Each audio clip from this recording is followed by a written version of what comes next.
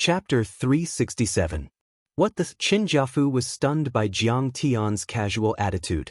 But then he shook his head in disdain and said, Jiang Tian, I know you're the crown prince of the Jiang family, but you don't have to brag like that.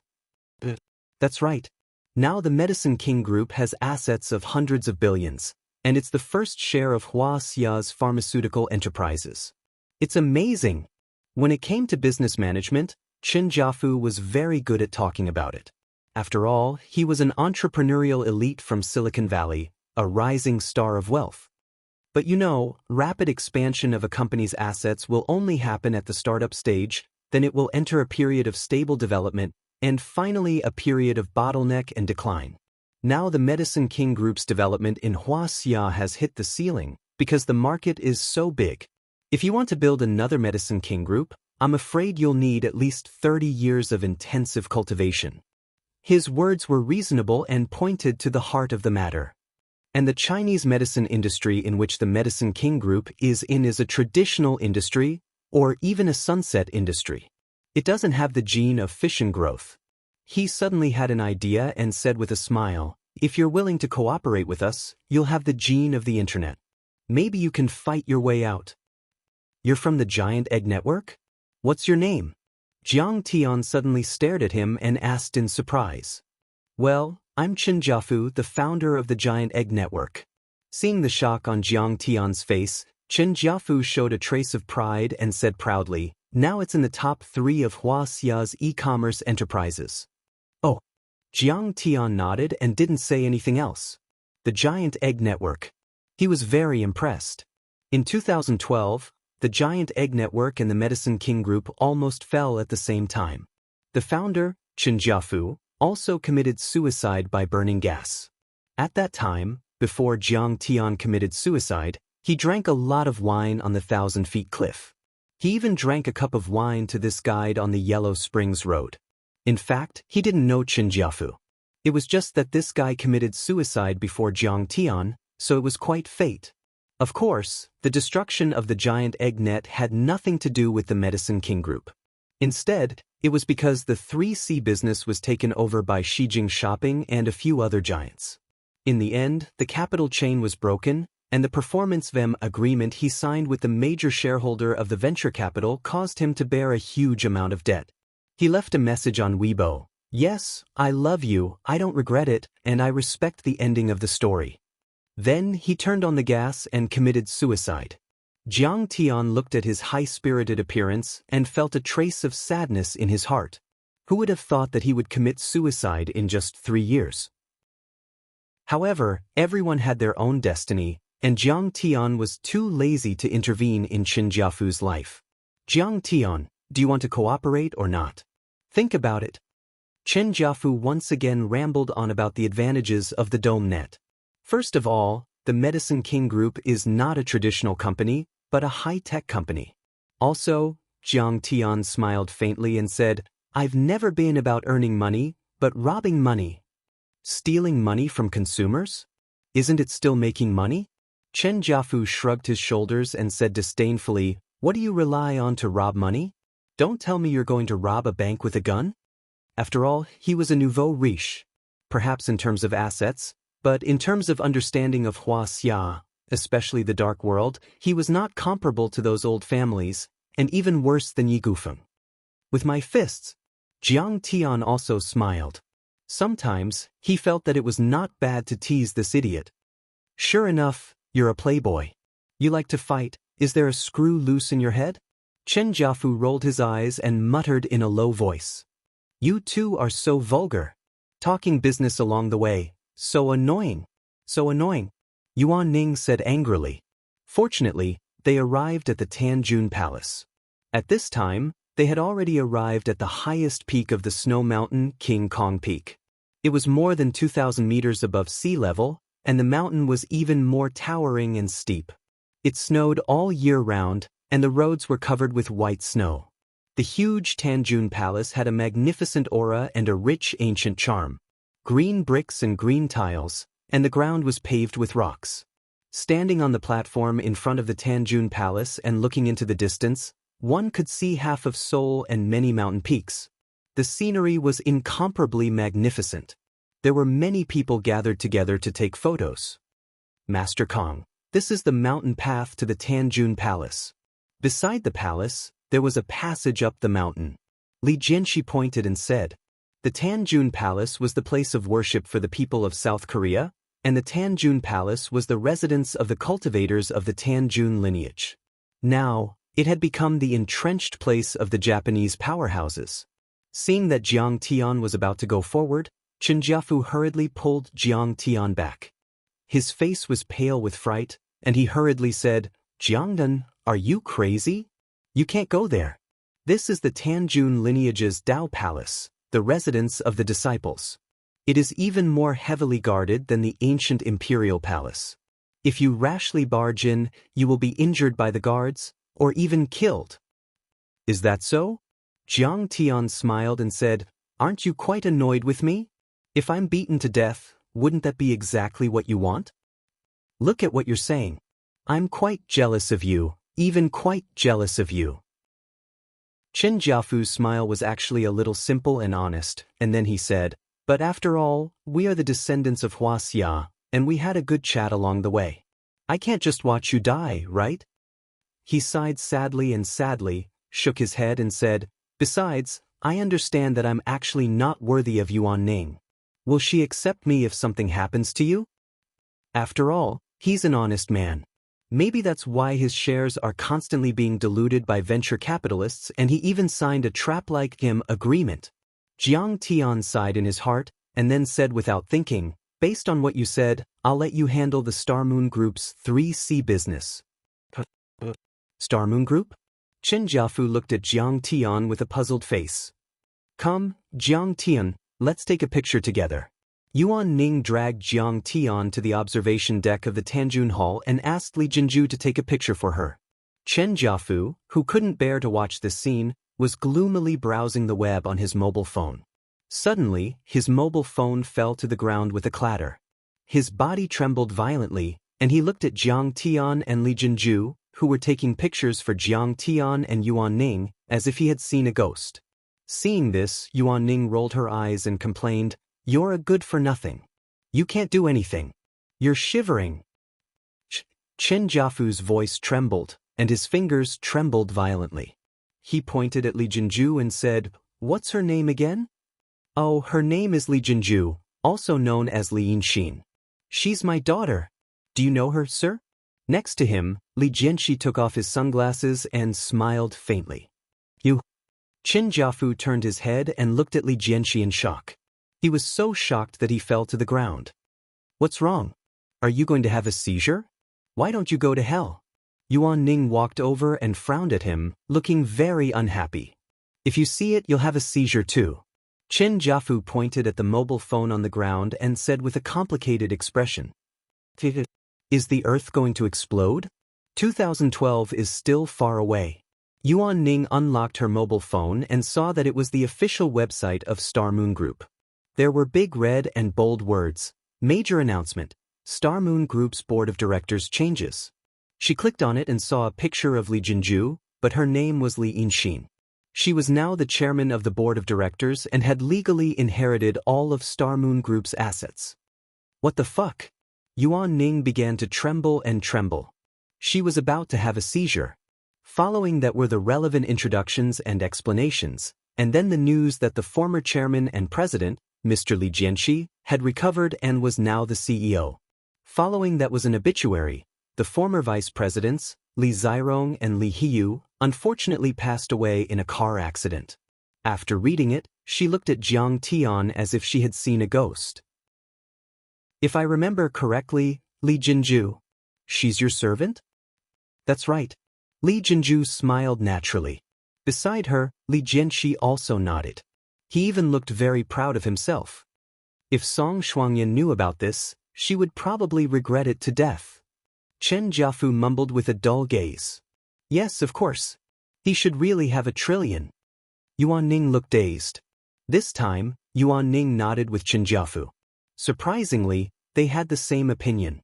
Don't tell anyone about this. I'll set up a trap for Yanjing in the future. Jiang Tian smiled bitterly.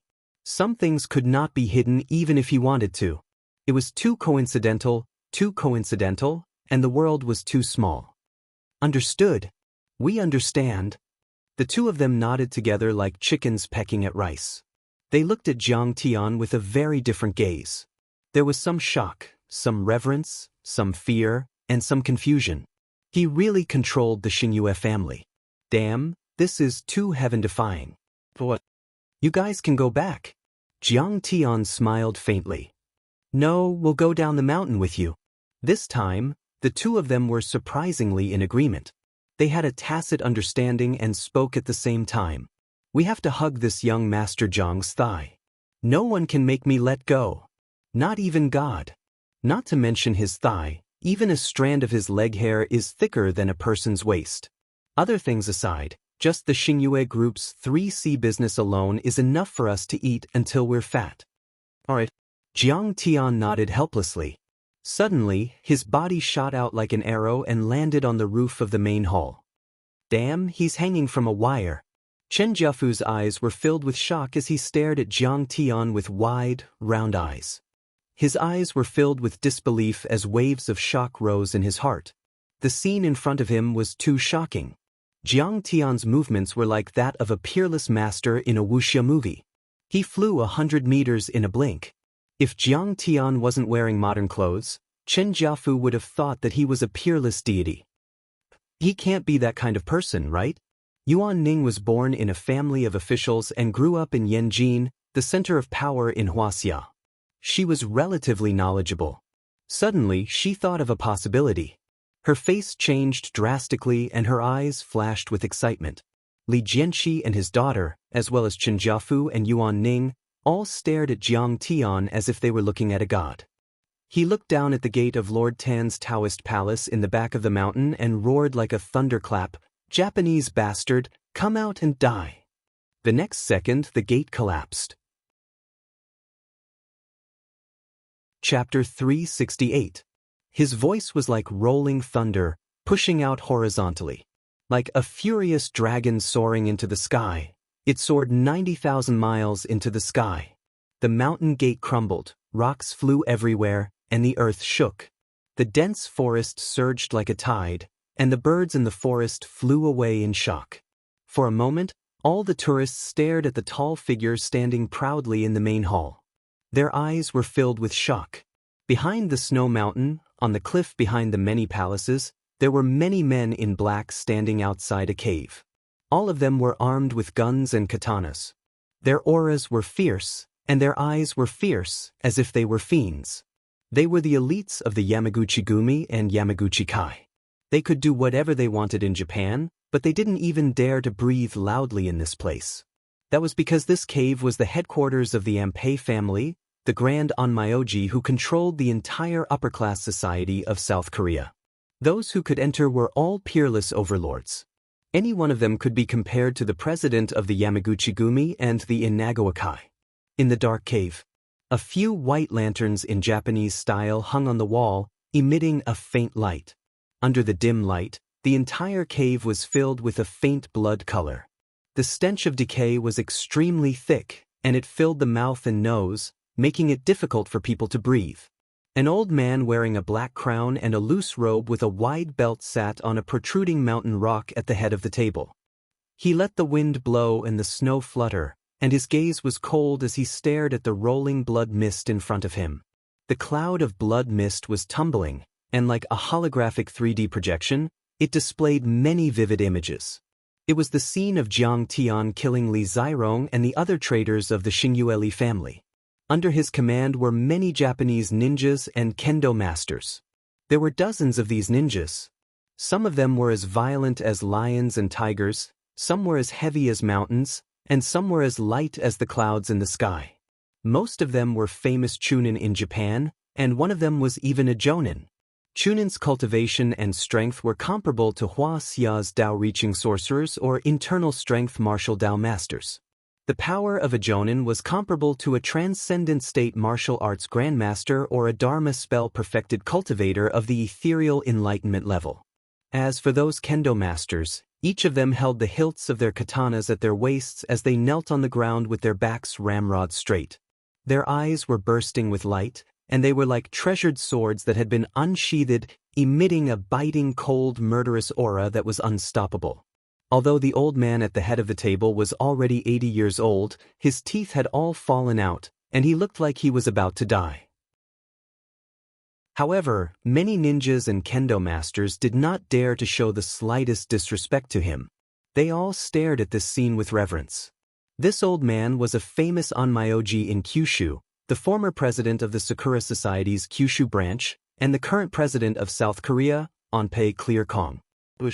When the bloody scene ended, the chest of the old man with the tall black hat caved in. His shriveled mouth twitched and sucked all the blood mist into his mouth like a whale sucking in water. Mr. Onpae is indeed powerful. He is like a deity from the heavens. All the experts looked at the old man in the loose robe with reverence, their faces full of fear and apprehension. Master, who is this man? How can he be so powerful? Is he also a grand onmyoji? Nobuo Nagasawa, the president of the Yamaguchi-gumi, furrowed his brows and asked in confusion. The Yamaguchi-gumi used to be in the Kyushu region. However, as the president of the Yamaguchi-gumi, he had been ordered by the leaders of the Sakura Society to expand his territory in South Korea. He had almost gained control of the entire underground world in South Korea. In the past, he had acted as a businessman, investor, and president of a large business association. In Seoul, he was able to drink and chat with the mayor. Onpae Clearkong's wrinkled face turned serious as he said with a hoarse voice, "This is not a spell. This isn't a spell. It's the chi condensation weapon of Huaxia's martial arts. He is a grandmaster from Huaxia and has already reached the transcendent state." What? A grandmaster? Many people were shocked and couldn't believe their eyes. I have heard that it is extremely difficult to cultivate in Huaxia. Normally, one could only reach the internal force level at the age of 40. This young man is very young. Maybe he is a new grandmaster, Onpae Clearkong snorted. But it doesn't matter. Grandmasters are powerful, but I have mastered the blood poison divine art. Not to mention a young grandmaster who has just reached the transcendent state, I can even defeat a living fossil like Wang Chongyan. Unfortunately, he is already dead. Anger and resentment flashed in his eyes. 10 years ago, Onpae Clearkong had a duel with Wang Chongyan in Jeju Island and was wounded by Wang Chongyan's fist of 6 paths of reincarnation. Therefore, he stayed at the back of Snow Mountain and controlled Lord Tanjuan's lineage. He cultivated diligently and comprehended some secret techniques from Wang Chongyan's Nanyang sorcery. He combined them with the Japanese yin-yang art and created the blood poison divine technique. He thought that he could at least defeat the peak transcendent state overlords in Huaxia. This young man was so young that he must have reached the initial transcendent state. What was there to be afraid of? Initial transcendent state? Then we can kill him. Yeah, Lord Onpae doesn't even need to do anything. We are enough. I haven't killed a grandmaster in Huaxia for a long time. My katana is thirsty for blood. There is no grandmaster in Huaxia. Humph, he is just a sick man in East Asia. That's right. If the Americans didn't drop the atomic bomb, Huaxia would have become our country and the people of Huaxia would have become our slaves. For a time, many ninjas and kendo experts were eager to fight, their spittle flying everywhere. They were eager to give it a try, and their killing intent soared. They were all members of the Cherry Blossom Society and had been influenced by militarism. They were extreme nationalists who couldn't accept the defeat of World War II. Moreover, they despised and hated Huaxia, a country that had brought them endless setbacks. They had been dreaming of making a comeback and taking over Huaxia. Well, we have a common enemy. What's there to worry about? The day is just around the corner. And Pei Clearkong nodded lightly when he saw this, and his withered face was filled with gratification. Just as everyone was talking at the same time, suddenly, a berserk aura swept over. It was as if grenades were exploding one after another beside everyone's ears, followed by thunderclaps. Come out and face your death, you Japanese bastard. Bang! A genin who was shouting anxiously rolled his eyes and bled from his orifices. His body stiffened and fell to the ground on his back. He was actually shaken to death by Jiang Tian's demonic dragon roar. Jiang Tian stood in the main hall with his hands in his pockets, looking down at a group of tigers and wolves who had surrounded him. Tanjuan's branch had been completely occupied by the Cherry Blossom Society. There were ninjas, kendo masters, and many members of the Yamaguchi-gumi. They were all elites who could fight against 100 people. After Jiang Tian's roar, hundreds of Yamaguchi-gumi members rushed out with weapons such as katanas, baseball bats, and galvanized steel pipes. They surrounded Jiang Tian. Many of them were even carrying pistols.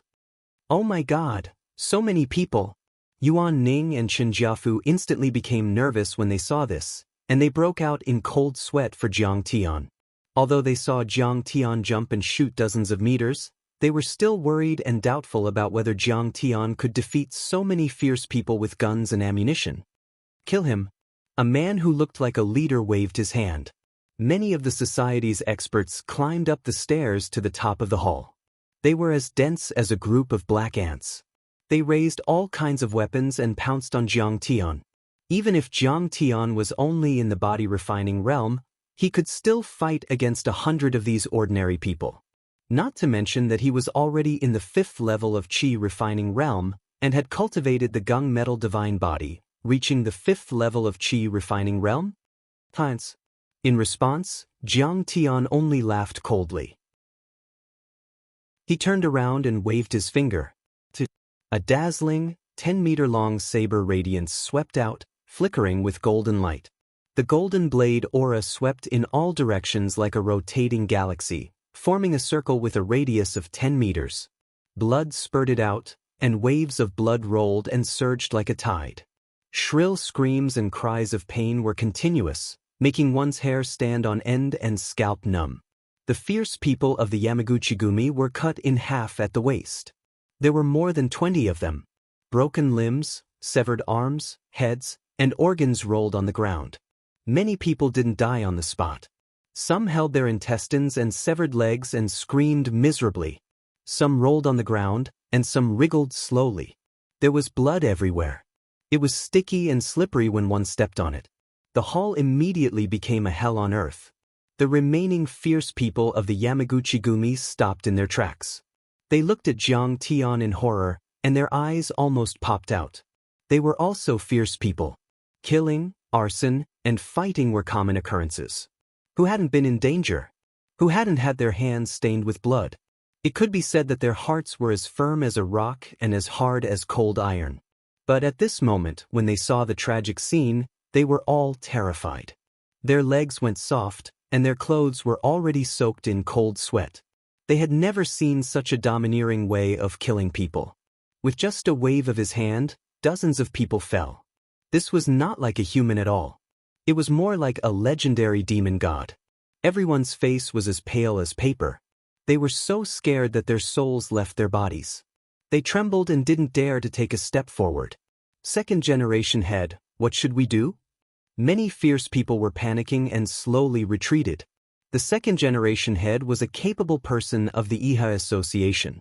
He was deeply trusted by President Changza. He was also a ruthless person. He made a prompt decision and roared, "Fire!" The people in the front row crawled on the ground or spread out, making way for the gunmen. More than 20 pistols were raised together. The black muzzles were pointed at Jiang Tian. It was as if they were going to shoot vicious bullets at the next moment and turn Jiang Tian into meat paste. Chapter 369. Jiangdan, be careful. Chen Jiafu was so shocked that his legs turned to jelly and his face turned red. It's over. It's over. Jiang Tian is finished. Yuan Ning covered her eyes, not daring to watch the tragic scene that was about to unfold. As a result, she missed the most exciting scene. Jiang Tian's face was calm and cold as he raised his right arm and spread his 5 fingers. Master of Gold. He could control all metal elements. Many people only felt a strong and irresistible suction force suddenly attacking them. It was as if there was an invisible sumo wrestler grabbing their guns and blades and pulling them over. The guns and blades all flew out of their hands and flew towards Jiang Tian. Some people were not willing to let go, and were actually dragged up into the air by this force. Jiang Tian waved his hand, and the guns and swords shot back at them like a gust of wind. Jiang Tian could control the metal elements. That was the power of the heavenly Tao. How terrifying was that? The guns and swords turned into the most violent cannonballs and smashed into the Yamaguchi-gumi members. Bang! Whoosh! Splat! The Yamaguchi-gumi members were even more miserable this time. Some of their chests caved in, and their heads exploded like watermelons. Some of their limbs were chopped off by the swords. This time, more than 40 Yamaguchi-gumi members were killed in an unnatural manner. These members usually practiced karate and kendo. They were usually arrogant in Japan and South Korea, and each of them could take on 7 or 8 people. However, in front of Jiang Tian, they were as weak as chickens and dogs. What? Is he a demon god? Everyone stood there dumbfounded, forgetting to attack and even forgetting to run. It was as if all the noise had been absorbed by an invisible sponge, leaving behind only a still image. Master is so powerful. He's like a god. In the distance, Li Jinju's eyes were filled with fascination. She wanted nothing more than to kneel down and worship Jiang Tian. Sigh, Master Kong is so amazing. This time, he will definitely turn the tide and save Tanjun's family. Li Jianxi's body trembled slightly, and he clenched his fists again. His eyes were filled with admiration, shock, ecstasy, excitement, and anticipation. Many complicated emotions flashed past. So, there is such a powerful person in this world. Yuan Ning's fingers peeked out. She also saw this shocking scene and felt dizzy. What she saw today was the most unbelievable thing that she had seen in more than 30 years. It completely overturned her worldview. How are you going to rob? With my fists? Half an hour ago. Chen Jiafu still felt that Jiang Tian's words were nonsense, but now Chen Jiafu discovered that Jiang Tian's words were not exaggerated in the slightest. With this kind of strength, he was like a god. Wouldn't it be easy for him to obtain hundreds of millions of riches? All of you, I'm going to kill this bastard. A loud roar was heard. A figure holding a katana jumped out of the cave on the cliff. Like a big bird, he rushed towards the palace where Jiang Tian was. Many of the Yamaguchi-gumi members turned around to take a look. All of them revealed expressions of reverence and ecstasy as they exclaimed in surprise. Miyamoto-san! Miyamoto-san has made his move. This is great. This guy is no match for him. They instantly became confident and retreated, leaving the battlefield to this famous kendo master. There were many kendo schools in Japan, and they were known as the top 10 kendo schools. The Beichen one-sword school that Jiang Tian encountered was the most popular and had the most disciples. The Nitin one-sword school that Miyamoto Takeo belonged to was the most powerful kendo school in Japan. This school's swordsmanship was difficult to cultivate, but once mastered, it was extremely lethal. Although there weren't many disciples, every one of them was extremely talented and powerful. Miyamoto Takeo was in his 40s, but he had already reached the perfected level of Kendo Grandmaster. He was one of the top 10 Kendo students in Japan and was many times more powerful than Chiba Masao and Chiba Masao that Jiang Tian had killed. Miyamoto Takeo leaped from the roofs of the halls like an eagle and reached the hall where Jiang Tian was in a blink of an eye. He stood on top of a bronze cauldron. The bronze cauldron was an antique that had been around for hundreds of years. It was made of bronze and was extremely heavy. It was used by Lord Tanjun and his followers to pray for blessings. It was as big as a water tank and weighed at least 3,000 pounds. For you, how dare you kill a member of the Yamaguchi-gumi? He was wearing a dark blue kendo suit and wooden clogs. A long katana and a short katana were hanging from his waist. His sharp eyebrows, aquiline nose, and glittering eyes gave him a sinister and powerful aura. His straight back made him look like an unsheathed sword. He was surrounded by a murderous aura. You don't have the right to know my name. Jiang Tianling snorted and smiled disdainfully. I kill the Japanese like I'm killing chickens and dogs. How dare you? Miyamoto Takeo was enraged. The bronze cauldron that weighed more than 1,000 pounds shot through the air toward Jiang Tian like a cannon. Fuck. What the fuck? A bronze cauldron that weighs a few thousand pounds. Qin Jiafu and Yuan Ning cursed at the same time. Their eyes widened in shock. After witnessing Jiang Tian's power, they knew that Jiang Tian was not an ordinary person. This Japanese kendo swordsman was not an ordinary person either. He was the same kind of person as Jiang Tian. They were worried again. This person should be more powerful than Jiang Tian and might even be able to kill Jiang Tian. Oh my god. I heard that Mr. Miyamoto Takeo is already a kendo master. He's as powerful as the grandmasters of Wuxia. Many kendo masters, ninjas, and Yamaguchi-gumi were looking at Miyamoto Takeo with reverence. His strength was far beyond their imagination. He was too powerful. Like a cannonball, the bronze cauldron soared into the sky with a sharp whistling sound and smashed down like a huge meteorite. Ha, that's all you got? Today, I'll show you the power of a Wuxia overlord. Jiang Tian smirked and hit the air with his finger. A sharp finger beam shot out, and with a loud bang, the bronze cauldron shattered like a piece of paper. It was like a grenade had exploded. Countless bronze shards flew in all directions like shrapnel, cutting through the wind and snow. Dozens of Japanese who were watching the battle were pierced by the shards and fell to the ground like bloody gourds. Awesome! Chen Jiafu's eyes were filled with shock as he let out a long breath. The way he looked at Jiang Tian was like how a believer would look at a god. Awesome! This time, Yuan Ning's view was surprisingly consistent with Chen Jiafu's. Jinju, you've made the right choice this time. There's hope for our Tanjun bloodline. Li Jianxi's face was filled with relief. He is a godlike man. Li Jinju's eyes were full of admiration. Her chest heaved up and down. Seeing this, Miyamoto Takeo's sinister eyes flashed. He wrinkled his aquiline nose and said in shock, "This is the true chi of Wuxia. Are you a grandmaster? Scared? Kill yourself if you're scared." Jiang Tian looked at Miyamoto Takeo indifferently as if he was looking at an ant. We Japanese have the spirit of samurai. We're not afraid of death. We'll never be like you Wuxia people. Miyamoto Takeo snorted and stomped on the ground. His body was as agile as a dragon. He rose to 20 meters above Jiang Tian and slashed down with his sword. Net of 1,000 blades. As the sword slashed down, the world was filled with murderous intent. Rays of sharp blade aura connected with each other and formed a net. It covered 20 meters of space and slashed down at Jiang Tian. Net of 1,000 blades. Too powerful. One blade can cut through metal, not to mention 10,000 blades. Even if this kid is made of iron, he will be smashed into meat paste. A group of people exclaimed in shock. They admired Miyamoto Takeo and thought that Jiang Tian was dead meat this time. Among the elites guarding Tanjuan's family, Chen Fan was the strongest.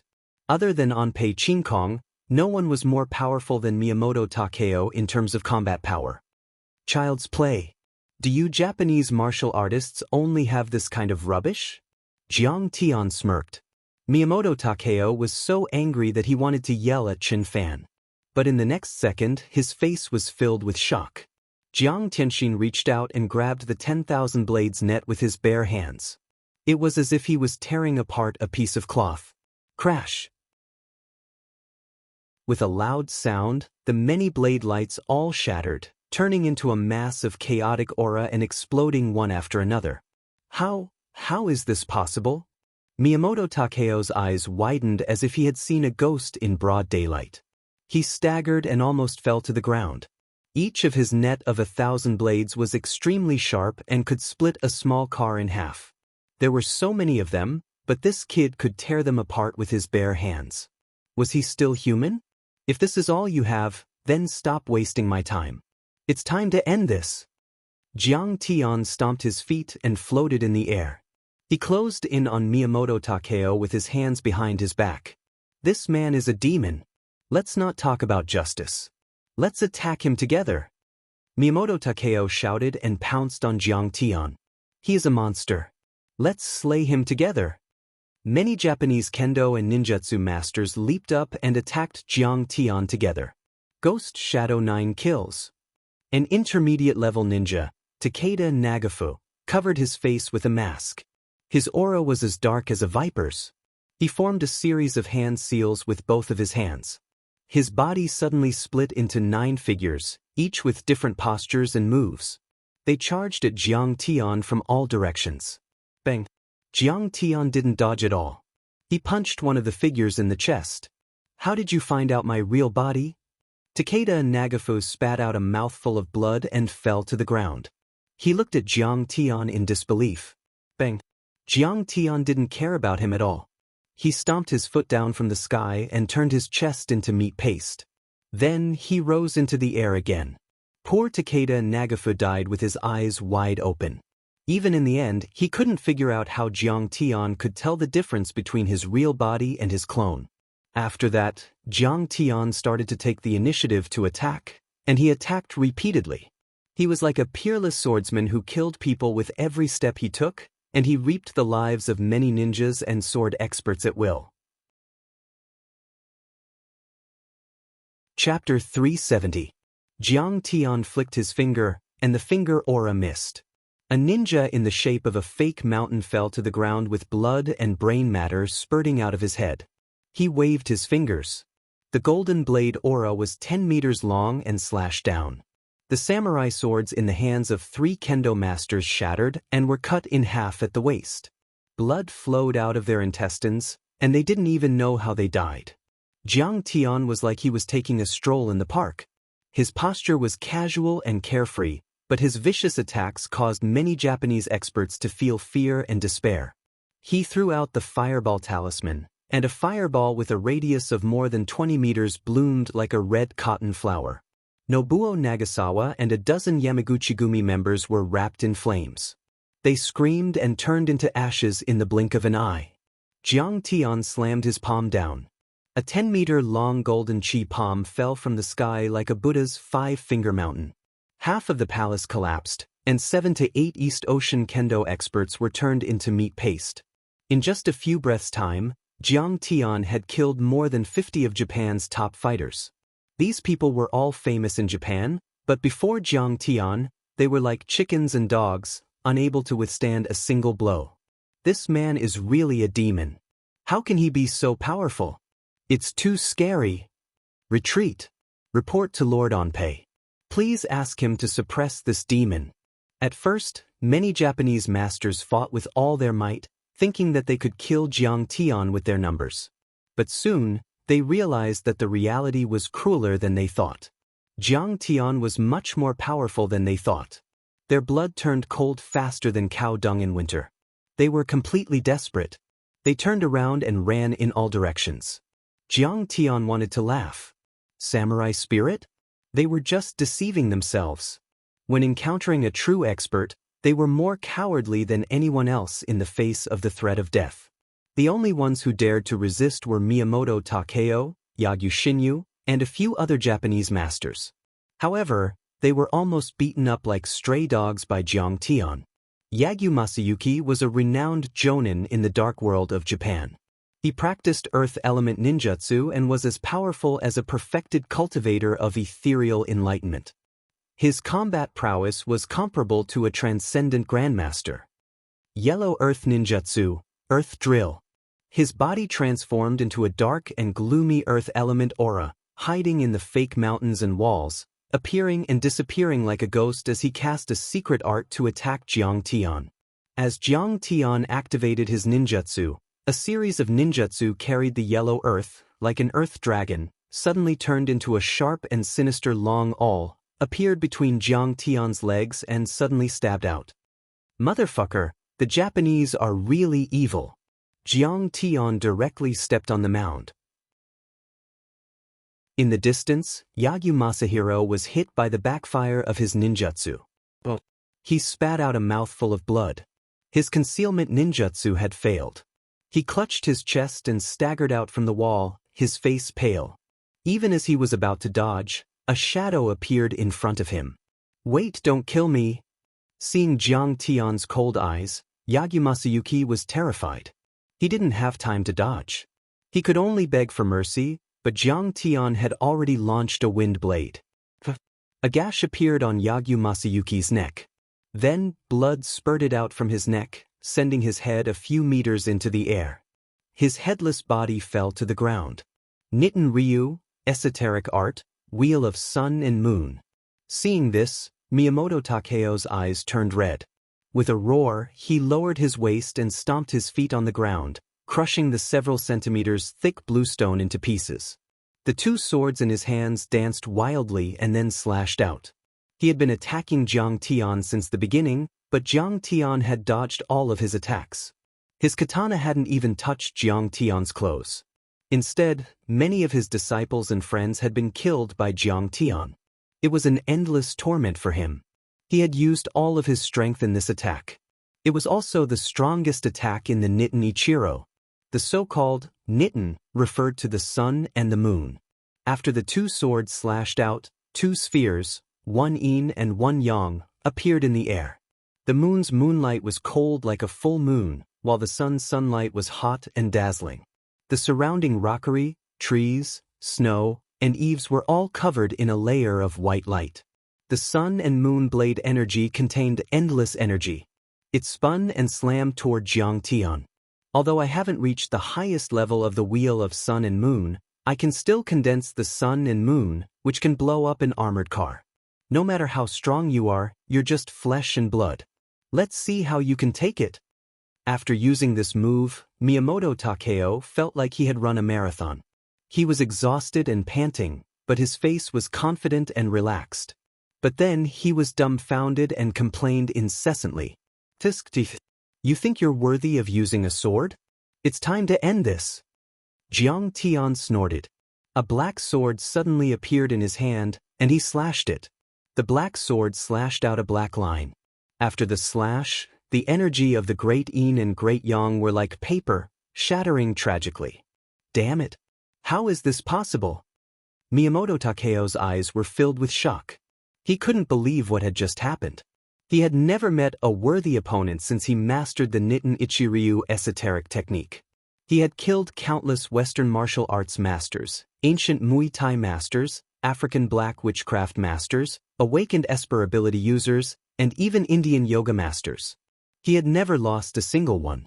No, you can't break this move of mine. He roared and wanted to charge forward again. Miyamoto, you're no match for him. Back off. Suddenly, a voice came from the cave in the cliff hundreds of meters away. A figure crossed the distance of hundreds of meters and suddenly appeared in front of Jiang Tian. Mr. Ampere is here. We're saved. Seeing Ampere come out of nowhere, the members of the Japanese martial arts organizations all knelt on the ground as if they had seen a god. Mr. Ampere! Even Miyamoto Takeo knelt on the ground and worshipped the famous Grand Onmyoji. Master Ampere! Please kill this bastard and protect the dignity of the Japanese. Mr. Ampere, 13 of our Haga ninjas have died. Please avenge us. Mr. Ampere, President Xianxia is dead. Over 100 members of the Yamaguchi-gumi have died. Many Japanese overlords started to complain like children who had been beaten up by their parents. The most powerful fighter has come out. This is the end of Master Kang's life. Li Jianxi's heart skipped a beat as he saw the man appear. His eyes were filled with fear and concern. Why does he look so familiar? I think I've seen him on the news before. He was with the Prime Minister during a national event in Japan. Yuan Ning and Chen Jiafu were also shocked. This old man looked very old and his teeth were about to fall out. However, based on his powerful aura, it was clear that he was not easy to deal with. Japanese Grand Onmyoji, Ampere Ching Kong. Li Jinju clenched her fists so tightly that her fingernails dug into her palms. Her eyes were filled with hatred. He was born in the Ampere family of Japan. He is the one who turned Lord Tanjuan's family into puppets. He is also the one who turned me into a half-human, half-ghost. You are a transcendent grandmaster and no Dharma spells. You are a cultivator of both Dharma spells and martial arts, am I right? Unpei Ching Kong was wearing a black high crown and a loose robe with a wide belt. His hair and beard were all white, making him look like a benevolent Taoist master. His old face showed a bit of astonishment as he looked at Jiang Tiandao inquisitively. "You have a good eye, old man. What do you think? Are you scared? If you are, kneel down and surrender to me. I will spare your life." Jiang Tian's words were enough to infuriate anyone. The only person in Wuxia who is as young as you and has such a high cultivation level should be Grandmaster Jiang, who shocked the world. Emperor Qin Kong wasn't angry. He looked at Jiang Tian and said with a cold smile, "That's right, it's me." Unpei Qin Kong was slightly shocked when he saw that it was indeed Jiang Tian. His aura froze for a moment before he asked in a cold voice, "Grandmaster Jiang, our Cherry Blossom Society has no enmity with you. Why have you attacked our Cherry Blossom Society and killed so many people? Do I need a reason to kill a Japanese devil if I want to?" Jiang Tian's infuriating skills were on full display again. Many Japanese overlords were so angry that their eyes turned red. "Good. Very good. Grandmaster Jiang's aura is indeed soaring to the heavens, his domineering aura soaring to the heavens." Emperor Qin Kong was not angry. Instead, he laughed. However, the next second, his face turned serious and he cracked a vicious smile. "I've heard of your achievements. I heard that you've defeated Wang Chongyan at the Chinese Association of Singapore. You even killed the Russian expert Xiaobin in July. Your achievements are glorious, and you're invincible. However, do you know what the Cherry Blossom Society means in Japan? It is like Blue Storm in the United States or the Pantheon in Western Europe. It is a superpower with a history of more than 100 years. It has countless kendo grandmasters, grand onmyoges, immortal state ninjas, and even immortal state fighters. Furthermore, they have the support of Matsushita, Yamamoto, Sumitomo, and many other megacorporations. Their wealth can rival countries, and they have as many experts as there are clouds in the sky. Their strength far surpasses that of the Singapore Chinese Society and the Russian Winter Soldiers, and even your Dragon Group. If you dare to provoke the Cherry Blossom Society, you will die without a burial ground." "Hee, Ampere, you scared the hell out of me." Jiang Tian was calm and unhurried. He smiled disdainfully and said, "I didn't know that the Cherry Blossom Society was so powerful.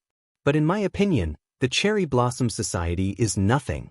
Coming to Snow Mountain is just the first step of my long journey. I'm going to step onto the 4 islands of East Asia and massacre everyone along the way. I'm going to wipe out the Cherry Blossom Society completely. This kid is so arrogant. So, he is the Master Kong of Wuxia. No wonder he is so powerful. But he doesn't have the right to ignore the Cherry Blossom Society." Everyone was stunned. Master Kang's achievements were impressive, but the Cherry Blossom Society had an immortal state fighter. The Winter Soldiers, the Chinese Society of Singapore, and the Wuxia long history were no match for the Cherry Blossom Society. But he actually said that he wanted to wash Japan with blood and wipe out the Sakura Union. How arrogant was that? Chapter 371. It was like an ant trying to shake a tree. "Very well, Kong Teichu, I admit that you are powerful. But if you want to wipe out the entire Cherry Blossom Society, you have to get through me first." Emperor Qin Kong sneered and pulled out a bronze bell from his waist. It was mottled with copper rust and carried an ancient aura. He shook it quickly. "Ghost Summoning Bell." Jiang Tian's face changed slightly. He looked at the bell curiously. It was very similar to the Ghost Summoning Bell, a common Dharma artifact in the cultivation world. It was powerful enough to control ghosts and ghosts. As the bell rang, Emperor Qin Kong began to chant. His voice was dry and hoarse, like the sound of a broken arrow, but it had a soul-stirring power. "Sorrow City, look at the dark clouds in the sky. They cover the sun. It is like a gloomy world of despair." His voice was low and sorrowful, and a feeling of extreme sorrow and despair pervaded the air. Those who heard it, even if they didn't understand Japanese, got goosebumps just from the low and rough accent. Their eyes reddened, and they couldn't help but want to cry. "My loved ones are gone. My lover is dead. I sit in the dark and weep silently." The chanting voice was very low, and every word was like a bullet that pierced through everyone's heart, causing them great pain. Jiang Tian knew that this was a popular short poem in ancient Japan. It was called haiku. The rhythm was beautiful and the emotion was strong. In ancient Japan, it was like the poems of the Tang dynasty and the Song dynasty. Everyone could sing where there was water. Jiang Tian's immortal will was activated.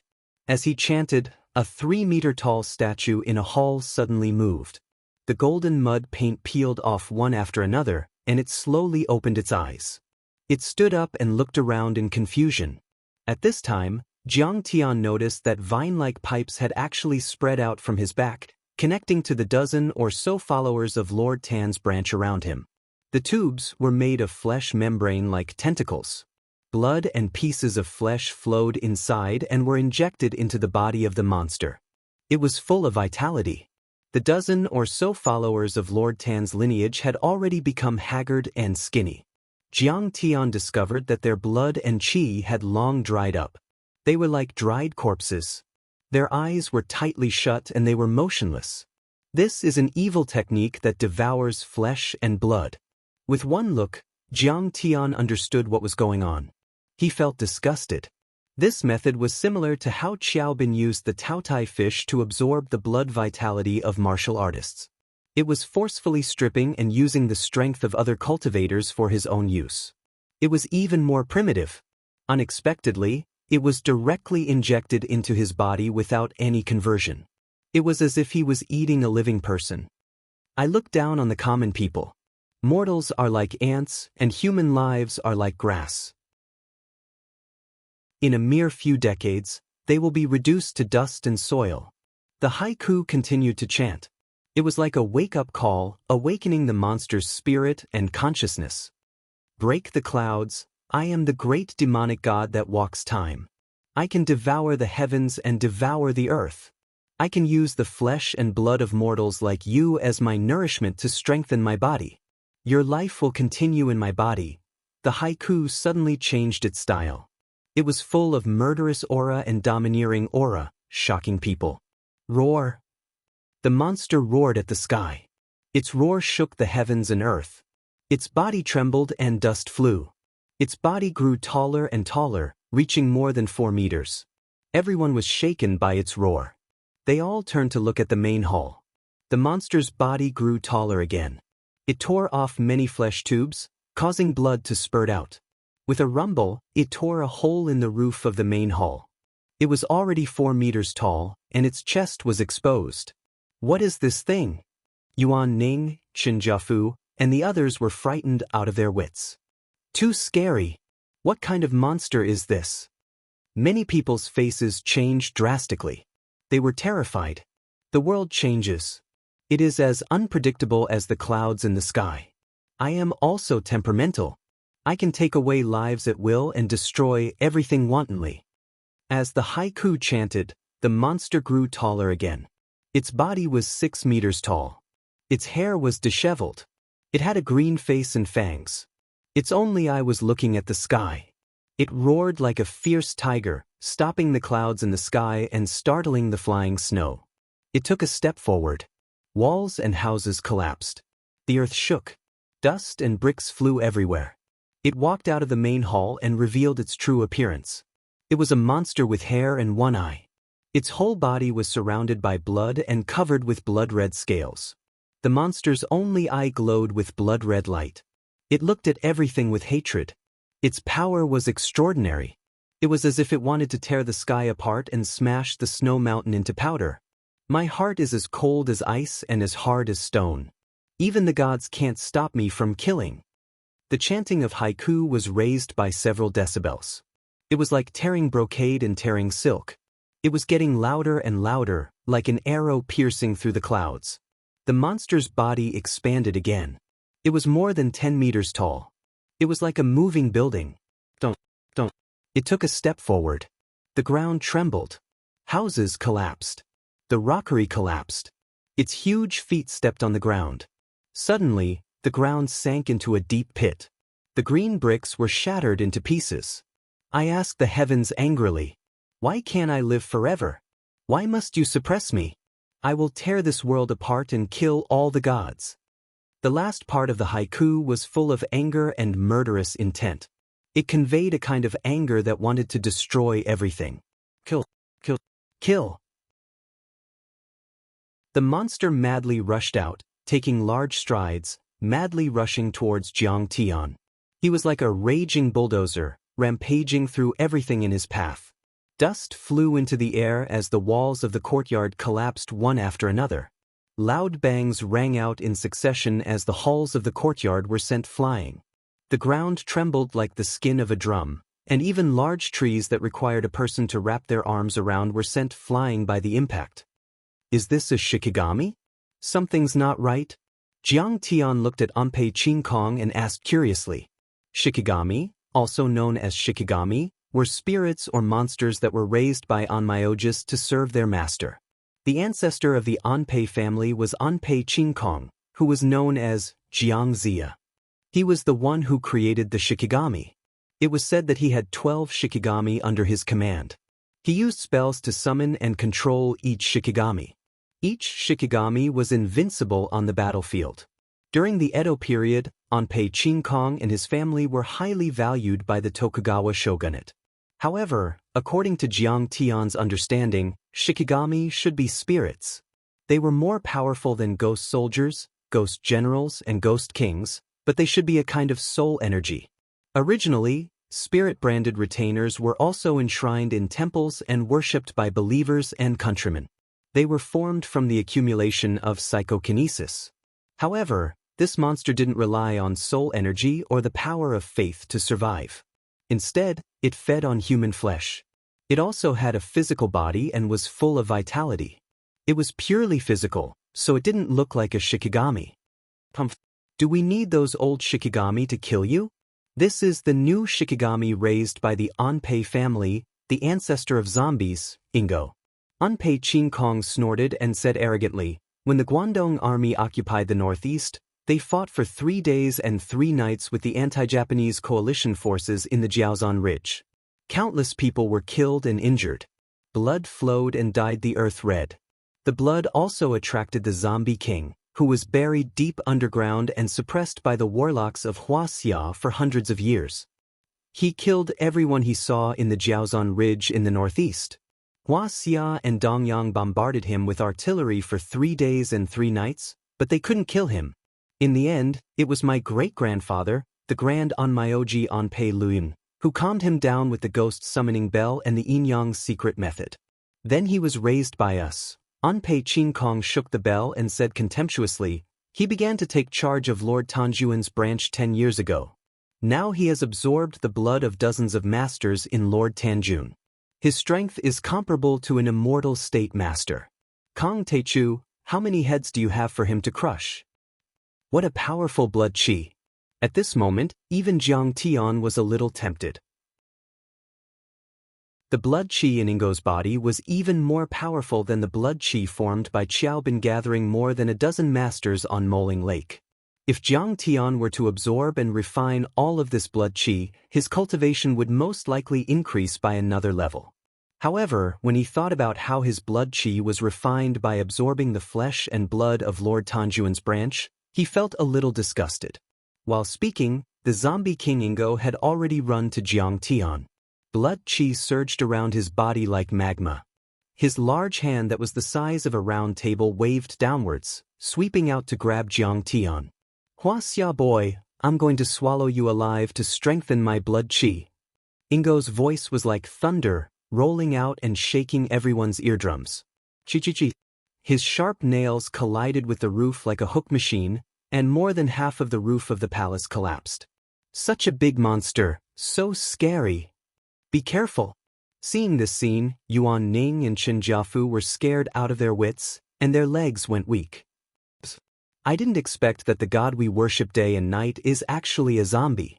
Li Jianxi's eyes were filled with fear. Master, go for it. Li Jianju clenched her fists and murmured. Whether or not they could save Lord Tanjuan's branch depended on this peak battle. Jiang Tian waved his finger, and a dazzling golden qi weapon that was 10 meters long slashed toward Ingo's hand. Oh no! He used this move to kill Yagyu Masayuki. Seeing this, Miyamoto Takeo was shocked. It's okay. It's just a chi weapon. It can't hurt Ingo's zombie king. Ampere Clear Kong was full of confidence. Ingo had a few hundred years of life and killed countless experts. He was also invincible on the Sino-Japanese battlefield. He could swallow the blood of hundreds of Huaxia soldiers in one breath and turn them into dried corpses. In the battles between the Japanese and international powerhouses, he had never lost a single battle. Martial arts grandmasters, mixed martial arts experts, S-level superhumans, werewolves and blood breeds were all killed by Ingo. According to the legends, Jiang Tian was very powerful. It was said that he was half an immortal state warrior or even an immortal state warrior. However, Ampere Clear Kong had just sensed Jiang Tian's power and found that he didn't have the energy of a powerful martial artist.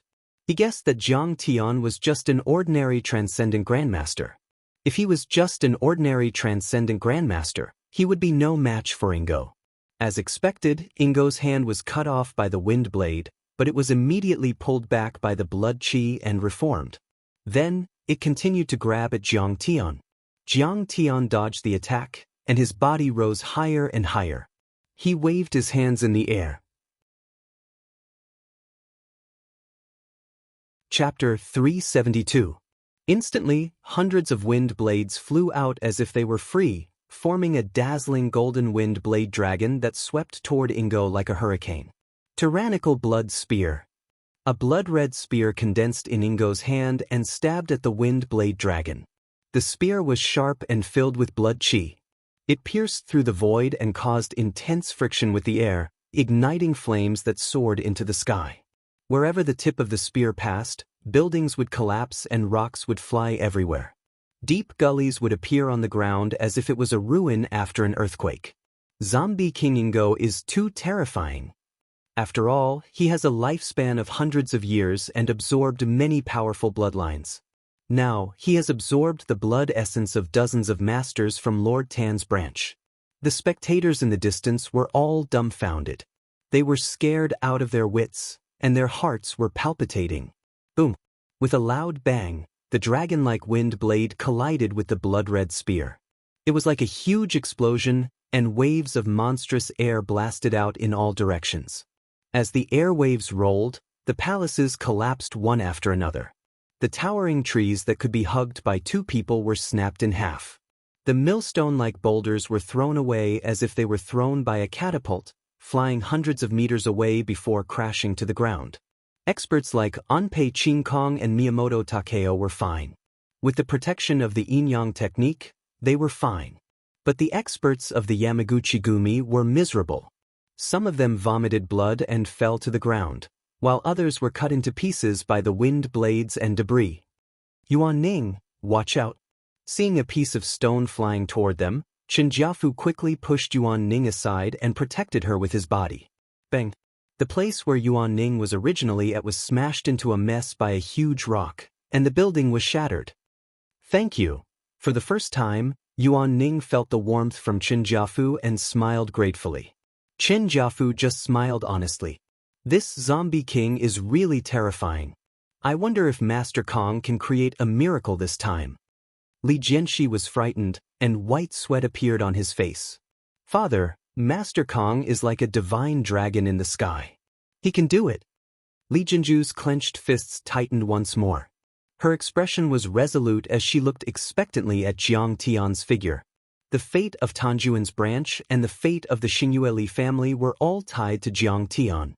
If Jiang Tian failed, it would be useless even if Lineage of Star and Moon got rid of Li Zirong. Li Zirong could find a new representative to seize control of Lineage of Star and Moon's Li family. The only way was to get rid of Ingo and the other Japanese experts.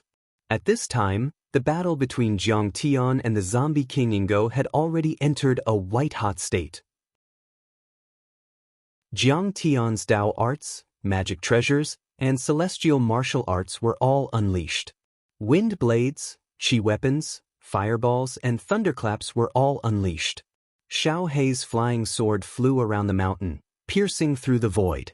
It was like a fortress, with tens of thousands of cannons firing at the same time. Ingo also used spears, giant fists, rocks, chains, and blades formed by blood qi to attack Jiang Tian. Ingo was a zombie king with a lifespan of several hundred years. He fed on flesh and blood and was incomparably powerful. In history, he was on par with blood-sucking zombie king Jiangchen, zombie king Han Mei, and devil star zombie king Ho Qing. In the past few hundred years, he had killed many overlords, including many martial arts masters like the transcendent grandmasters. He had even escaped from an immortal state warrior, so his dharma power and attack power were not weak. However, he paled in comparison to Jiang Tian, who had been cultivating for 10,000 years. Xiao Hei's flying sword was the dharma treasure of the ancient heavenly court and was much more powerful than ordinary dharma artifacts. Every time it cut him down, it would take away some of his blood qi and weaken his blood qi. Bang bang bang. There were continuous explosions and rocks flew everywhere. The earth shook and the mountains shook. The two of them fought from the back of the mountain to the front hall like two hurricanes. All the buildings in Tanjuan's Daoist palace collapsed. Old trees with hundreds of years of history were reduced to ashes. Artificial mountains and gardens were reduced to ruins and black soil. As Jiang Tian used his dharma spells and martial arts techniques, Jiang Tian suppressed Ingo's blood qi and suppressed him. In a hurry, he grabbed a few disciples of Tanjuan's branch and tore them apart. He didn't have enough people, so he grabbed a few members of the Yamaguchi-gumi and tourists and ate them alive. Finally, his blood qi recovered a little. Jiang Taichu, if you have the guts, don't use your strange sword or magic. Fight me with your physical body. He chewed hard with his big mouth, causing streams of blood and minced meat to spurt out from the corners of his mouth. He roared angrily, his voice sounding like muffled thunder that traveled miles away. I can absorb the blood essence of all the blood slaves of Lord Tan's branch at any time. You can't kill me. Really? Do you think you can withstand my kick? Jiang Tian put away Xiao Hei's flying sword and many dharma spells and sneered. Suddenly he shot into the sky like a whistling arrow and disappeared in the blink of an eye. Did he run away? Someone looked up at the sky and tried to find Jiang Tian. He's really fast. Wuxia people are good at running away. Miyamoto Takeo wiped the cold sweat off his forehead and cursed angrily. He still had some lingering fear. He must be scared of Ingo. Anpei Qingkong smiled, but the next moment his face turned serious again. He said in a low voice, "But we can't underestimate this guy. He's a dual cultivator of dharma spells and martial arts and has the divine state. He might come back again. We need to be more vigilant and bring 1 or 2 real Shikigami here." Kong Tachu, he ran away. Damn the martial artists of Wuxia. Ingo waved his fist and roared angrily. Is Grandmaster Jiang defeated? Li Jianxi's face was deathly pale. He wondered if he should quickly slip away. Yuan Ning and Chen Jiafu were stunned at first. Then they said in a hurry, "Let's go. Jiang Tian might be injured. Let's see if we can get in touch with him and help him." But at this moment, the area within a radius of 100 meters, a few hundred meters, a few miles, the sound of falling snow disappeared. The howling of the wind and the rustling of the pines in the forest also disappeared. Then, the screams of the injured, the cries of the dead tourists, the discussions and curses of the crowd, and even Ingo's angry roars all disappeared. The noisy Tanjun Daoist palace became extremely quiet. In fact, quiet was a relative term. In fact, the reason why all these noises disappeared was that everyone could only hear one sound. It was the low rumble of a heavy object breaking through the air at high speed. It sounded more like a huge rock that was thrown down from the clouds by a god and was accelerating. It also sounded like a fighter jet breaking through the sound barrier and making a strange sound due to the friction with the air. A monstrous pressure fell from the sky. Everyone couldn't stand up. They even had to kneel on the ground. With great difficulty, they looked up at the sky. They originally thought that they had repelled Jiang Tian and were in a good mood. Their eyes were already filled with joy, but now they were suddenly occupied by deep fear and shock. That can't be. Master Kong, right? As for Li Jianxi and Li Jinju, they were originally in despair and grief, but now they looked up at the sky with surprise and shock. For a moment, Everyone raised their heads and looked at the direction of the terrifying rumbling sound in the sky. Dark clouds covered the sun, and heavy snow fell from the sky. In the shadows under the clouds, a small black dot fell from the sky like a falling meteor. The black dot grew bigger and bigger, becoming the size of a fist and then the size of a basketball. Gradually, one could see that it was a human figure. The figure cut through the sky. His body was covered in blood-like flames. He fell from hundreds of meters in the air as if he had jumped down from the clouds. The terrifying speed broke through the air around his body, burning the snowflakes and spreading a semicircular mist. It was unknown whether it was because of the intense friction between his legs, but blood spurted out of his legs. This figure was like a meteor crashing to the ground. It was like an Dongfeng Earth penetrator missile that could penetrate the Earth dozens of meters. And below him was where Ingo stood. "You can't kill me." Ingo's blue face suddenly became ferocious. He opened his bloody mouth and roared at the sky. He held his hands up as if he was raising fire to burn the sky. He didn't run. Miyamoto Takeo was shocked. He felt the pressure of the violent aura and spat out blood.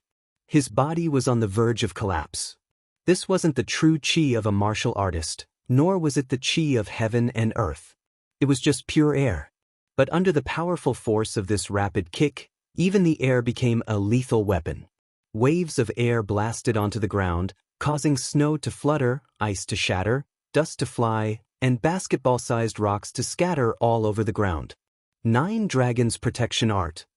With an old shout, Onpei Chinkong's hands trembled violently. His yin-yang master spiritual power gushed out and gathered the chi of heaven and earth around him. Then he looked up. His frightened eyes passed through the fluttering snowflakes and saw a foot. The foot was wearing a pair of very ordinary hiking shoes. The soles of the shoes were new and clean.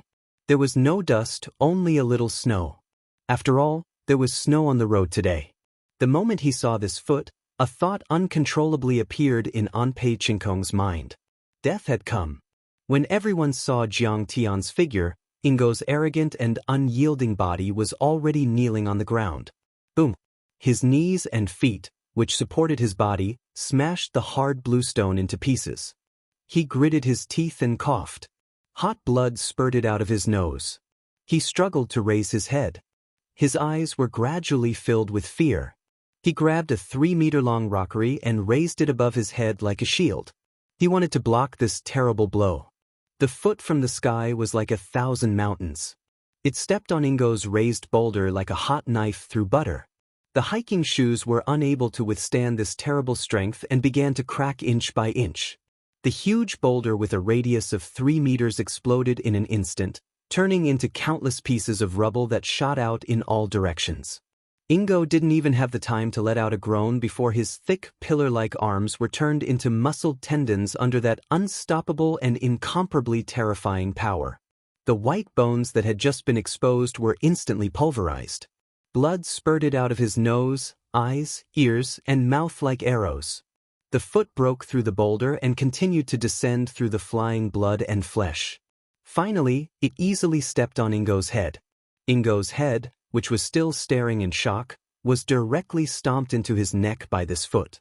Then, that foot continued downwards, stepping on his body. Ingo's body suddenly sank and flattened.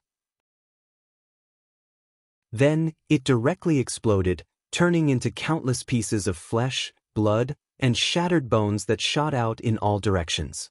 The foot in the hiking shoes continued to descend, pressing forward with indomitable will, stepping on the remains of Ingo's flesh, stepping on the hard bluestone pavement. Boom! There was a loud noise. Dust, snow, and flesh powder sprayed everywhere. Gravel and yellow soil flew everywhere. A 10-meter-wide crater was formed in this area. Ingo had completely disappeared from where he stood. Chapter 373. The sharp pebbles shot dozens of Japanese overlords to the ground like cannonballs. It was as if a tornado had passed through. Billowing waves of air swept in all directions. Trees were snapped, walls collapsed, and houses collapsed. It was a complete mess. The foot that pierced through the clouds finally stepped on the land that had been occupied by the Japanese for 18 years. Jiang Tian stood in the middle of the ruins in a white outfit. He looked expressionlessly at the Japanese cultivators who were standing there like statues, looking like an immortal. Master is indeed a godlike man. Li Jinju looked at Jiang Tian's back and finally smiled through her tears. Master Kong won. After Li Jianxi recovered from his shock, he did not have the image of a tycoon at all. Instead, he cheered like a child. Fuck! That foot came from the sky and flew so high. Chen Jiafu was so shocked that he was dumbstruck. His heart almost jumped out of his throat, and he felt dizzy. He was at a loss for words. He couldn't describe the shock in his heart. He's really like a god. Yuan Ning's gaze completely changed, shooting out rays of worship. Meanwhile, in the Japanese martial arts community. How is that possible? Miyamoto Takeo's eyes almost popped out of their sockets. Ingo, the zombie king of the ancient times, had absorbed the blood chi of Lord Tanjun. His power was beyond the imagination of ordinary people. He could collapse a mountain with one punch and shatter the earth with one stomp. His body was filled with blood chi and was indestructible. However, he was crushed by Jiang Tian. The other Japanese overlords were also shocked. They couldn't believe their eyes. Ingo was the new god cultivated by the Enpei family and was their biggest hope. Over the years, with his powerful strength, Enpei and the others were invincible. They controlled Tanjuan's faction and were like the overlord of South Korea. But then, Ingo was crushed by Jiang Tian. They were at a loss as if they had lost their backbone. Enpei Qingkong's spiritual power was connected to Ingo's, and the pain and fear of Ingo's death were transmitted to his mind. He spat out a mouthful of blood from the backlash, clutching his chest as he retreated, almost falling to the ground. That kick just now broke through the sound barrier. Then, Enpei Qingkong looked at Jiang Tian in horror. It was as if he had seen a demon, and his face was filled with fear and shock. Breaking the hypersonic barrier with one's physical body was one of the symbols of the peak stage of the god realm. Previously, he had thought that Jiang Tian was half a step away from the divine state, because a divine state warrior under the age of 30 had not appeared in history for hundreds of years. It was too inconceivable. He couldn't accept it at all. Now, he understood that the rumors about Jiang Tian were true. In other words, many rumors had seriously underestimated Jiang Tian's strength. Not only was Jiang Tian at the deity realm, he might even be the strongest among the deity realm experts. Let's go and rescue Lord Tan's people. Li Jinju was overjoyed. Just as she was about to rush into the back of the palace with her father, something unexpected happened. On the broken limbs that Jiang Tian had stomped into meat paste, clouds of red blood mist suddenly rolled like lava. Countless pieces of flesh, broken bones, and internal organs that were scattered in the ruins trembled and suddenly spun like a tornado, gradually condensing into the shape of a new winning hook. First, it was the bones, blood vessels, organs, and muscles, then the head and torso, and finally the scale-like skin. In just a few seconds, a new Ingo had formed. A new winning hook was formed, but its body was one size smaller. It was only 3 meters tall. What? How is this possible? Li Jinju screamed as her face turned pale. Even Ingo couldn't be killed. It was too scary. Li Jianxi also suddenly sucked in a breath of cold air, and white sweat appeared on his forehead. How terrifying was an unkillable existence? How could they deal with it? Should they ask the South Korean military to deploy heavy weapons? Ingo has come back to life. It's too powerful. Let's see how Wuxia deals with it. On the other hand, many of the East Asian powerhouses cheered in ecstasy. Ampere Clear Kong was also overjoyed. He shouted excitedly, "He has just broken the sound barrier once and has exhausted all his strength. He won't be able to do it again. This time, he will be beaten to death by Lord Ingo." Kong Taechu, you are indeed powerful. Ingo's long tongue moved and his fangs rubbed against each other as he sneered. But what's the use of being powerful? As long as I am in Lord Tan's palace, I can absorb the flesh and blood of countless blood slaves. You can't kill me. Ingo was the king of zombies, an ancestor-level zombie. He used an evil secret technique to absorb human flesh and blood to form a powerful body. Even if Jiang Tian shattered it, he could reform it. His red demonic eyes stared at Jiang Tian. He licked his lips and said, "You have broken the sound barrier with a single kick from the sky. Your physique is so strong. It shows how strong your blood qi is. If I devour you, I can even suppress those Japanese overlords." "Devour me?" Jiang Tian laughed and looked at Ingo as if he was an idiot. "What a boast! Do you know that no one in the world can fight me with powerful blood qi?" Jiang Tian took a step forward and sneered. "Today I will suck your flesh and blood dry and turn you into a mummy, a specimen." How was Xiaobin's blood qi weaker than Ingo's? He had devoured the blood qi of countless overlords with the help of the Taotai fish. But in the end, he was killed by Qin Fan in one move. "Is that so? Arrogant Huaxia brat, try me then." Ingo roared furiously. Suddenly, he took a big step forward and dashed madly towards Jiang Tian. Instantly, the earth quaked and the mountains swayed. The distance of dozens of meters was covered in the blink of an eye. He opened his mouth, and his dagger-like fangs shone with a sharp light as he bit toward Jiang Tian. Moreover, many vine-like flesh tubes extended from his spine, wriggling like tentacles, and wrapped around Jiang Tian. "Go to hell." Jiang Tian snorted disdainfully. He used Chen Fan's blood qi and reached out to grab Ingo. This was the second time he had used Chen Fan's blood qi since his rebirth, and he was more proficient than before.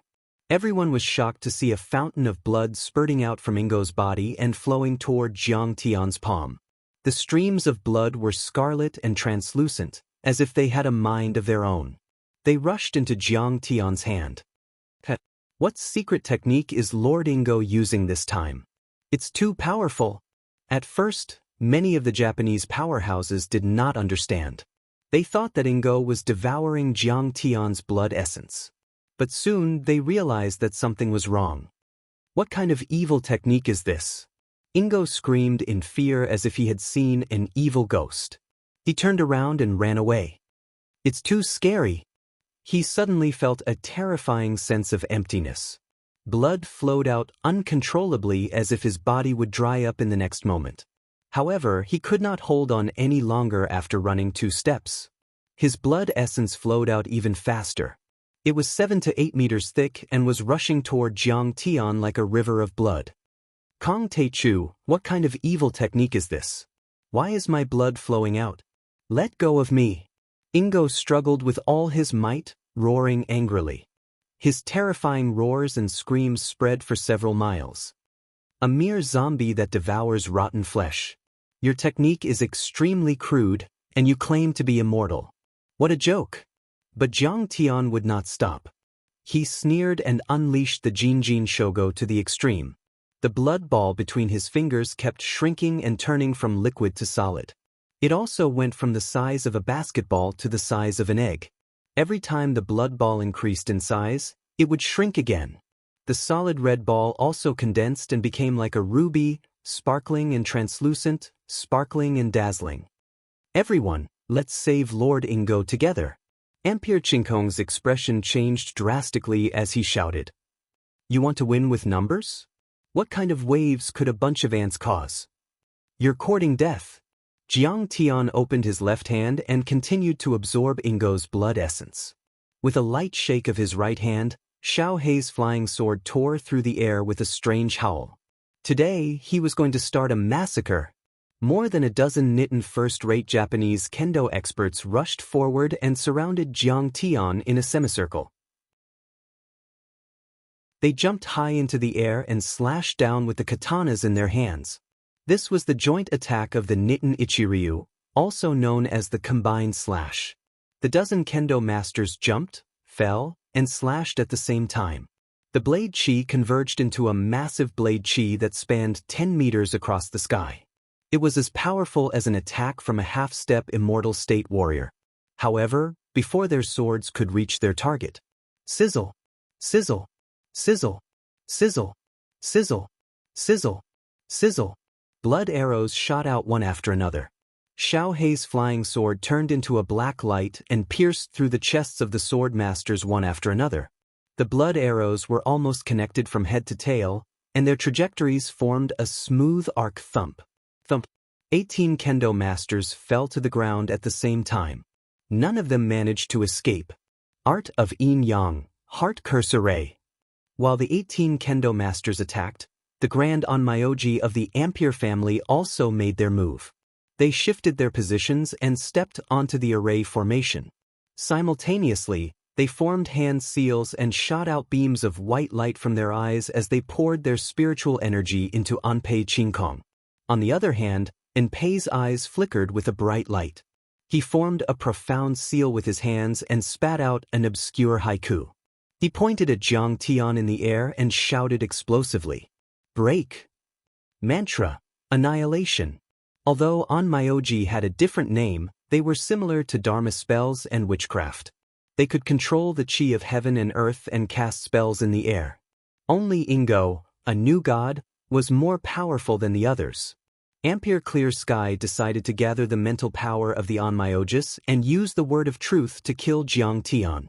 As soon as he pointed at Jiang Tian's organs, muscles, and bones trembled violently as his body swelled. That feeling was as if a towering tree was about to grow out of his body and forcefully burst it apart. "You want to destroy my divine body with a mere spell? Dream on." Jiang Tian let out a long howl as he circulated the seventh gold divine technique, causing his skin, muscles, and bones to contract, and it was like a spring that had been tightened and emitted a wave of cracking sounds. Chapter 374. Bang. Jiang Tian forcefully squeezed out a formless spell's mental power, causing it to explode in all directions. How can his body be so strong? It seems to be made of steel. Is he an unkillable cockroach? Meanwhile, Ampere Qingkong and the other powerful magicians all took a step back, staring at Jiang Tian in shock and fear. "I can't accept this. How can I die?" At this moment, Ingo suddenly let out an extremely shrill howl. In the end, his body stiffened, and he stopped struggling and became motionless. His body had shrunk to the size of a 5- or 6-year-old child. He was all skin and bones.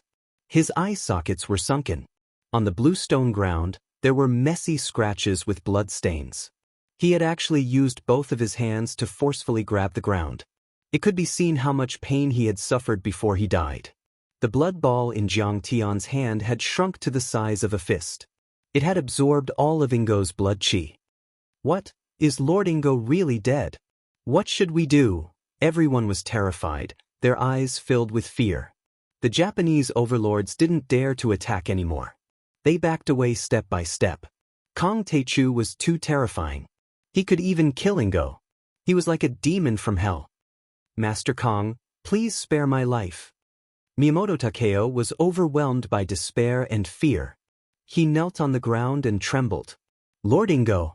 Although the new god fed on flesh and blood and didn't rely on soul energy, he was powerful enough to suppress some of the older Shikigami. He was much more powerful than the average Kendo Grand teachers and immortal ninjas. And yet he had been sucked dry by Jiang Tian. "Master Kong, please spare our lives. We are willing to follow Master Kong. We will fight wherever you point. Grandmaster Jiang, we submit. Please spare our lives." Fear seemed to be contagious. The other Japanese overlords all knelt on the ground, fearing that Jiang Tian would kill them. No matter if they were kendo masters, first-class ninjas, or gang members, at this moment, all of them were kneeling on the ground in submission, worshipping Jiang Tian as if they were worshipping a god. Some were even bawling loudly with snot bubbles coming out of their noses. That kind of ugliness was simply indescribable. In the end, even Anpei Qingkong knelt down. His aged face was covered in humiliation, sorrow, and despair, and he kept silent as if he was at the mercy of others. Yin-Yang masters had frail physical bodies. They relied entirely on controlling spirits and controlling ghosts to kill their enemies. Ingo was already dead, so they could only use their spells. He had lost his backing and was no match for Jiang Tian's saber. Don't you East Asians claim to uphold the samurai spirit of honor, loyalty, courage, righteousness, propriety, sincerity, restraint, and benevolence, and would rather die than submit? Jiang Tian put his hands behind his back and asked with interest. That was in the past. We have to keep up with the times. We respect the strong, and we will submit to whoever is strong. Miyamoto Takeo was like a loyal dog that had just met its master. He squeezed out a flattering smile and moved his knees toward Jiang Tian. Master Kong, we are willing to submit to you and be your lackeys. I am a kendo master, which is equivalent to a grandmaster in Wuxia. They are quite powerful too. At this moment he still had some confidence in himself. After all, they were all powerful fighters, and Jiang Tian would need their help if he wanted to take over South Korea. You are just a bunch of East Asians. How dare you be my lackeys? To their surprise, Jiang Tian smirked and swung his right hand. The little black flying dagger shot out again. Sizzle! Sizzle! Sizzle! Sizzle! Blood splattered everywhere, and many East Asians were beheaded before they could even scream.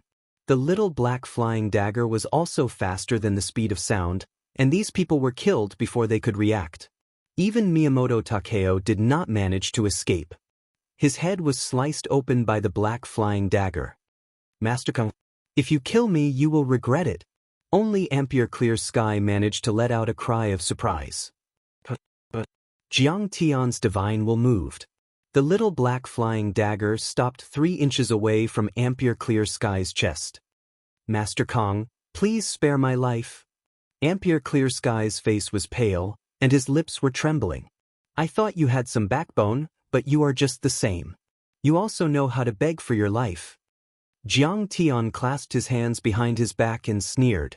Tell me, why should I spare your life? Why would I regret it if I don't? Master Kong, the Ampere family is one of the top yin-yang master families in East Asia, and we rule over Kyushu. Ampere Clear Sky trembled. Also, the Ampere family worships Nomiya Shrine, one of the 4 major shrines in East Asia. A real god is sleeping there, and he is 10 times more powerful than Ingo. So what?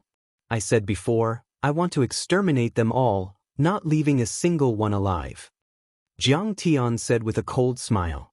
Ampere Clear Sky wanted to scare Jiang Tian, but seeing that his plan had failed, he quickly came up with another plan. Grandmaster Jiang, if you insist on destroying these shrines, I can act as your guide. What the hell, a guide? Jiang Tian said with a face full of shock. Your shamelessness has refreshed my understanding of the lower limits. Master Kong, I advise you not to do anything to these shrines. Ampere Ching Kong tried his best to persuade him. Those shrines are the symbol of the Japanese people's spirit and faith. Many military and political officials have to pay their respects to them. If you destroy those shrines, you will become the enemy of the entire Japan. At that time, I'm afraid that the self-defense forces will take action. Even if you are an immortal state warrior, I am afraid. Hey, are you threatening me? Jiang Tian glared at him as if to say, Kid, I finally got you. My lord, I wouldn't dare. I'm just giving you a friendly reminder. Ampere Clear Sky was so shocked that he almost jumped out of his seat and shouted. He was so depressed that he wanted to vomit blood. This Grandmaster Jiang was too temperamental. If he wanted to condemn someone, he could easily find a pretext. I am going to kill you anyway. Jiang Tian sent out his divine will. Xiao Hei's flying blade pierced through his chest. Demon, you are a bloodthirsty demon. I will send you to the 18th level of hell. And Pei Ching Kong fell to the ground on his back, blood spurting out of his chest. He screamed angrily, but his breathing was weak. You East Asian bastards are the real murderous beasts. You have committed countless crimes in Wuxia. If you like to kill, you should be prepared to be killed. Jiang Tian sneered and walked toward Ampere Clear Sky. Lin Fan was feeling great. Killing the Japanese was too satisfying. Although he had a personal grudge against the Wuxia society in Singapore, he did not feel so good about it. After all, many of them were descendants of Wuxia. However, the East Asian bastards were different. He didn't feel the slightest bit of guilt. especially the generation of Jiang Tian's great-grandfather. It was unknown how many people had died in the Jinling massacre. If you kill me, you will regret it. Seeing Jiang Tian walk toward him, Ampere Clear Sky grinned and said viciously, "There are 4 top shrines in East Asia and each of them has a different divine power. Hee, even if you are an immortal state warrior, you won't be able to defend yourself against me without my guidance. You will die without my help." Idiot, do you think you can fool me? Jiang Tian reached out and grabbed Ampere Clear Sky's head. His 5 fingers pierced deep into Ampere Clear Sky's skull like steel hooks. At the same time, Jiang Tian's divine will drilled into Ampere Clear Sky's mind. The soul-searching technique was a cultivation technique that allowed one's divine sense to be cultivated to a high level. It defied the heavens and went against the laws of nature. Even though Jiang Tian had reached the 5th level of qi refinement and could easily erase someone's memory, he couldn't use the art of soul-searching, especially when yin-yang masters were soul cultivators. However, Jiang Tian had beaten him half to death. His mind was filled with negative emotions such as pain, hatred, and despair. Therefore, the art of soul-searching was a piece of cake. Suddenly, images of the East Asian cultivation world appeared in Jiang Tian's mind. Jiang Tian took all of Ampere Clear Sky's memories. Meanwhile, Ampere Clear Sky's body twitched violently. Blood spurted out from his eyes, nose, mouth, and mouth. In the end, his eyes dimmed and he passed away. At this time, Li Jinju had already walked quickly behind Jiang Tian and stood respectfully, looking at Jiang Tian's back with eyes full of admiration. He had killed Ingo and many overlords on his own and saved Lord Tanjuan's family. If the news spread to East Asia, it would cause a huge uproar. When Li Jinju, Li Jianxi and the others arrived at Lord Tanjuan's Daoist palace, they were all stunned. Hundreds of Lord Tanjuan's disciples were lying on the ground, motionless. Each of them was as thin as a mummy. Their robes were rotten and dirty, and there was a large wound on their necks and spines. Pus and blood were constantly flowing out, and the stench was overwhelming. "Grandpa, what's wrong with you?" Li Jinju hugged an old man and began to cry loudly. This old man was the sect master of Lord Tanjuan's Daoist palace, the heir of the family and the one who had adopted Li Jinju. He used to be as strong as a transcendent grandmaster, but then his yellow hair had fallen off and blue veins were popping out on his scalp. He looked haggard and skinny, as if a gust of wind could blow him away. "Jinju, we've been used by someone. I thought in Pei Ching Kong would help us. Who would have thought that he only treated us as blood slaves, as resources to improve his cultivation?" Old Palace Master Tanjun was barely breathing. 2 streams of tears flowed out of his sunken eyes as he choked with sobs. "Ingo is a flesh-eating zombie, not an entity. Your senior uncles and I have been sucked dry by him for half a year and lost all our power. I'm afraid we won't make it." Seeing this, Jiang Tian remained calm, but he heaved a sigh in his mind. He had seen too many similar things in the cultivation world. Many cultivators and sects thought they had made a fortune when others gave them cultivation arts, cultivation resources, and other benefits. But there was no such thing as a free lunch in this world. In the end, they were all used as cauldrons and even absorbed by a sect. It was indeed important to be good at using other things in cultivation. However, one couldn't rely on others and lose their independence. Otherwise, they would be doomed eternally. "Grandpa, you must be able to save us," Li Jinju pointed at Jiang Tian with tears in her eyes. "This is Grandmaster Jiang, the #1 Grandmaster in Wuxia. He has already killed Ingo and those Japanese villains. He has unfathomable abilities and will definitely be able to save you."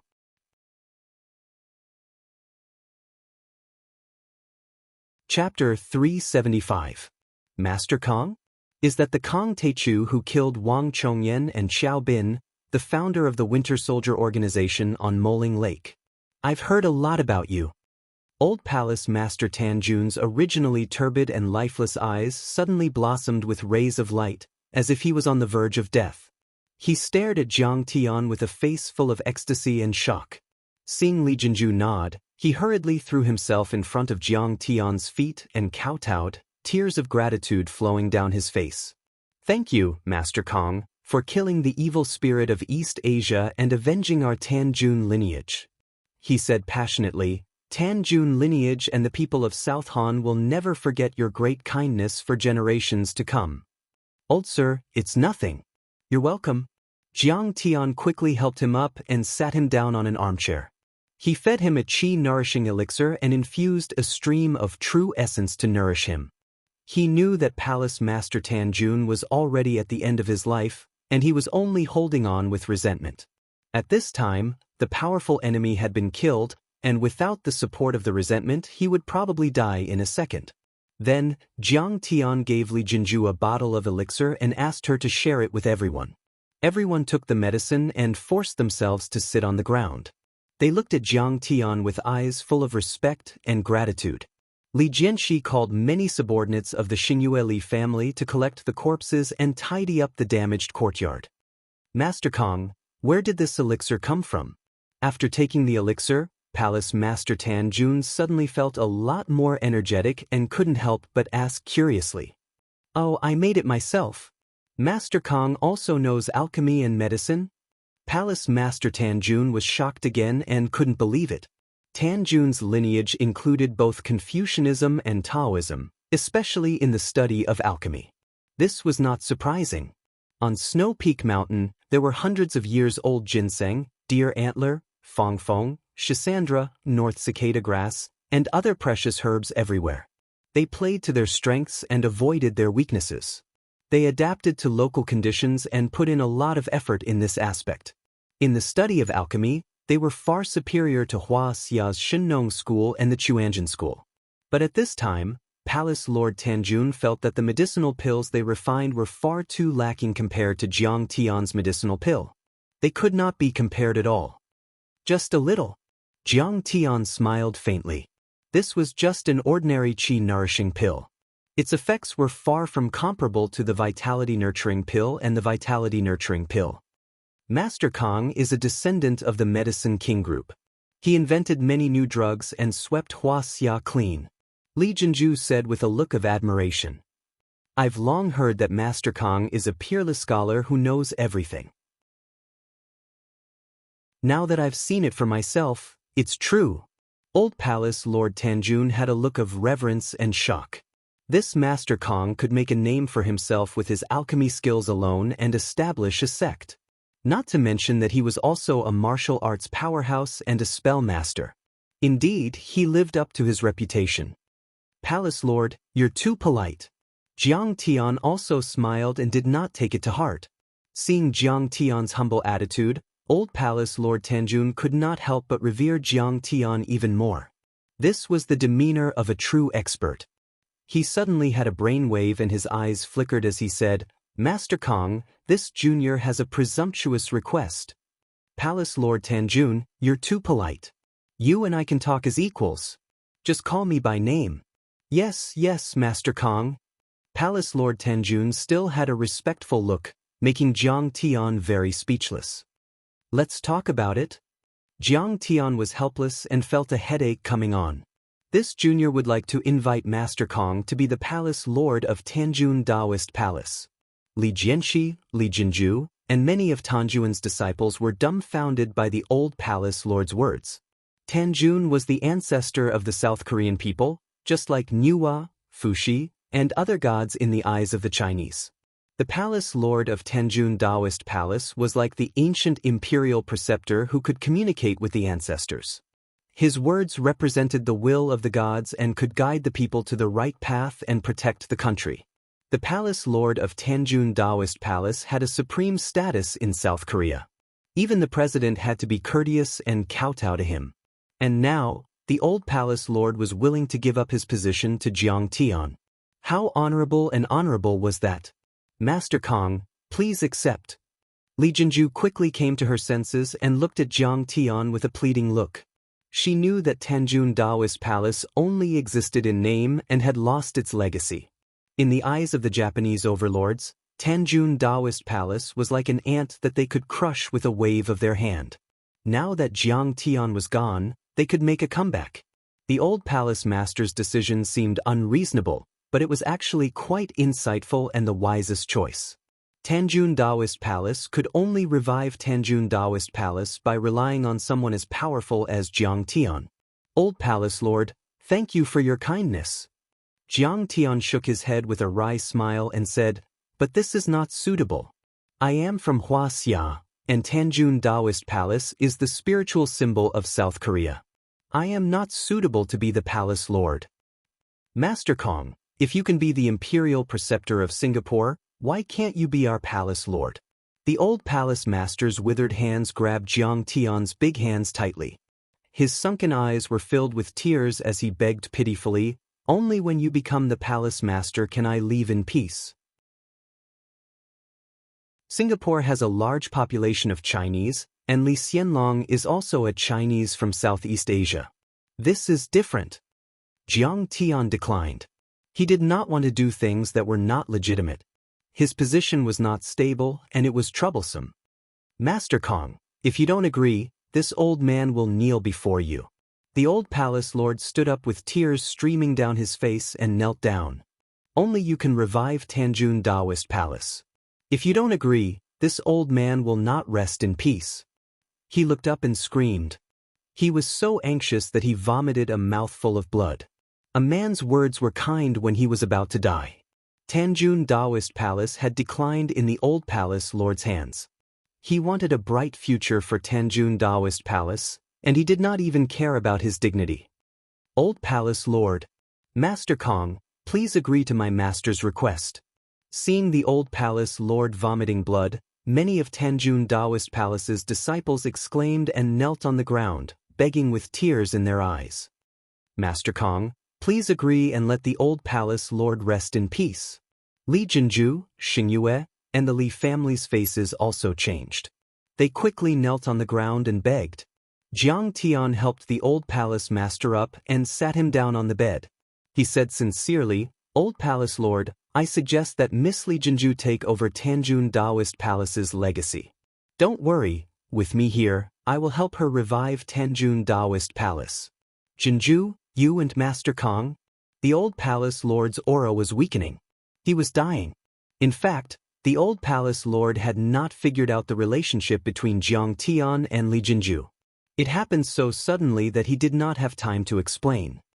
He is Jinju's lover. Don't worry. Li Jianxi held the old Palace Lord's thin hand and said with tears in his eyes.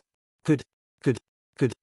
The old Palace Lord shouted good 3 times, stood up excitedly and ordered, Tanjun Daoist Palace's disciples, listen up. Palace Lord, listen up. Everyone immediately knelt. From now on, Li Jinju will inherit Tanjun Daoist Palace's legacy and be the Palace Lord. The old Palace Lord said loudly. All the disciples shouted together. Under everyone's witness, the old Palace Lord passed on the crown, robe, jade seal, jade scepter, and scepter that represented Tanjun's legacy to Li Jinju. Greetings, Palace Lord Li Jinju. Many disciples kowtowed to Li Jinju, who was wearing a golden crown and robe, and changed the way they addressed her.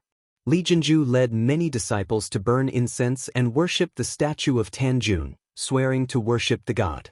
The simple inheritance ceremony was completed. The old Palace Lord held Jiang Tian's arm with his left hand and waved his right hand wildly. He spat out blood and shouted to the sky. With Grandmaster Jiang as the backer of my Tanjun lineage, why would our Tanjun lineage not worry about not being revitalized? We will prosper. Tanjun Daoist Palace is saved. After saying this, he fell on his bed with a boom. Then he fell back onto the bed. His eyes closed and he passed away. There was still a gratified and hopeful smile on his face. He died with a smile. Old Palace Lord. Below the high platform, hundreds of disciples of the Dao Palace knelt on the ground, wailing and crying. Their voices were mournful. With the support of the Xingyue Li family, the destroyed Tanjun Daoist Palace was repaired in a few hours. If it wasn't for the faint smell of gunpowder in the air, everyone would have thought that none of this had happened. Tanjun Daoist Palace also informed the South Korean government and announced this important news to the public. The next day, South Korea's president, Roh Wushuan, led a group of high-ranking political officials and representatives of society to the Tanjun Daoist palace, braving the wind and snow. They kowtowed as they walked along the mountain path to meet Li Jinju, the new palace lord of the Daoist palace. The various Korean media outlets were also reporting on this matter in great detail. However, the fact that Tanjun's faction had once been controlled by a Japanese expert, as well as the battle between Jiang Tian and Anpei Qingkongingo, was kept a secret. The death of the old palace master was also reported as having died of old age. In the next few days, Li Jinju also made a speech on the media. She said that she would revive Tanjun Daoist Palace and promote the spirit of Tanjun Daoist Palace. Li Jinju wore a red robe and a golden crown on her head. Posters of her sitting on the throne overlooking the world were plastered all over the streets of South Korea. Her face was beautiful, and she exuded a holy aura. She looked like a goddess who had descended to the mortal world. The ascension of the new palace lord of Tanjun Daoist Palace was a major event in South Korea. It was no less important than the inauguration of a new president. The whole of South Korea was on a 3-day holiday, and people from all walks of life held all sorts of celebrations. Dragon boat races, war drums, firecrackers, gongs and drums, etc. 3 days later, the busy Li Jinju finally had time to talk to Jiang Tian about Tanjun Daoist Palace's future. Master, inside an elegant guest room in Tanjun Daoist Palace. It was as warm as spring, and a paper lantern emitted a soft glow. Li Jinju took off her cloth shoes, revealing her small feet that were covered with cotton socks. She slowly walked in and bowed to Jiang Tian, who was sitting on the heated bed sipping wine and eating some side dishes, before prostrating herself on the ground. She was wearing a traditional South Korean costume. She was wearing a red skirt and a green jacket. She looked dignified and elegant. Her soft, jet-black hair was coiled into a simple bun on top of her head, with a phoenix-shaped antique jade hairpin inserted into it, revealing a section of her snow-white and slender neck and even part of her back. Her fair skin was as white as snow, causing people to daydream. After she knelt down, her round and full buttocks tightened into a round curve. It was extremely seductive.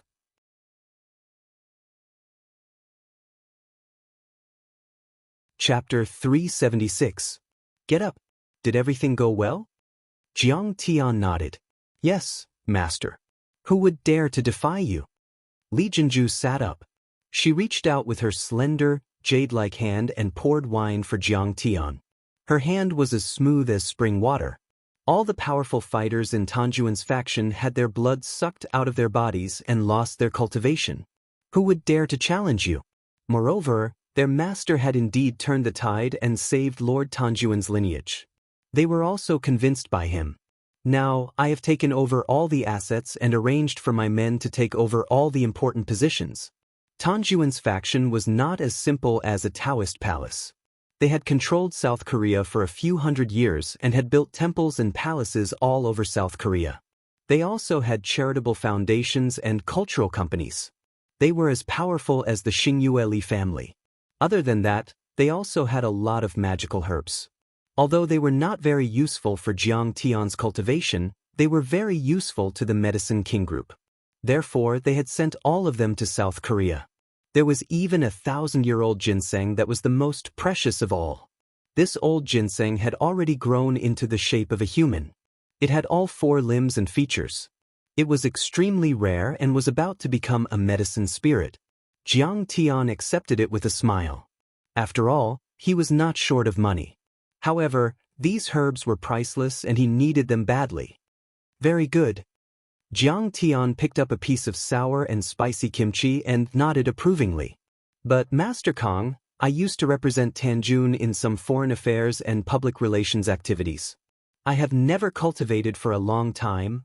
Li Jinju's eyes rippled as she looked at Jiang Tian with a pitiful look. Master Kong, I know that I am not worthy of being your woman and you will not stay in South Korea for long. After you leave, if a strong enemy comes and I don't have any cultivation, won't I be at their mercy? Don't worry.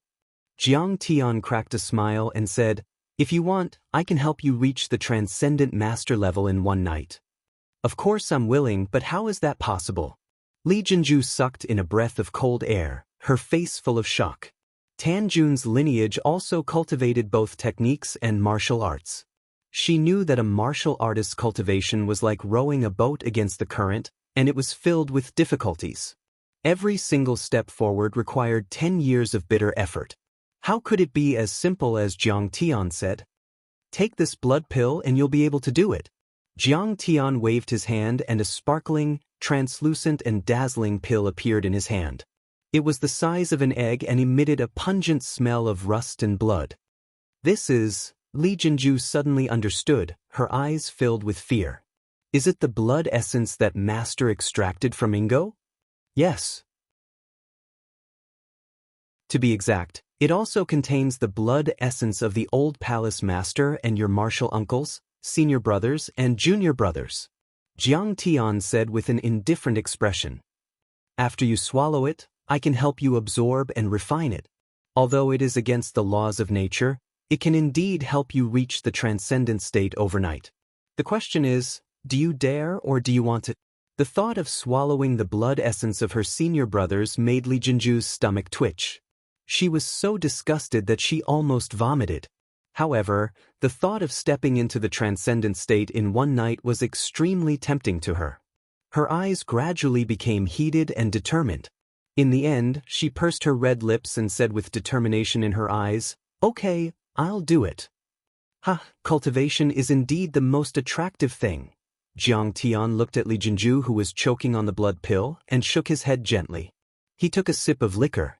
Li Jinju's beautiful eyes were filled with tears as she glanced at Jiang Tian, and she felt extremely resentful and wronged as she muttered in her heart. Master, if I didn't possess any cultivation and was only a mortal woman, how could I have the qualifications to be your servant? After Li Jinju swallowed all the blood pills, Jiang Tian said lightly, "Take off your clothes and be naked." Li Jinju was stunned and then became ecstatic. "Oh my God, Master finally wants me?" She blushed and her watery eyes rippled. First, she went outside and dismissed all the guards and ordered them not to come in no matter what. She then returned to the heated Kong bed and slowly removed her clean cotton socks, revealing her small, slender, delicate and jade-like feet that were so beautiful that they could not be compared to anything else. Then she unbuttoned her clothes with trembling hands. Her beautiful face was burning red, and she was so nervous that her clothes fluttered to the ground one by one. In the end, her snow-white and lofty chest, her slender and perfectly round beautiful legs, her lower abdomen that was flat to the point it didn't have a trace of excess fat, and her slender waist that could be held with one's hand were completely revealed before Jiang Tian's eyes. She covered her chest with one hand and nervously stepped on the smooth and warm solid wood floor. Her seductive legs were in an M shape. Her delicate body trembled uncontrollably as she looked at Jiang Tian expectantly and said, "Master, please do it. I'm ready." She clenched her teeth and looked as if she was facing death with equanimity. It was said that a woman's first time was very painful. "Now, I'll use acupuncture to open up all your meridians and help you disperse the excess heat. Otherwise, it will burn your meridians." Jiang Tian waved his hand, and a few acupuncture needles appeared in his hand as he said indifferently, "Huh." In an instant, Li Jinju was so embarrassed that she wanted to find a hole to hide in and disappear from Jiang Tian's sight. She straightened and closed her legs. "So it's acupuncture. But I thought, so shameful. So shameful." Jiang Tian's acupuncture was like moving clouds and flowing water. His eyes were indifferent and calm to the extreme, like an ancient well without any ripples. In fact, Li Jinju was very beautiful. She could even make his heart ripple a little, but only a little. To him, the body was just the surface. Not to mention, he was helping her absorb the blood pill. The most important thing was that he already had Qingya. However, Li Jinju looked at Jiang Tian's calm and focused face and her eyes gradually became intoxicated. As long as he nodded or even hinted, she would fall into his arms. However, he didn't have the slightest bit of interest. He didn't even take advantage of her. His fingers didn't even touch her delicate body during the acupuncture. What a noble and pure man. Those vulgar men who couldn't walk away when they saw women couldn't compare at all. However, as Jiang Tian began to use acupuncture to refine the blood pill, abundant qi and blood rushed to all the acupuncture points in Li Jinju's body. She also began to feel hot. Her originally snow-white skin turned pink and sparkling beads of sweat began to seep out. "Master, I'm so hot, so uncomfortable." Li Jinju's face was like spring water, twisting her slender waist like a big white snake, and the two snow-white lumps on her chest rhythmically trembled out two dazzling waves, which were incomparably deep, and her two snow-white plump thighs were also tightly clamped together. "Don't move." Jiang Tian frowned. He did not even raise his head as he continued to perform acupuncture.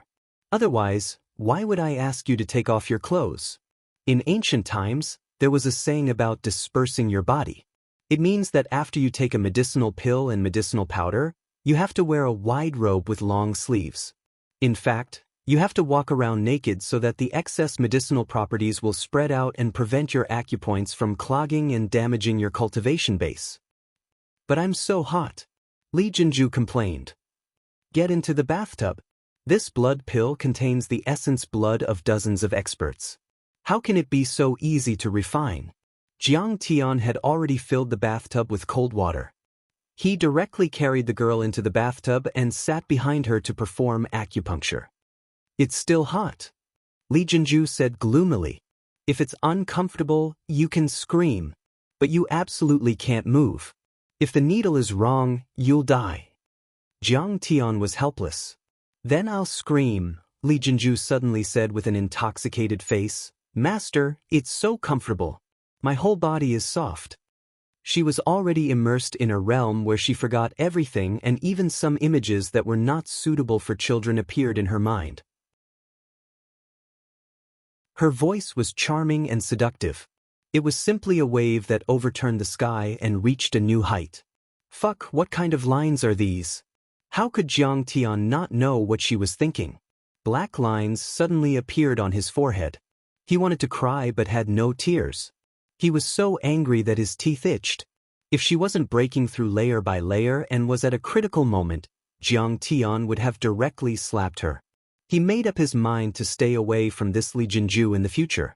It felt very strange to always be thought of by her. Master should be here, right? He controls Lord Tan's branch.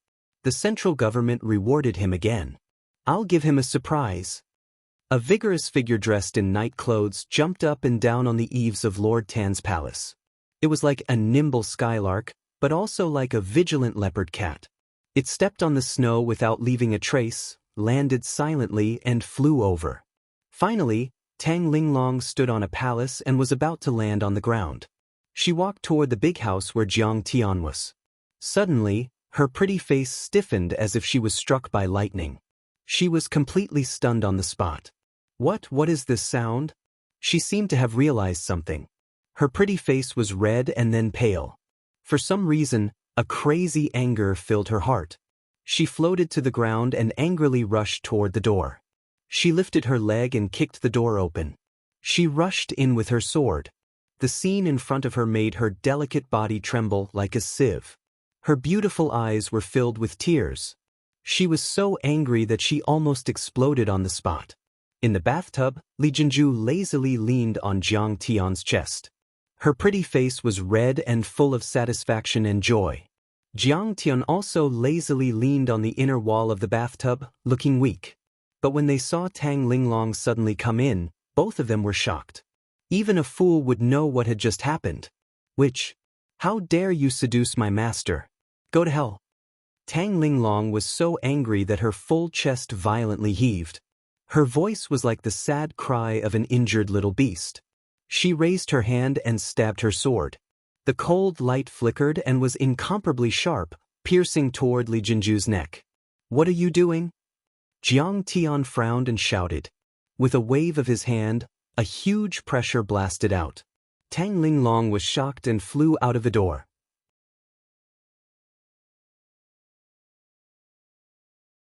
Chapter 377.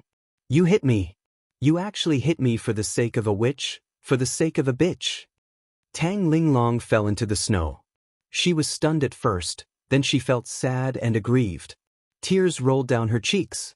In fact, Jiang Tian's blow was not heavy. It only sent her flying. She was not injured at all. But for Tang Linglong, the psychological blow was unbearable. She heard the sound of her heart breaking. It was like a glass cup falling to the ground and shattering. It was especially crisp. Broken heart. What a good image. It turns out that when a person is too sad, their heart will indeed break. A hazy thought appeared in her mind. She propped herself up on the snow with both hands and staggered out. Where are you going? At this moment, Jiang Tian had changed into a set of clean clothes, walked in with large strides, and asked in a cold voice. Tang Linglong's body stiffened. She wiped her tears and said coldly without looking back, "Where I go is none of your business, Master Kong. Anyway, you have a beauty in your arms and you are free and unfettered. When did you still have me in your heart? You still know that you are my disciple? How dare you talk to me like that? How dare you?" Jiang Tian raised his eyebrows and flew into a rage. "You can do it, so why can't I say it? You keep saying that you love Sister Xianxia, but what about now?" Tang Linglong said stubbornly. "The truth is not what you think." Jiang Tian forced himself to calm down and said angrily, "I have seen it. What else can the truth be? Master Kong has divine sense. If I didn't sneak in, I wouldn't have seen your true face, Master Kong." Tang Linglong's tone was cold and full of sarcasm, but there were big drops of tears falling from her beautiful eyes. "My true face? What kind of attitude is this? Fine, if you want to leave, then leave." Jiang Tian was annoyed. When had he ever explained anything to anyone? "Why don't you explain?" Tang Linglong's body stiffened slightly and she asked sadly with tears, "Do I need to explain to you? Remember, you are only my disciple." Jiang Tian's voice suddenly turned cold. He turned his head and shouted, "Li Jinju, where the hell did you go? Prepare another room for me." He left without looking back. "Yes, I'm only your disciple, I'm only your disciple. A disciple that can be expelled from the sect and abandoned like a pair of worn-out shoes.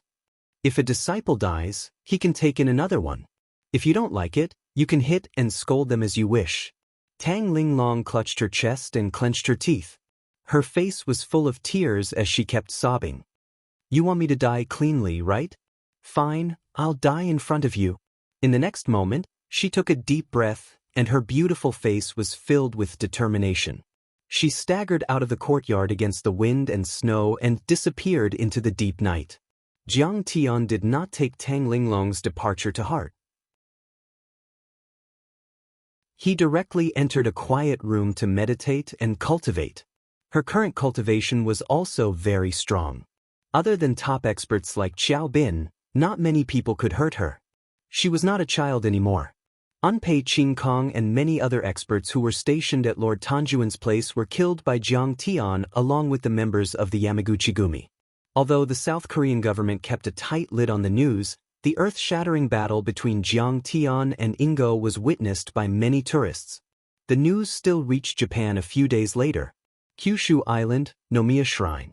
The courtyard was filled with cherry trees, acorns, bamboo cypresses, rockeries, and strange rocks.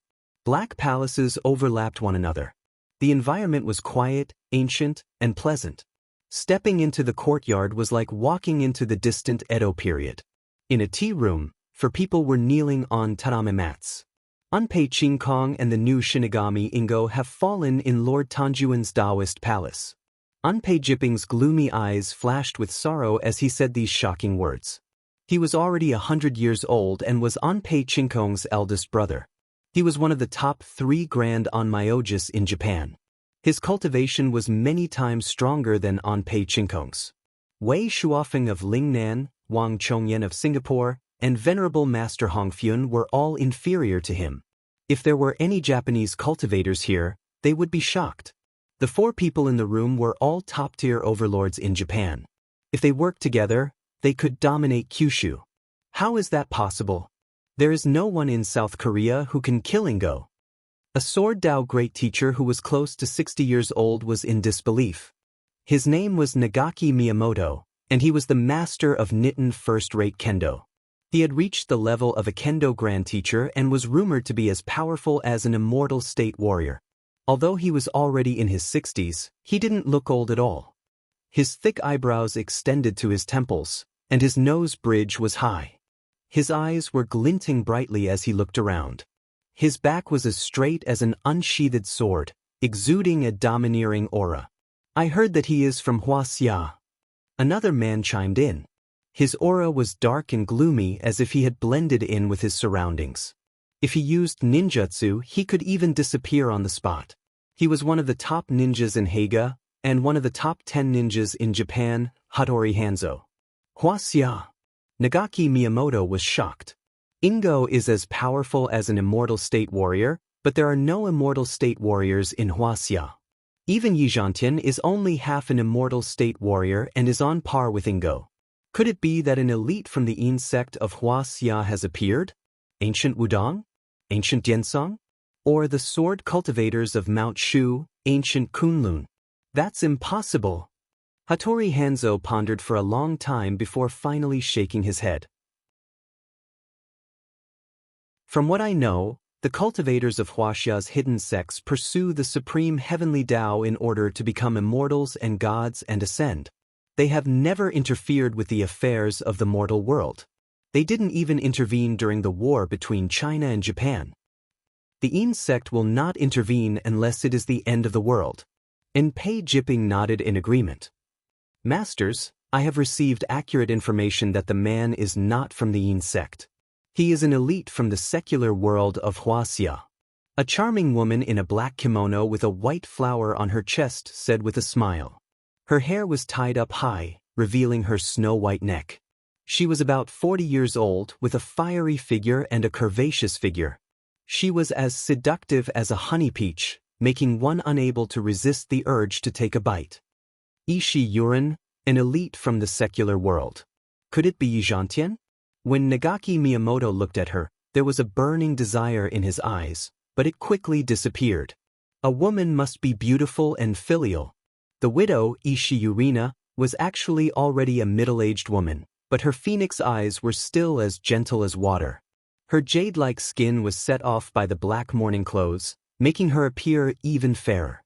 In addition, her chest was half hidden, and the alluring fragrance she emitted was enough to steal one's soul. Any man who saw her would want to press her down on the bed and ravage her. But even Nagaki Miyamoto dared not underestimate her. She was the current leader of the Yamaguchi-gumi, the largest yakuza organization in Japan.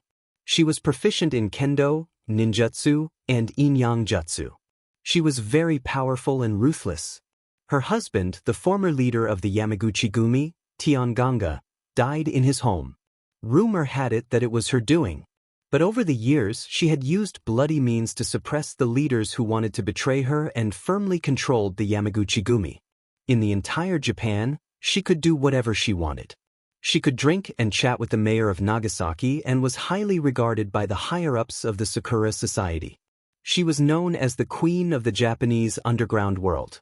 Nagaki Miyamoto was confident in his martial arts, but he did not want to touch her. Besides, at his level, what kind of beautiful woman was not at his fingertips? It's not him.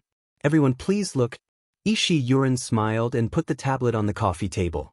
She clicked on a video. The video was very short, only 5 seconds long. It was the scene of Jiang Tian falling from the sky and crushing Ingo with one foot. After reading it, everyone was stunned.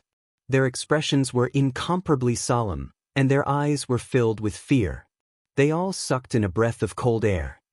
Falling from a height of a few hundred meters and breaking the sound barrier with one foot. This martial arts, even Nagaki Miyamoto couldn't help but gasp. He said in a trembling voice, "And this person is so young. Where did he come from? He should be Kong Teichu from Wuxia." Abe Yashihei's face was solemn. He pondered for a long time and said slowly. As soon as the words came out, it was like a giant invisible sponge that absorbed all the noise. The entire tea room was dead silent. Only the faint sound of the black horseshoes under the eaves could be heard. Cultivate, the number 1 Grandmaster on the Divine Roll in Wuxia, the number 3 Overlord on the Dark Roll. He was said to have reached the immortal state and was the youngest overlord in the world. The number of famous overlords who had died in his hands was countless. Hong Tianzhao, Lin Zhenyu, Oyila, Grand Master Qinglian, Wang Chongyan, Xiao Bin, and many other overlords from the dark world, such as the King of Assassins, S-level mutants, and werewolves. No one would dare to fight against such an overlord unless it was a superpower. Even a small country like Singapore, which was economically powerful but militarily backward, had to rely on him and treat him as the state teacher of Singapore. It really is him. Even if Ishiyu Lian was mentally prepared, when he really believed that this person was Jiang Taichu, his heart jumped and his face turned ugly. The other three were also shocked and surprised. They had never thought that Kong Taichu would come to South Korea and kill the Japanese overlord in Lord Tan's palace. What does he mean? Is he helping Lord Tan because he is on good terms with them, or is he pointing his sword at the Japanese cultivation world? Nagaki Miyamoto furrowed his brows and asked. When these words came out, Ishiyu Lian and Hattori Hanzo were both shocked and stunned. It was the first time in decades that someone pointed his sword at the Japanese cultivation world and became the enemy of the Cherry Blossom Society. The Cherry Blossom Society was much more powerful than the Winter Soldiers and the Chinese Society of Singapore. They had a long history and had many overlords. They were on par with the Blue Storm and the Palace of Gods. Besides, the Cherry Blossom Society was backed by the Japanese royal family, the government, and the Japanese self-defense forces. Was Kong Taichu really that bold to fight against the Cherry Blossom Society? It was unbelievable.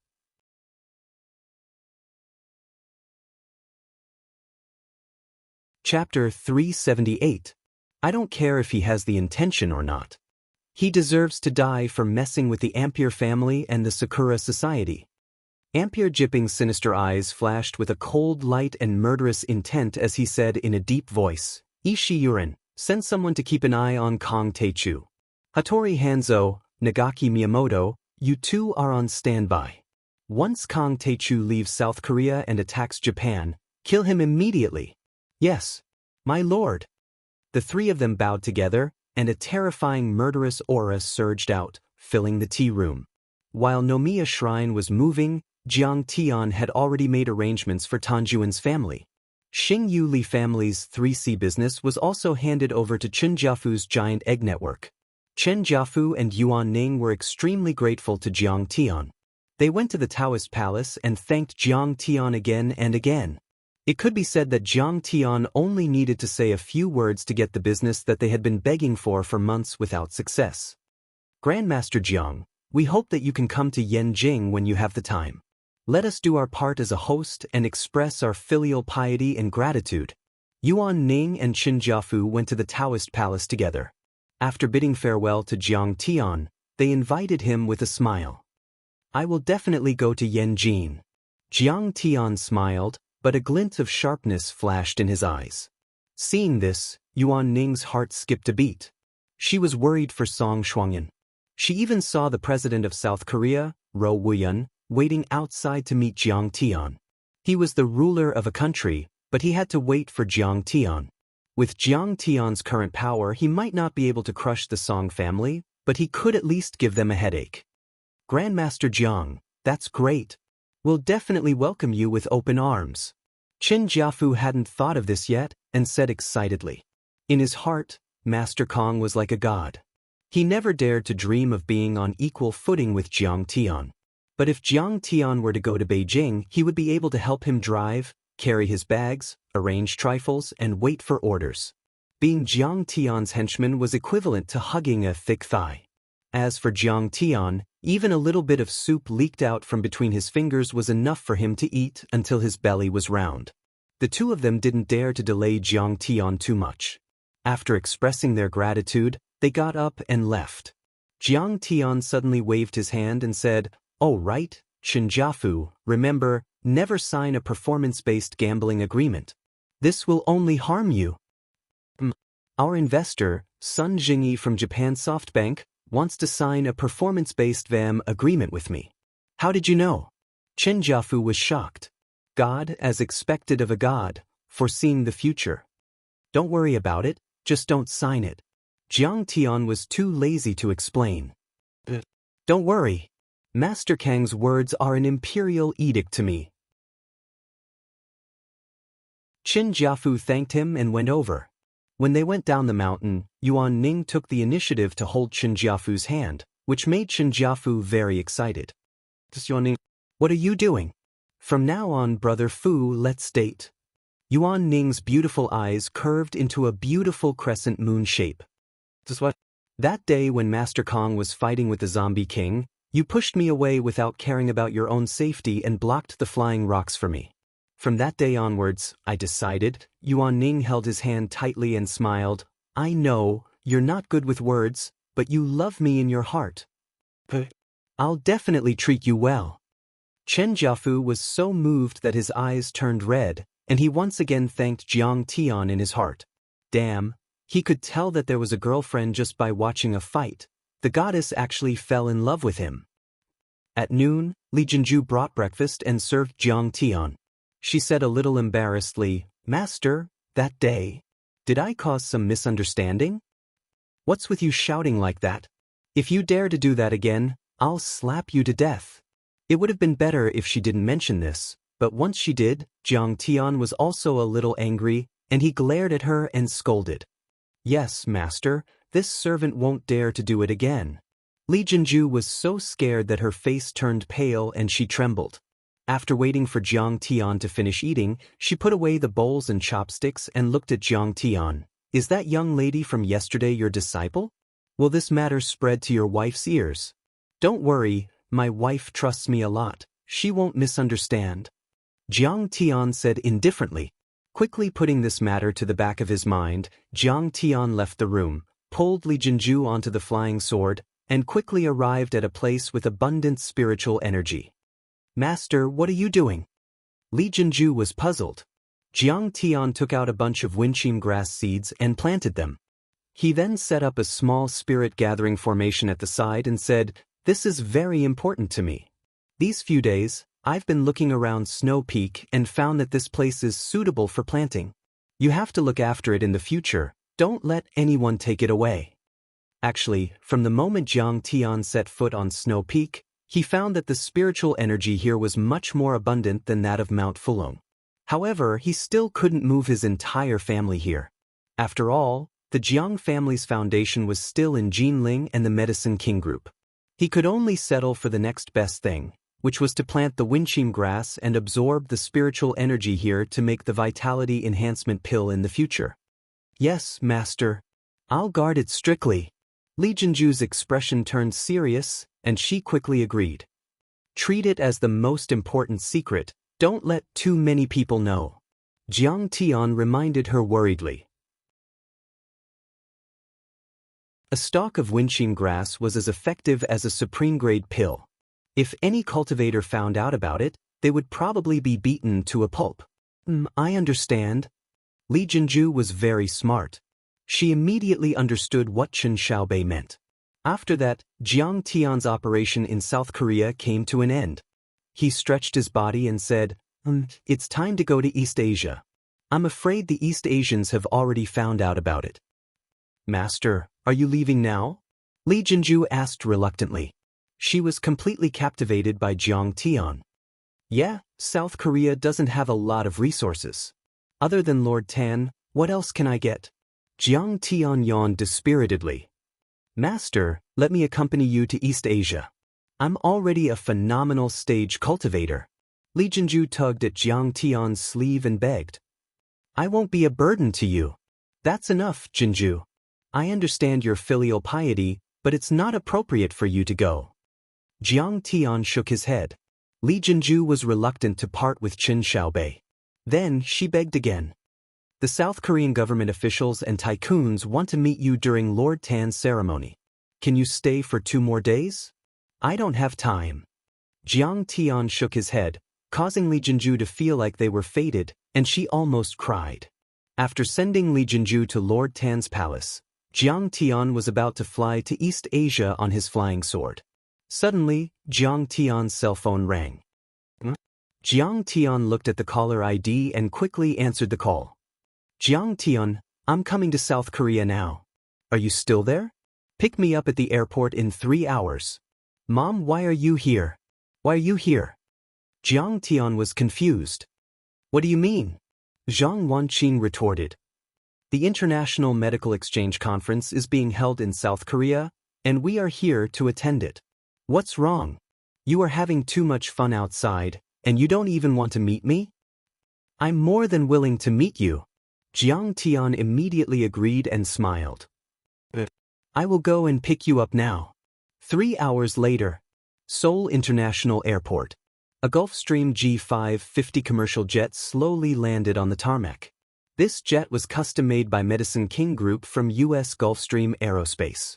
It costs 300 million Wuxia, has 20 seats, a meeting room, a bar, and a restaurant. The interior is made of genuine leather. In 2009, not to mention the ordinary people, even among the rich people in China, it was considered a great luxury. However, Zhang Wanqing did not even hesitate for 3 seconds before signing the contract. The cabin door opened, and Zhang Wanqing and Old Master Zhang, accompanied by Yi Ziwei, Shen Mange, and others, got off the plane. Jiang Tian only brought Li Jinju with him. A commercial vehicle picked them up and drove them out of the airport, heading straight to Star Moon Hotel. This is my first time overseas. Old Master Zhang held Jiang Tian's hand and smiled. That's right. That's weird. Don't you hate going overseas?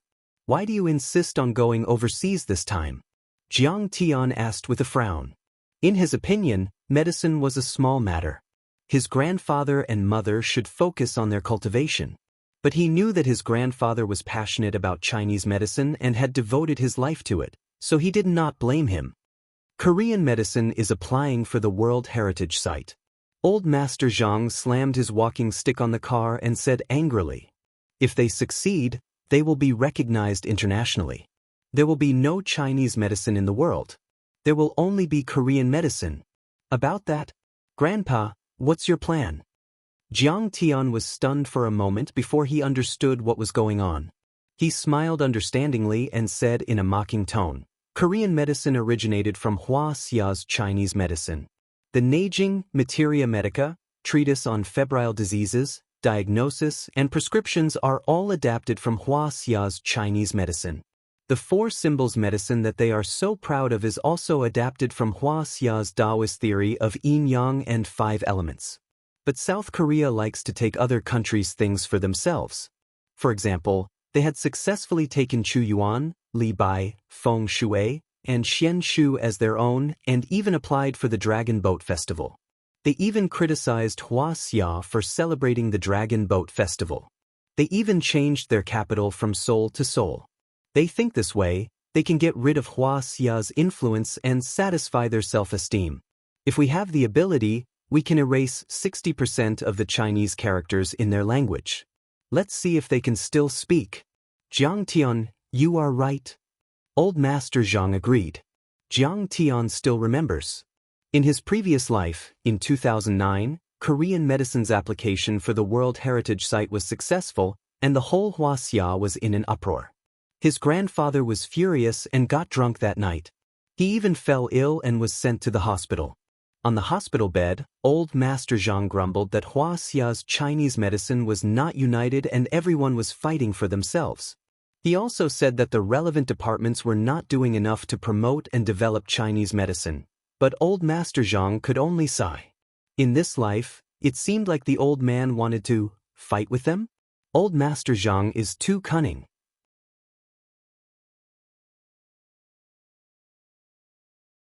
Chapter 379. Master, you're right. We will take this as a warning. At the side, Li Jinju's beautiful face was slightly red, full of shame. That's right. This girl is from South Korea, and she knows this. It would be great if all South Koreans are as sensible as her. A hint of pride and smugness appeared at the corners of the old man's eyes and eyebrows. The Chinese medicine people from the southern faction of China have elected me as the spokesperson of the southern faction. They want to compete with the TKM in terms of medical skills and have a talk with the staff of the World Intangible Cultural Heritage Preservation Group, he sighed. There's still a long way to go.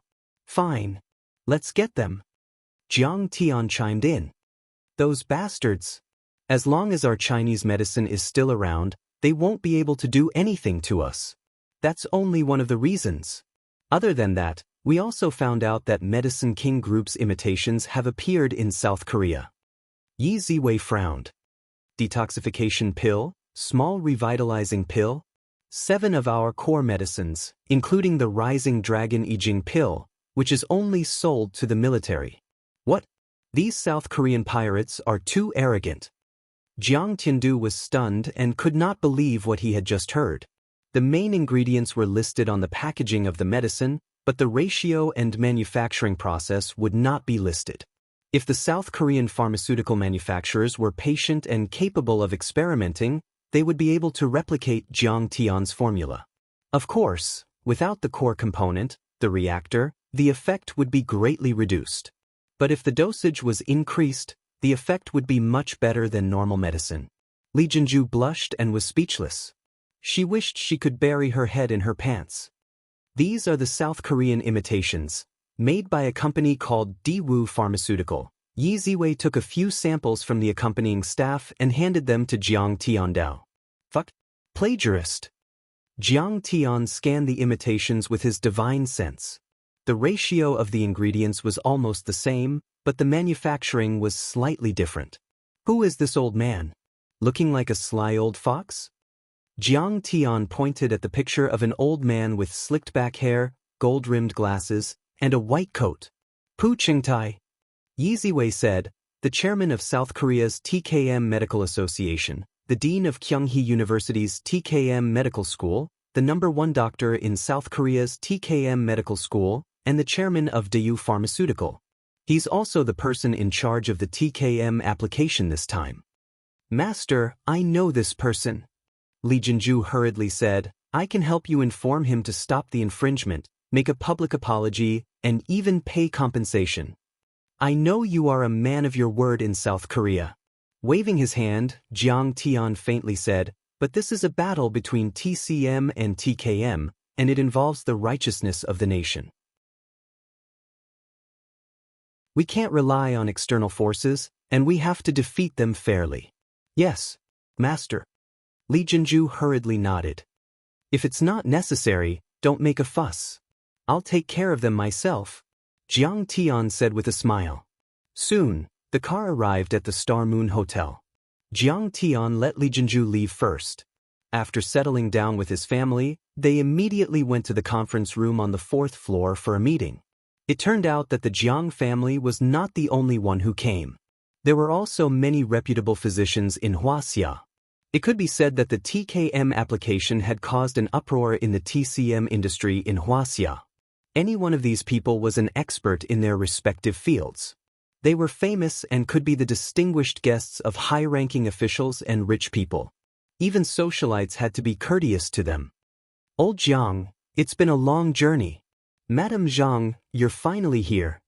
When Jiang Tian and his group walked in, many Chinese physicians stood up and warmly greeted Jiang Changing and his group. Jiang Changing was the representative of the Southern School of Medicine. A few years ago, Jiang Changing might be famous, but he wasn't the representative of the Southern School of Medicine. But ever since the Medicine King Corporation's new medicine was released, the Jiang family's status immediately rose. Jiang Changing was also regarded as the leader of the Southern School of Medicine. As for Jiang Tian, he had kept a low profile. His shocking medical skills were only known to the Jiang family, and outsiders did not know about it.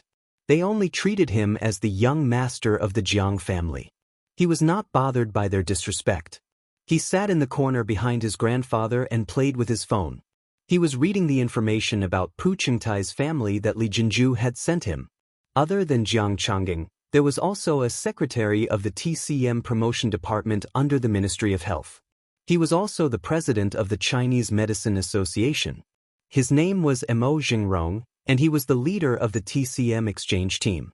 Mo Jingrong was in his 40s. He was wearing a black suit and white shirt, which was standard for an official. His hair was neatly combed. When it came to the development of TCM, he was eloquent and insightful.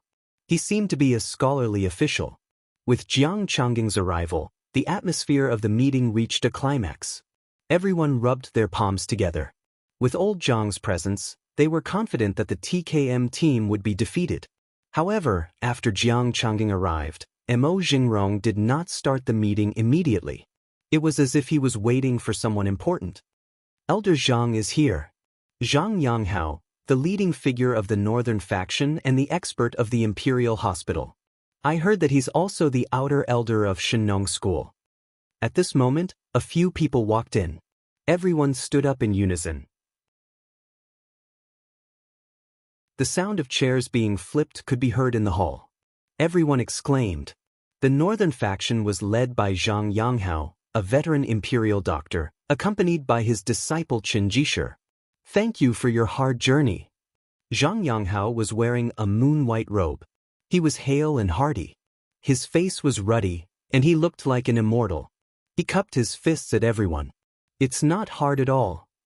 It's worth dying to see Elder Zhang. Their eyes were full of reverence as if they had seen a deity. Even Mo Jingrong did not dare to neglect him. Some people even shed tears of excitement. Zhang Yanghao's position was too special. He enjoyed the special allowance of the Government Affairs Council. He was a Changjiang scholar, the chief academic advisor of Huaxia's Chinese Medicine Association, a professor of the School of Chinese Medicine of Yenjing University, and the director of the Imperial Hospital. More importantly, he was also the outer elder of Shenong School. What kind of existence was Shenong School? He was no longer an ordinary Chinese medicine doctor, but a divine doctor, a living deity. They had heard that he could make pills and medicine, use qi to control needles, and had the ability to bring the dead back to life. They, including Jiang Changing, were only powerful in the secular world. How could they compare with such a transcendent existence? Some people looked at Jiang Changing with complicated and gloomy eyes and sighed with worry. Chen Junbin, the former deputy director of Yenjing Tianwei Pharmaceutical Company, is Zhang Yanghao's junior brother. Chen Junbin was said to have been angered to death by the Medicine King Group's press conference. Now that Zhang Yanghao has met Jiang Changing, will he fight to the death? However, there were also some people who rejoiced in Jiang Changing's misfortune. I don't know where Jiang Changing got those prescriptions, but in terms of medical skills and academic standards, he can't be compared to Zhang Yanghao. I'm afraid Zhang Yanghao is going to give him a hard time and embarrass him. Although Mo Jingrong was a technocrat, he was still a bureaucrat. He immediately took precautions and said with a smile. Regardless of whether it's the south or the north, they all belong to the Huaxia. TCM is still a family. I believe that under the leadership of old Zhang and old Jiang, our TCM exchange delegation will definitely become famous and defeat TKM. We'll raise the prestige of our country. Someone said kindly, come, Divine Dr. Zhang and Divine Dr. Jiang, the two elders, one from the south and one from the north, were originally separated by thousands of miles. Now that they have finally met, come, shake hands. Old Zhang, I've been looking forward to meeting you for a long time. It's my pleasure to finally meet you today. Jiang Changing had always been modest, polite, and kind to others. He quickly stood up with a face full of joy and wanted to shake hands with Zhang Yanghao. Zhang Yanghao's face was arrogant as if he didn't see anything. He ignored them and sat down in the middle. Let's not be so polite. This isn't an ordinary academic exchange, nor is it a treat. It's a life and death struggle. TKM isn't that easy to deal with. Let's start the meeting. Jiang Changing's hands stiffened in the air as his face flushed red with embarrassment. He knew that Zhang Yanghao hated him for defeating Tianwei Pharmaceutical and infuriating Chen Junbin. But could he be blamed for this matter? If Chen Junbin hadn't colluded with the Jinling herbal group to splash dirty water on the Jiang family, how could they have faced such a calamity? Jiang Changing, what Southern Medical School's top medical expert. You think you're qualified to sit on the same level as my master with your insignificant skills? You're just a clown. Zhang Yanghao ignored him, while a young man in his 20s retorted with disdain. Your Jiang family's medical skills are trash. I don't know where you got your prescriptions from, but you're just trying to fool the world. He was Zhang Yanghao's grandson, Zhang Xuanu. He was a member of the Imperial Medical Hall and had received Zhang Yanghao's teachings. His medical skills were shocking, and he was known as the Little Divine Doctor in Beijing. Countless tycoons came knocking on his door just to ask him to take their pulse and prescribe a prescription. The entire room fell silent. Everyone stared at Zhang Xuanhu in shock, their mouths agape. Even Mo Jingrong was in a dilemma. It was understandable that they looked down on each other secretly. But they didn't expect him to be so arrogant and not give Jiang Changing any face at all. There were also some who looked at the Jiang family with mockery as if they were looking at a joke. The Jiang family had risen too quickly, and the TCM market was only so big. The Jiang family had eaten so much, and the other TCM companies and families were having a hard time. Furthermore, people were more or less two-faced, and they were jealous. As the saying goes, it's better to die than to die. On the other hand, Zhang Yanghao seemed as if he didn't hear anything. He sat there calmly and took a sip of tea, not stopping him at all. Zhang Yanghao, what's with your attitude? Kneel down and apologize to Elder Jiang immediately. Just as everyone was feeling awkward and speechless, a cold voice suddenly resounded throughout the entire place. Everyone saw a girl beside Jiang Tian stand up.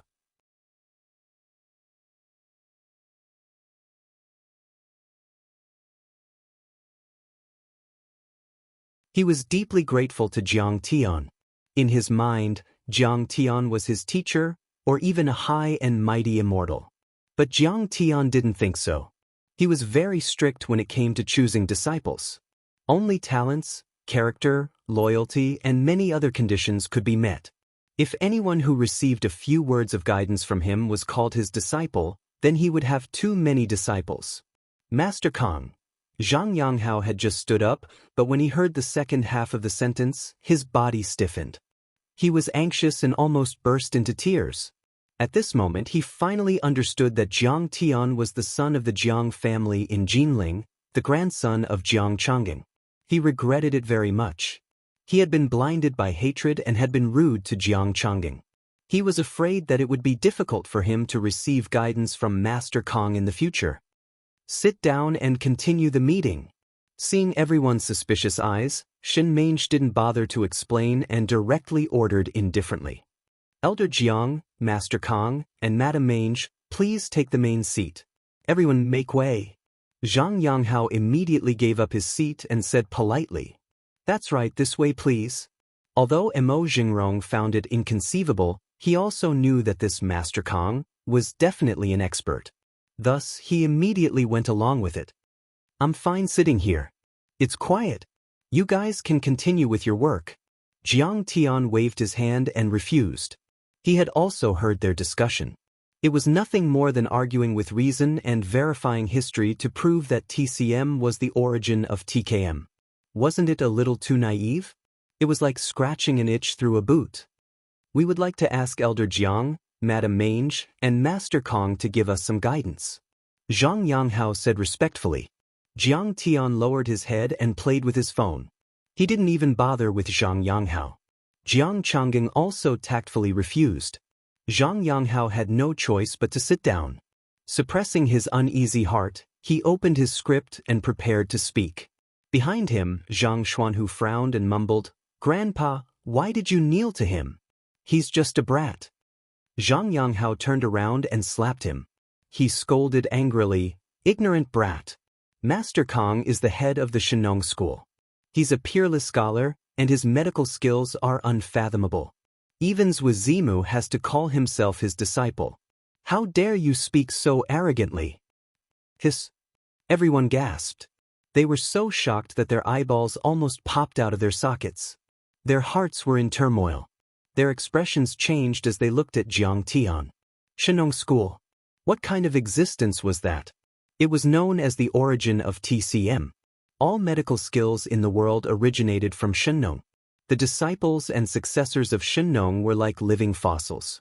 The people of Shenong School were no longer traditional TCM. They didn't use the 4 diagnostic methods of looking, listening, questioning, and feeling. Instead, they practiced medicine. They were proficient in making pills, drawing talismans, and the art of blessing. Their medical skills could revive the dead. They were like gods in heaven. No matter how capable Zhang Yanghao was, he was only an outer elder of the Shenong school. He begged for many years before he was able to join. However, this person was the head of the Shenong school. He was able to make the head of the Shenong school call him his disciple. Was he still human? Grandpa, you're joking, right? Zhang Xuanhu covered his face in shock. He couldn't help but laugh. I'm joking? Bastard, hurry up and kneel down. Zhang Yanghao was so angry that his face turned pale. He pointed at Zhang Xuanhu and shouted, Grandpa. Zhang Xuanhu's face turned red as he begged. He realized that what his grandpa said was true. In terms of seniority and status, he should kneel down to Jiang Tian. However, Jiang Tian was young, and he was around the same age as him. He couldn't accept kneeling down to Jiang Tian. Forget it, let's continue with the meeting. There's no need to bother about these details. Jiang Tian smiled. They were just ants. He could crush them with a single palm. There was no need for him to be calculative with them. The meeting continued as usual. However, with Jiang Tian present, Zhang Yanghao felt uneasy. Even though he had prepared a speech, he still couldn't help but be tongue-tied. Sweat dripped down his forehead, and he would look at Jiang Tian from time to time to check his expression. After he finished speaking, everyone expressed their opinions and discussed how to destroy the TKM's application for the intangible cultural heritage. Suddenly, there was a commotion at the entrance. Someone seemed to be quarreling, and the door of the meeting room was kicked open. A group of burly men dressed in black, and there were more than a dozen of them, barged in. Their faces were sinister, and their eyes were cold. They were tall and muscular, and there were dragon and tiger tattoos on their arms. With a single look, one could tell that they weren't easy to deal with. Who are you guys? How dare you barge into our meeting room? Zhang Yanghao flew into a rage and slammed the table. We heard that you guys are terrorists from Wuxia, and you guys intend to destroy the international medical exchange. Thus, we intend to kick you guys out. The person in the lead was 2 meters tall. He had a beard and hair that reached his shoulders. He placed his hands on the table and looked down at everyone. He spoke in choppy Mandarin with a sinister smile. Nonsense. We're here for an academic exchange. Scram. Zhang Xuanhu pointed at the burly man's nose and roared. Oh, it's rare for me to see such a gutsy Wuxia. The long-haired man smiled sinisterly. He suddenly grabbed Zhang Xuanhu's finger and flung it upwards. In an instant, Zhang Xuanhu shrieked in pain. His finger was bent at an abnormal angle, and the crisp sound of bones breaking resounded. The Zhang family's medical skills were top-notch, and they had come into contact with some martial artists. Zhang Xuanhu had also learned some martial arts. Although he was only in the iron body primary stage, it was impossible for 3 to 5 burly men to get close to him. Since Zhang Xuanhu was at a disadvantage, he immediately retaliated with a side kick toward the waist of the long-haired man. Trash! The long-haired man countered with a kick. Bam! The 2 legs collided. Zhang Xuanhu was sent flying like a rag doll. His leg was broken, and he couldn't even stand up. He rolled on the floor in pain. Everyone was dumbfounded by this sight, and panic filled the room. They didn't expect the South Korean and Korean doctors to be so arrogant as to come knocking on their door. Is there anyone else who dares to come up? The long-haired man slapped Zhang Xuanhu as though he was swatting an ant. As he asked, he put his finger on the conference table with a smile. Only a hissing sound could be heard. Bam! The conference table, which was more than 3 centimeters thick, was pierced through by his finger as though it was made of tofu.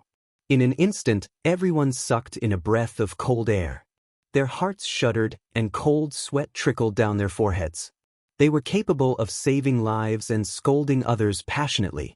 However, they were a far cry from fighting. This person was clearly an expert, and they weren't a match for him. Should we call the police? Someone asked. It's useless to call the police. Someone shook his head and pointed to the door. Did you see that? There are police officers outside, and they're colluding with us. They're waiting for us to make a move, and they'll arrest us. How dare you beat someone up in broad daylight? Is there any law in this world? Is there any justice in this world? Emo Jingrong stood up and slammed the table as he roared. We're from Huaxia's Traditional Chinese Medicine Association, an organization protected by the law. We're here to participate in the academic exchange, and I want to inform our country's embassy to protest and condemn you. Do whatever you want. The long-haired man sneered and continued fearlessly, get out of South Korea right now. Otherwise, I'll beat you up every time I see you. Emo Jingrong instantly understood what was going on. His face paled and his heart sank to the bottom. TKM's application for the World Heritage Site was a huge matter, and if Huaxia interfered and obstructed their application, they would suffer a huge loss. This was something that many organizations were unwilling to see. A Korean medicine company like Daoist Pharmaceutical Company was worth 200 billion won, and it was normal for them to hire a few fearless criminals to disrupt Huaxia's TCM delegation. Even if the embassy were to protest, they might even pursue the matter. However, TKM's application for the World Heritage Site was successful, and it could be said that they had paid a small price for a huge victory.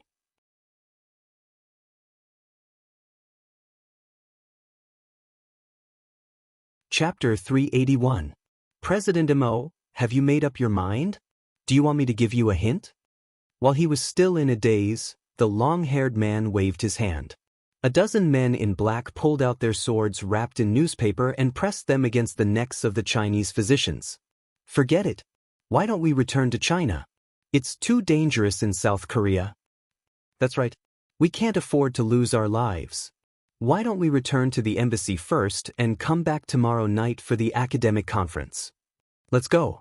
We can't stay here any longer. It's more than 10 kilometers from the embassy. What if we encounter danger along the way? The Chinese physicians had never seen such a scene before, and they trembled in fear. Tears almost rolled down their cheeks. Weaklings. Bullying Huaxia people is so satisfying.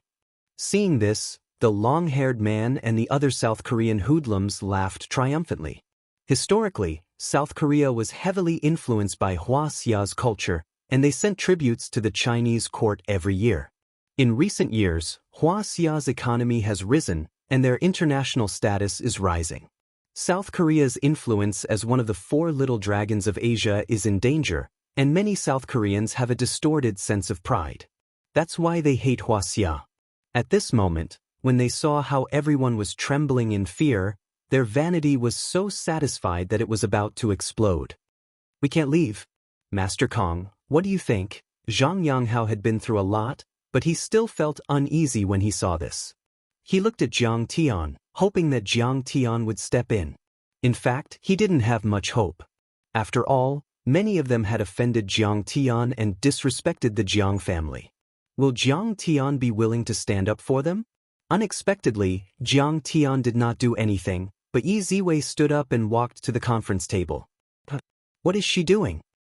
This little girl is so pretty. If I can have my turn with her, it's worth it even if I have to sacrifice 10 years of my life. When the South Korean thugs saw the beautiful Yi Ziwei, they almost drooled. They were thinking that they can touch her and tear her clothes when they bring her out. Wouldn't that be great? A mocking smile appeared on Yi Ziwei's lips. With just one kick, the conference table, which weighed more than a few hundred kilograms, rolled away like it was made of foam. The flying table directly knocked the long-haired man who was the closest to it and sent him flying. The conference table smashed into the heads of several big men, causing them to lie flat on the ground. Their bones and tendons were broken, and they spat out mouthfuls of blood. Some of their sternum was broken, and their internal organs were pierced. After the dust settled, Yi Ziwei glanced coldly at the shocked crowd and said disdainfully, "How dare a few Koreans insult us Huaxia people? How strong is this kick?" Emo Jingrong, Zhang Yanghao and many Chinese medicine doctors from Huaxia were stunned and couldn't believe it. She seems to be old Master Jiang Chongging's granddaughter. Yes, that's right. She was the one who hosted the Jiang family's new product launch. She's a heroine. The Jiang family is as imposing as a tiger. Everyone praised and had a good impression of the Jiang family. Damn it. Chop her up. The long-haired man struggled to stand up. He felt a warm sensation on his forehead, and when he touched it, he was furious. He picked up a long knife and pointed it at Yi Ziwei. She's really going to hurt someone with a weapon. How lawless. Be careful, Madam Yi. Some of the Chinese medicine doctors were filled with righteous indignation, while others were frightened. There were more than a dozen big men, and all of them were armed. Yi Ziwei was alone, and she was unarmed. She might not be able to defeat them. While everyone was worried, the South Korean hooligans had already reached Yi Ziwei. The first person who rushed up was kicked in the chest by Yi Ziwei. He knocked over 3 to 4 people behind him and slid 5 to 6 meters away. The people behind him all vomited blood and screamed. The second person who came to Yi Ziwei's side was slapped unconscious by her.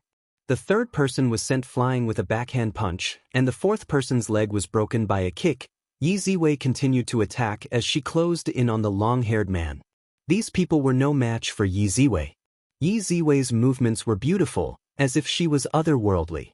However, every punch and kick was powerful and fast as lightning. Before the thugs could make a move, they were already hit. The dozen or so thugs in front of Yi Ziwei did not even last half a second. When Yi Ziwei arrived in front of the long-haired man, there were no more thugs left. Evil woman! Evil woman! The long-haired man's face turned pale. Even though he was a notorious gangster in Half of Seoul, he was still frightened and his body trembled slightly. Perhaps people like to use such supernatural terms for powerful things that they could not understand.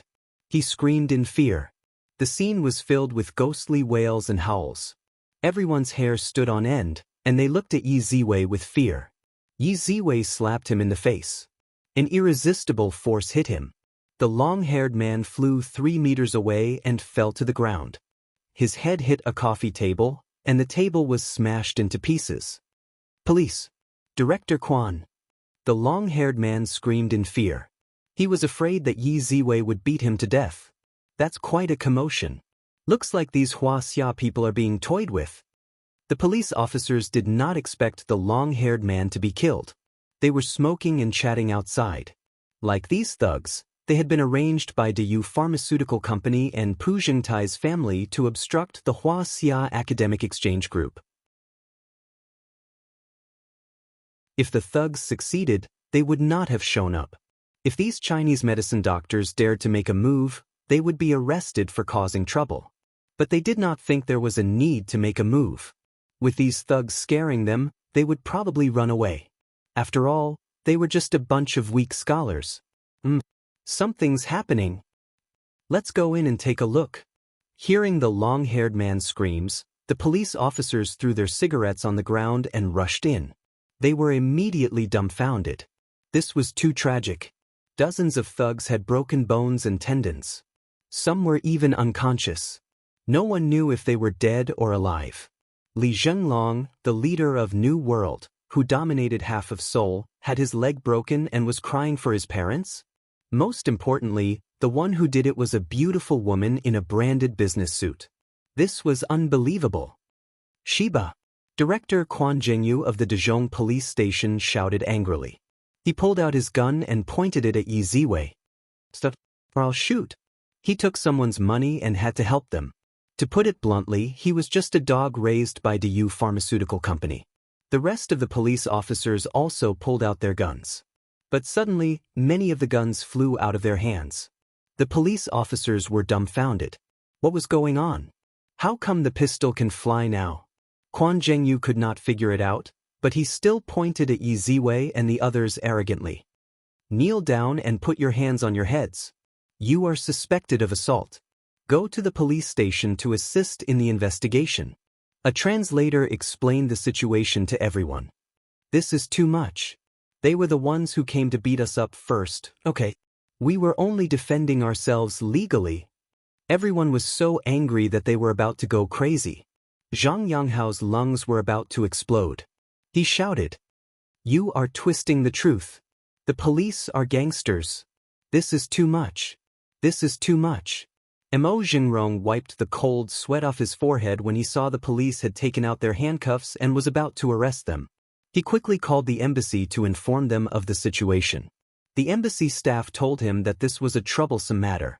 If the police were the ones who attacked first, the embassy's legal team can guarantee everyone's safety out of South Korea.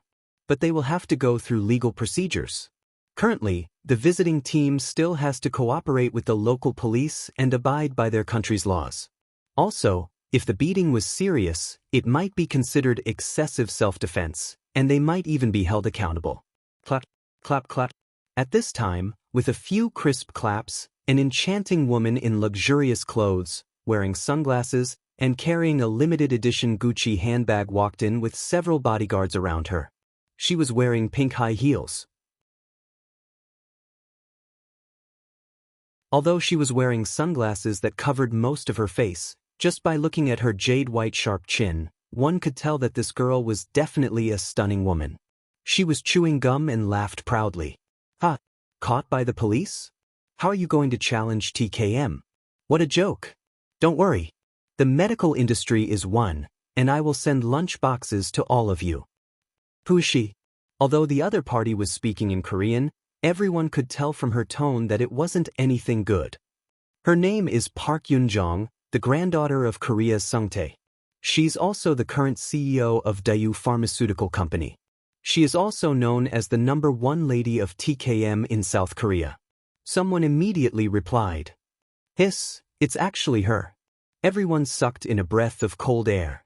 Park Yoon-jong's family is one of the top 10 families in South Korea in terms of wealth and political influence. Park Yoon-jong can talk to the mayor of Seoul and even talk to the president of South Korea. Park Yoon-jong had learned TKM from her grandfather and later graduated from the Ivy League Business School. She is known as the Queen of South Korea's business school. She is capable and ruthless. Under her management, Daewoo Pharmaceutical Company had fought a series of battles with international pharmaceutical giants and became the #1 pharmaceutical company in South Korea and one of the top 20 pharmaceutical companies in the world. Even if the Jiang's Medicine King Group is known as the #1 pharmaceutical company in Wuxia, they are still inferior to Daewoo Pharmaceutical Company in terms of wealth and international influence.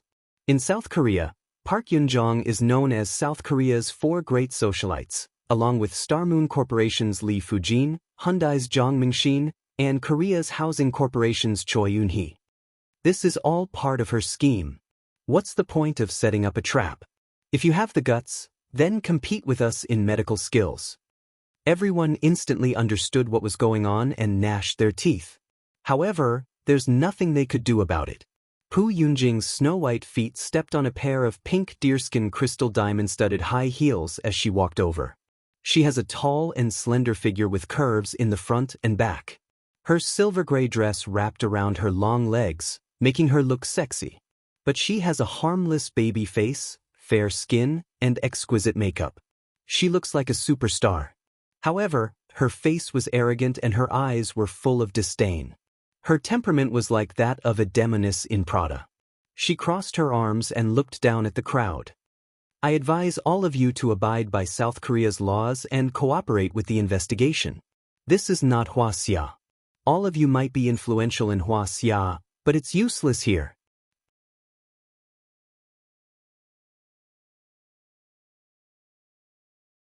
Chapter 382. Sigh, I'm going to die before I can achieve anything. Am I going to watch TKM gain fame by deceiving the public? Mo Jingrong sighed in despair. At that moment, he wished he could buy a block of tofu and knock himself to death. They were entrusted by Wuxia's Chinese medicine industry, and they had high hopes for them. Now, with just a little trick, everyone was locked up in the police station. Tomorrow, there was no need to think about competing in medical skills.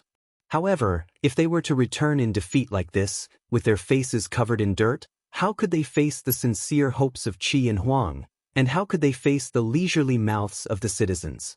Some of the Chinese medicine practitioners shook their heads and sighed. Some gritted their teeth with tears in their eyes. Some clenched their fists and cursed loudly. But there was nothing they could do. In fact, Pu Yunjing was right. In Wuxia, they were all at the level of national masters. Their names shook the region, and their hands and eyes reached the sky. However, they were in South Korea, a foreign country. They had no relatives and no one knew them.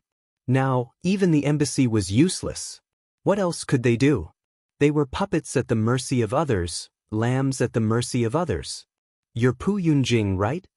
Jiang Tian put away his phone, stood up, and walked over with a cigarette in his mouth. HM? Who are you, handsome? Are you a famous doctor? It's rare to see such a young Chinese medicine practitioner in Wuxia. Pu Yunjing pinched Jiang Tian's chest and looked at Jiang Tian curiously. She suddenly realized that this young man was very handsome. He had a unique aura that was both masculine and demure. He was many times more handsome than those South Korean male celebrities who had undergone plastic surgery. If she could hook up with him and sleep with him at night, wouldn't that be great? I'm the young master of the Jiang family's Medicine King group. You should know that you plagiarized our products, right? Jiang Tian blew a mouthful of smoke at her face, causing her to cough and wave her hands. You're slandering me. If you dare to say another word, I'll send you to hell. Pu Yunjing glared fiercely at Jiang Tian. If you apologize to me now, I'll spare your life. If you don't, I'll make sure you die a horrible death. Jiang Tian looked at her and said seriously. What did you say? Pu Yunjing looked at the serious Jiang Tian as if she was looking at an idiot. She couldn't believe her ears. Then she covered her bright red mouth and laughed. She laughed so hard that tears almost came out. You really have a sense of humor. So cute, so funny. This is the funniest joke I've ever heard. After laughing for a while, she finally stopped. Then she looked at Jiang Tian with a mocking expression and said, You country bumpkin from Wuxia want me to apologize to you? Do you know that when I go to Wuxia, your governor and mayor have to bow and scrape when they see me? Do you know that one word from me can make it impossible for you to survive in Wuxia and hit a wall everywhere? She was right. Since Wuxia's reform and opening up, for a long time, attracting investment was the top priority of the local government. They treated these foreign businessmen like their grandmother was the god of wealth. They even gave these foreign businessmen preferential treatment. Over time, they thought that they were better than Wuxia people and didn't put Wuxia people in their eyes.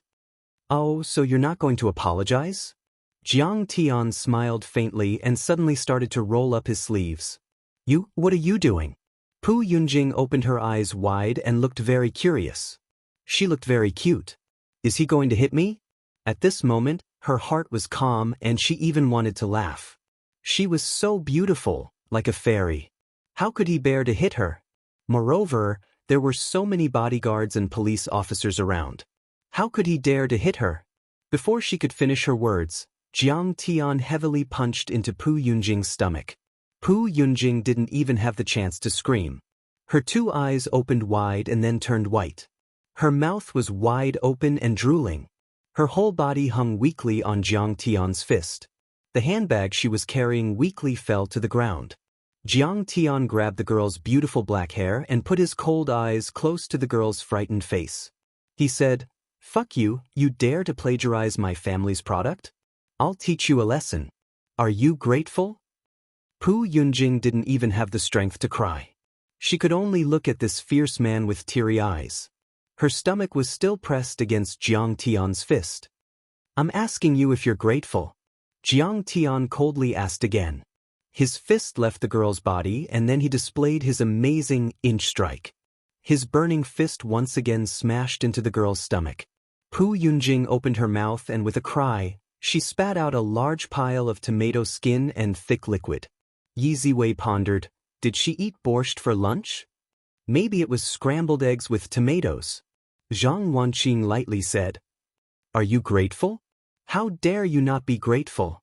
Jiang Tian smiled coldly and threw out another punch full of heroic spirit. Pu Yunjing knelt on the ground and swayed as she spat out a pile of unrecognizable things. Girls of her age liked to eat random snacks, and her nutrition was out of balance. I'm asking you, are you grateful? Jiang Tian squatted on the ground and pinched the girl's chin. Although the girl probably felt that she was about to die, she was still moved by the man's social education.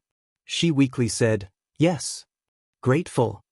This girl was worthy of being the queen of Korean business. She was able to see the big picture.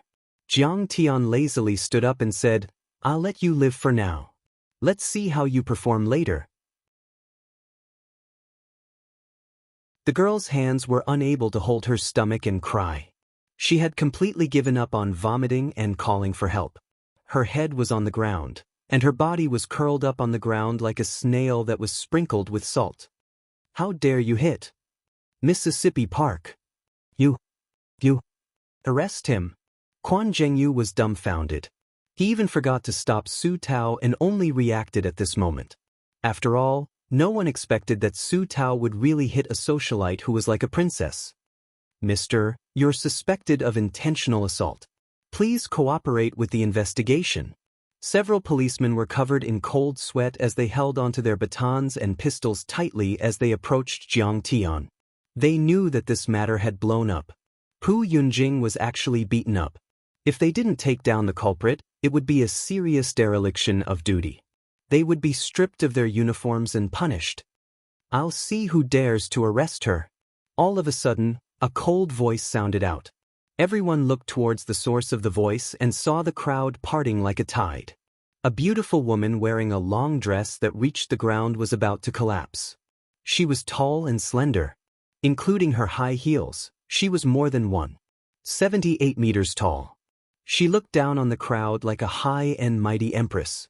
Even Pu Yunjing felt ashamed of her inferiority. Her pair of beautiful eyes swept over. The coldness and arrogance in her eyes made everyone lower their heads. She was like a queen who walked out of an icy kingdom. Who's this woman? She looks familiar. How dare she speak up for these Huaxia people? Isn't she afraid of offending Pu Yunjing? A gangster whispered into Li Zhenglong's ear. Shut up. She's the eldest princess of the Xianxia Li family. Li Zhenglong's eyes were filled with fear. He glared at the gangster fiercely and trembled uneasily. That was because this woman was someone whom they could only look up to. She was the eldest princess of the Xianxia Li family, Li Fuzhen. Li Fuzhen? The gangster who asked the question earlier instantly understood. He was so scared that his face turned pale and he immediately kept quiet. Miss Li, Quan Zhengyu had a bad feeling when he saw Li Fuzhen. He walked up uneasily and squeezed out a smile. I'm sorry, there was a fight here. We're here to carry out our mission. It was an emergency, so we didn't inform you. You're really bold. Li Fuzhen snorted coldly. She had a cold personality to begin with. Now that she was furious, her face was covered in frost. She sneered. Mr. Jiang and his group are our distinguished guests of the Xianxia Hotel. Why did you arrest them? Quan Zhengyu was stunned when he heard this. His unshaven face was covered in cold sweat. How was this possible? Wasn't he part of the Huaxia Chinese medicine academic delegation? How did he become Li Fuzhen's distinguished guest? Li Fuzhen was the daughter of the Xianxia Li family, the most powerful family in South Korea. In terms of background and influence, not even Ten Pu Yunjing could compare to her. She was not someone the police could afford to offend. Even the mayor of Seoul had to be polite to Li Fuzhen, let alone their director. But how would someone of Li Fuzhen's status know a young Huaxia Chinese medicine practitioner? He tried to explain, Miss Li, I'm sorry. I really didn't know. Otherwise, I wouldn't have dared to do this. Li Fuzhen could not be bothered to look at him. She bowed respectfully to Jiang Tian and said, Mr. Jiang, I'm sorry I'm late. I just received news that you're staying in this hotel. I didn't expect them to do something like this. She was really angry. Not to mention that Jiang Tian was invincible, invulnerable to weapons and invulnerable to fire and water. He was like a god. Jiang Tian had defeated the Japanese and saved Tan Jun's family. He had even helped her sister, Li Jinju, to become the palace master of the Daoist palace. Jiang Tian had thwarted Li Zhirong's scheme and saved the entire Xianxia Li family.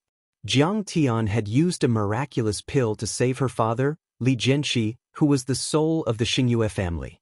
Jiang Tian had saved her from the hands of villains and prevented her from being humiliated. In her heart, Jiang Tian was like a second parent, a great savior. But now, a few bastards had insulted Jiang Tian and even wanted to take Jiang Tian away from her family's hotel. If this really happened at the Xianxia Hotel, wouldn't the Xianxia Li family be sinners? How would she have the face to face Jiang Tian? Nothing. Jiang Tian glanced at the long-haired man, Li Zhenglong, and said calmly, "He came to disrupt our meeting and wanted to expel us. He even used a knife to attack people." Thump. Li Zhenglong's legs went soft and he fell to the ground. He was so scared that he almost peed. Jiang Tian pointed at Quan Zhengyu and said calmly, "These policemen are inverting right and wrong. They're in cahoots with these villains. They won't listen to our explanation and insist on arresting us." "Miss Li, please listen to my explanation." Quan Zhengyu's body was cold. His legs went soft and he almost couldn't stand.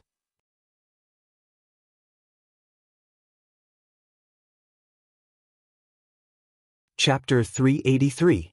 You don't have to explain. I have already informed your director. You will be punished, and the prosecutor will be involved in the investigation. Li Fuzhen's words were understated, but Quan Zhengyu's heart fell straight into the nine-nether abyss. He looked at Pu Yunjing pleadingly, hoping that she could help him. After all, they were working for the Park Shengtai family. Little did he know that the moment Li Fuzhen entered the room, Pu Yunjing was so scared that her legs started cramping. When Li Fuzhen apologized to Jiang Tian, she was so shocked that her heart almost jumped out of her throat. That was Li Fuzhen, Li Jianxi's daughter. Even her grandfather, Park Shengtai, had to put on a smile when he saw Li Fuzhen. The Park Shengtai family and Daoist Pharmaceuticals were only in the pharmaceutical industry. To be precise, Korean medicine was doing well. But compared to the Star Moon Lee family and Star Moon Group, the top conglomerate in South Korea, they were nothing. The Star Moon Group only needed to pull out the medical department of Star Moon Chemical to be able to suppress Daoist Pharmaceutical. Pu Yunjing did not dare to say a word. She shuffled toward the door, but how could Li Fuzhen let her go? Yunjing. Pu Yunjing was so shocked that her whole body suddenly trembled. She lowered her head and stepped forward like a quail. She said with a smile, "Miss Li, I was just playing with them. Shut up." Li Fuzhen's face turned cold as she roared. She looked at Pu Yunjing with an exasperated look and said coldly, "What did you say when you got financing from Star Moon Financial? You said that you want to bring Korean medicine to greater heights and focus on product development. You said that you want to develop your own intellectual property. But you plagiarized Medicine King Group's product. They haven't even said anything, and you're here to pick a fight." When Li Fuzhen faced Jiang Tian, he was like a believer seeing a god, trembling with fear and treading on thin ice.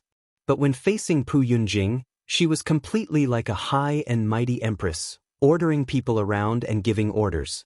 This was the reason why she displayed the monstrous arrogance of the Star Moon Li family's eldest princess. "I didn't." Pu Yunjing still wanted to explain. However, he was immediately interrupted by Li Fuzhen. She snorted coldly and said, "This is Star Moon Group's hotel, and you dare to be so presumptuous. It's clear how you usually behave. If that's the case, I think Star Moon Group should withdraw its investment. I'll have a good talk with Mr. Pu Yunjing." Li Fuzhen's words were icy cold, and every single one of them was like a spear and a sword that pierced Pu Yunjing's heart, causing her face to turn ghastly pale, and she was on the verge of collapse. "What are you waiting for? Get out of here!" Li Fuzhen shouted angrily. Yes. I'm leaving now." When Pu Yunjing came, she was arrogant and insufferably arrogant. But when she left, she was covered in dirt and grime, as if she had lost her parents. She was as panicked as a stray dog. Her legs were so weak that she couldn't even walk properly. She had to be carried out by 2 assistants. "Mr. Jiang, if anyone dares to cause trouble, please inform me immediately. I am willing to protect you." Li Fuzhen helped the TCM delegation change to another meeting room before he sent someone to send Zhang Xuanhu to the hospital before he spoke respectfully. "Yeah, thank you for your hard work. You can leave first. We still have a meeting to attend." Jiang Tian nodded his head. At this moment, everyone looked at Jiang Tian in a different light. The Jiang family's crown prince was too formidable. His connections were so extensive that he even knew the eldest daughter of the Star Moon Li family, Li Fuzhen. "Divine Physician Jiang, what's your relationship with the eldest daughter of the Li family?"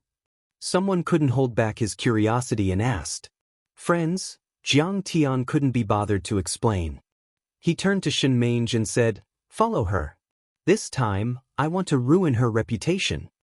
"Yes, master." Shen Mange nodded her head solemnly and left the hotel silently. Friends? Everyone looked at each other. Why did it feel like they were meeting a leader when they saw him? Emo Jingrong patted Jiang Tian's shoulder and praised, "With divine physician Jiang around, we're even more powerful than the embassy. At the very least, we can wrestle with the TKM doctors fairly this time." Only Zhang Yanghao's eyes lit up. He seemed to have understood something. He heard that Master Kong had swept through Southeast Asia. Could it be that he has also conquered South Korea? That night, Pu Yunjing went to a bar angrily and called a few of her close friends over for a drink. These people were the scions of the richest tycoons in South Korea. If they worked together, they could do anything in South Korea. The young master of Hyundai Industries, Zheng Chuha, and the vice-chairman of Korea Real Estate, Chue Junhee. One of them was her admirer, and the other was her best friend. Other than that, there was also the young master of Letian Entertainment, Yin Dongyuan. Letian Entertainment was one of the biggest entertainment companies in South Korea. They had produced many blockbusters like Winter Love Song, Killing Memory, and many others. Under Yin Dongyuan's banner, there were many famous artists and directors in South Korea, Wuxia, and even the entire East Asia. Chue Junhee was dashing, but he looked a little effeminate. Putting his arm around Pu Yunjing's shoulder, he said, "Yunjing, why are you angry? Don't worry about it.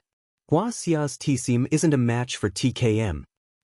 Junhee, it's not as simple as you think. If TKM's application is successful, it will be equivalent to obtaining the Western world's recognition, and Daoist Pharmaceutical Company might even be able to enter Western Europe and America's market."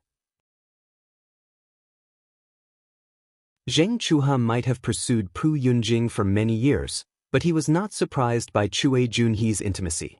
After all, this fellow did not like women. Zheng Chuha had a straight nose and a square mouth. His hair was slicked back, but he did not look old. On the contrary, he gave off a domineering aura. Sipping on his red wine, he smiled. "Although the success rate of TCM causing trouble is low, we can't afford any mistakes. If we fail, then Yunjing's years of effort will be wasted." With a charming smile, Chue Junhee replied, "Then let's teach them a lesson during the International Medical Skills Exchange. I have a few ferocious men under me, and the United States Marine Corps has hired them. They're great at fighting. They're not something that trash like Li Zhenglong can compare to. But Li Fuzhen has her eyes on him, and she's protecting that Wuxia man. So how are we going to make a move?" Pu Yunjing said in despair. "That bitch is a disgrace to us women. She actually likes that ugly Wuxia man." Chue Junhee curled his lips in disdain. His attitude was that of a woman's. "Yunjing, don't worry. That man is only Li Fuzhen's pet. Li Fuzhen's private life is messy, and she has at least 100 pet boys. So we don't have to be too concerned about it." Zheng Chuha smiled and said, "Mr. Pu Zhengtai is a great benefactor to the patriarchs of the major families. Moreover, we're doing this for the development of TKM. This is for the sake of the nation." At the side, Yin Dongyuan interrupted, "Li Fuzhen does have some strength, but with our three great families working together, I'm afraid she'll have to think twice. She's not a fool, she won't fall out with us over a boy toy." Zheng Chuha said, "I suggest that we report this matter to our families tonight. When the time comes, let the elders suppress Li Fuzhen. No matter how strong she is, she's just a junior. How can she go against so many elders? Li Jianxi won't support her either. As for us, we'll teach Wuxia TCM a lesson." When everyone heard that, they nodded in agreement. "If you can persuade your parents, then there won't be a problem. Chuha, you're the best," Pu Yunjing said with gratitude and surprise. Zheng Chuha, Chue Junhee, Yin Dongyuan. The families behind them combined were enough to compete with the Xingyue Li family. If they worked together, Li Fuzhen would have to think twice. If it was a conflict of interests, Li Fuzhen might fight to the death for the Wuxia kid. However, Li Fuzhen did not dare to fall out with them because of a pet boy. Moreover, there were their elders. The visiting group from Wuxia TCM would be completely suppressed. At that moment, Zheng Chuha said excitedly, Oh right. I heard that the new palace master of the Tanjun Daoist Palace, Li Jinju, will be hosting the Tanjun celebration at the Seoul International Convention and Exhibition Center tomorrow night. When the time comes, everyone must build a good relationship with her. She'll be there too. That's great. Everyone was excited. Li Jinju was the new palace master of the Tanjun Daoist Palace. Tanjun was the faith of the South Koreans. She was their ancestor, the god of creation. The palace master of the Daoist palace was Tanjuan's spokesperson. It was no exaggeration to say that she was like a queen. Even the president treated her like a god and obeyed her every word. If they could curry favor with Li Jinju, it would be equivalent to gaining the support of the government. In terms of finance, industrial land, and industrial policy, they would receive extremely favorable support. What's so great about her? Is she prettier than me? Is she prettier than me? Choi Jun-hee said with a face full of jealousy. The palace master of the Tanjun Daoist Palace is not a competition of beauty. She's an expert who has been enlightened by Tanjun. Pu Yunjing looked at him mockingly. Don't say such things. If his believers hear you, they will tear you to pieces. The Choi family will also be boycotted by the public. Zheng Chuha gave Choi Jun-hee a warning look. He was so scared that his face turned pale. He secretly cursed the sissy for talking big. They chatted for a while longer. Pu Yunjing looked at the time, then stood up and said, "Everyone, I'll leave you to it. I still have some things to do." "Yunjing, we haven't talked for a while. Why are you leaving?" Zheng Chuha said reluctantly. "I'm really busy. Tomorrow is the most important day. Victory or defeat depends on it." Pu Yunjing waved her hand and smiled sweetly. She was so cute that Zheng Chuha almost fainted from her charms. Zheng Chuha walked her out of the bar. He put his hands in his pockets and smiled elegantly. "Yunjing, you drank a lot just now. Are you okay? Do you want me to drive you?" "I'm fine. I brought a driver." Pu Yunjing's beautiful eyes were as clear as water. She took his hand and looked at Zheng Chuha gratefully. "Thank you, Appa, for supporting me. After the application is over, how about we start dating?" There seemed to be a trace of intoxicating tenderness between his fingers. Zheng Chuha was so happy that he almost fainted. He laughed in disbelief. "Yunjing, am I hallucinating? If Appa can't accept Yunjing, Yunjing will be very sad." Pu Yunjing lowered her head and smiled shyly. She was as pure as a white lotus. Zheng Chuha was stunned. After Pu Yunjing drove away in the BMW sports car, Zheng Chuha was still standing there in a daze. He said with an intoxicated face, "For you, I would go through fire and water."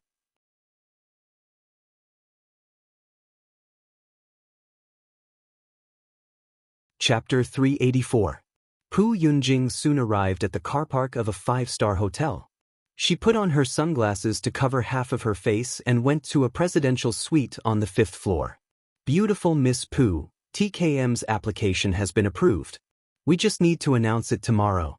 But you also have to fulfill your promise, right?" A golden-haired, blue-eyed man with thick hair and a burly figure sat on the sofa with a big belly.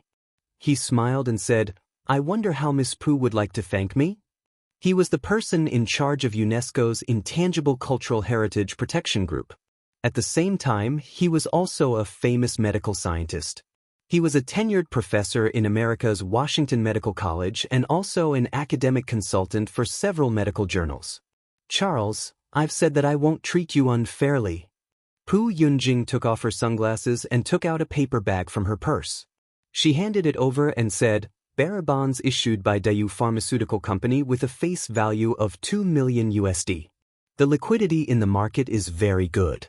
You can exchange them at any financial institution." Miss Pu is a trustworthy businesswoman. Charles nodded his head in satisfaction and shrugged his shoulders.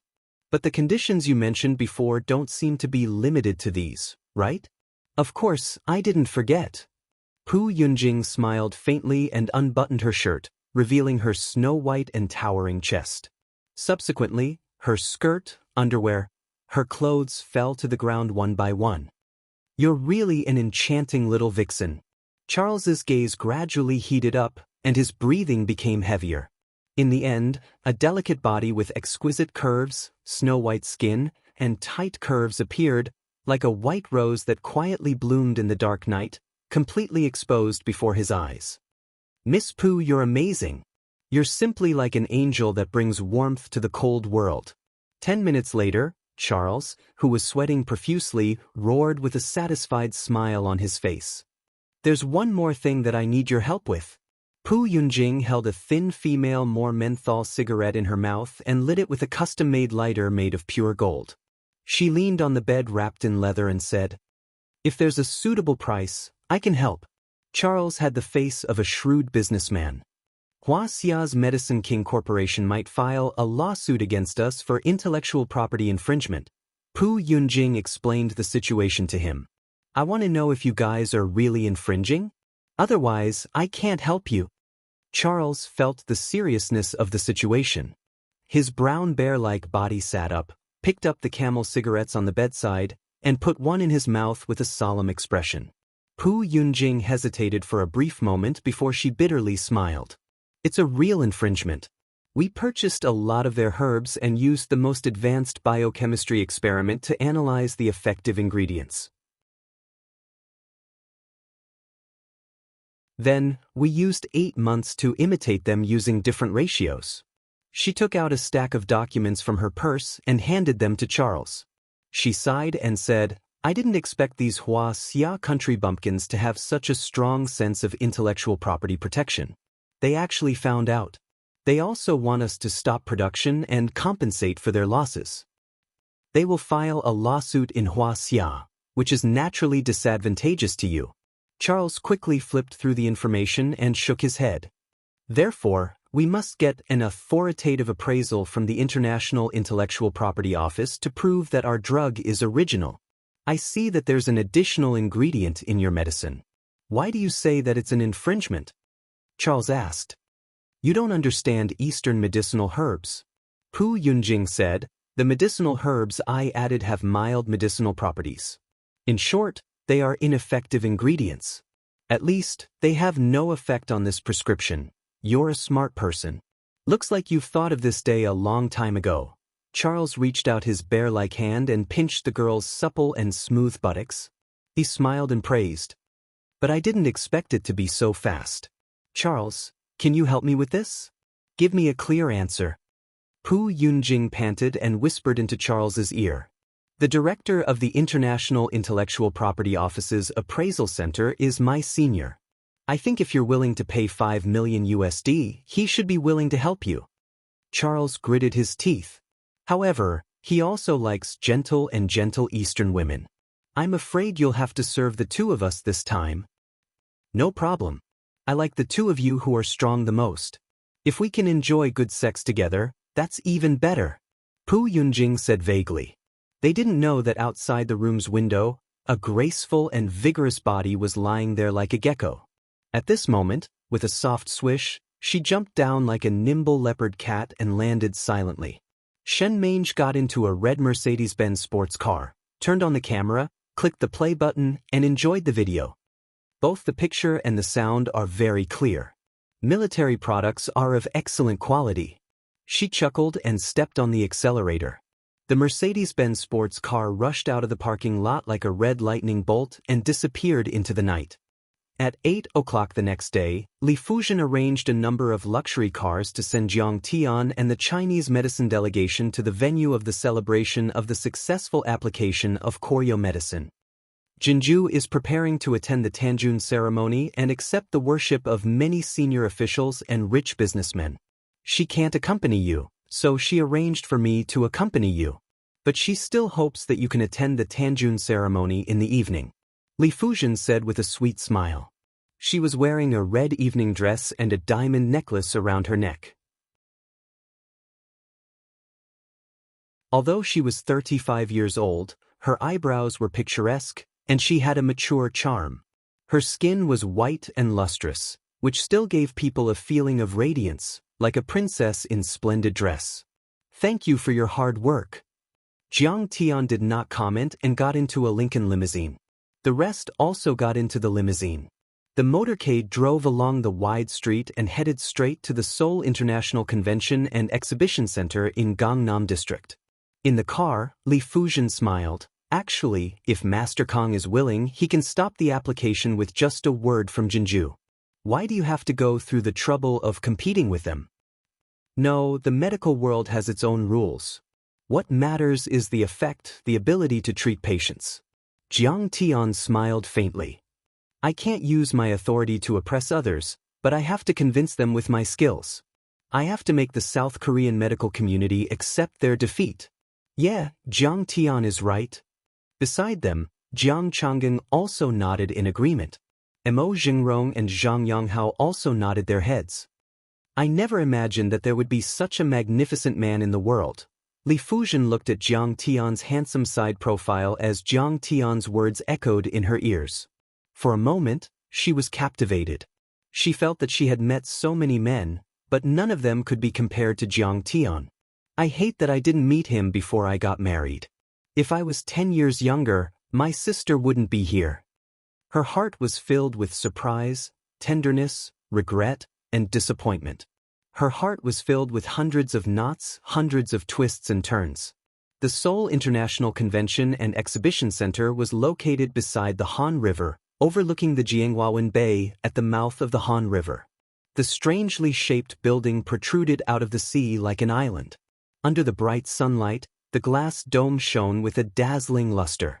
The nearby roads were heavily guarded, and luxurious cars drove into the 2,300-space parking lot under the guidance of the security guards. Luxurious cars and celebrities gathered in the parking lot. Today, the celebration of TKM's application was held here. The World Medical and Pharmaceutical Exchange Conference and Tanjun's celebration were held here. Many tycoons and celebrities from South Korea, including politicians and dignitaries, attended the event. Under Li Fuzhen's guidance, Jiang Tian and his entourage alighted from the car and walked towards the main hall of the Convention and Exhibition Center. At the same time, a group of reporters rushed towards them. Zhang Yanghao smiled proudly and said, I didn't expect Huaxia's traditional Chinese medicine to be so popular. But in the next moment his smile froze on his face, and he could no longer smile. The reporters walked past them and went straight to a Mercedes-Benz behind them. This. Zhang Yanghao was embarrassed. The door of the Mercedes-Benz opened, and with the help of Pu Yunjing, who was wearing an ancient Korean costume, an old man with white hair and a white beard got out of the car with a smile. He's Park Chung-tae.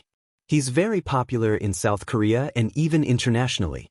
His Chung-tae Medical Center has even opened in New York and Washington. Li Fuzhen, who was wearing sunglasses, introduced.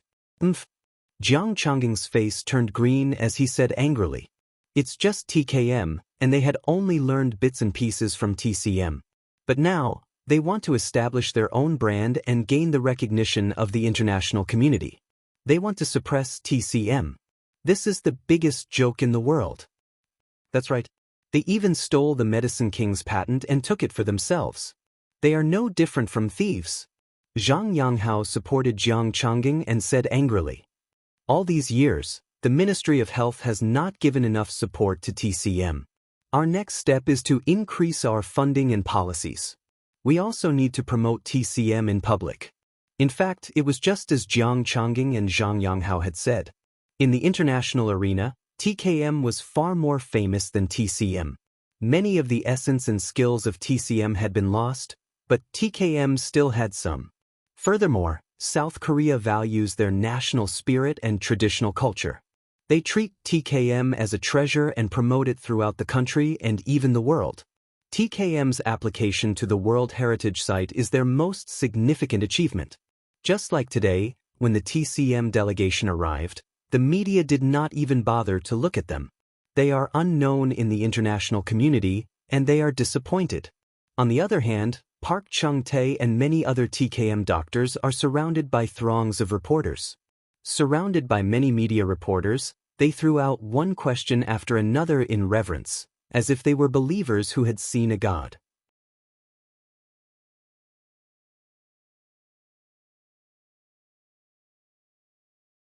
Chapter 385. If they succeed, then both of us will be sinners in history. Jiang Chang'ing roared. Grandpa, don't worry. With me around, they won't succeed. Jiang Tian comforted before he accompanied the old man to the Silver Hall on the 3rd floor. Master Kong, how are you going to deal with Park Shengtai?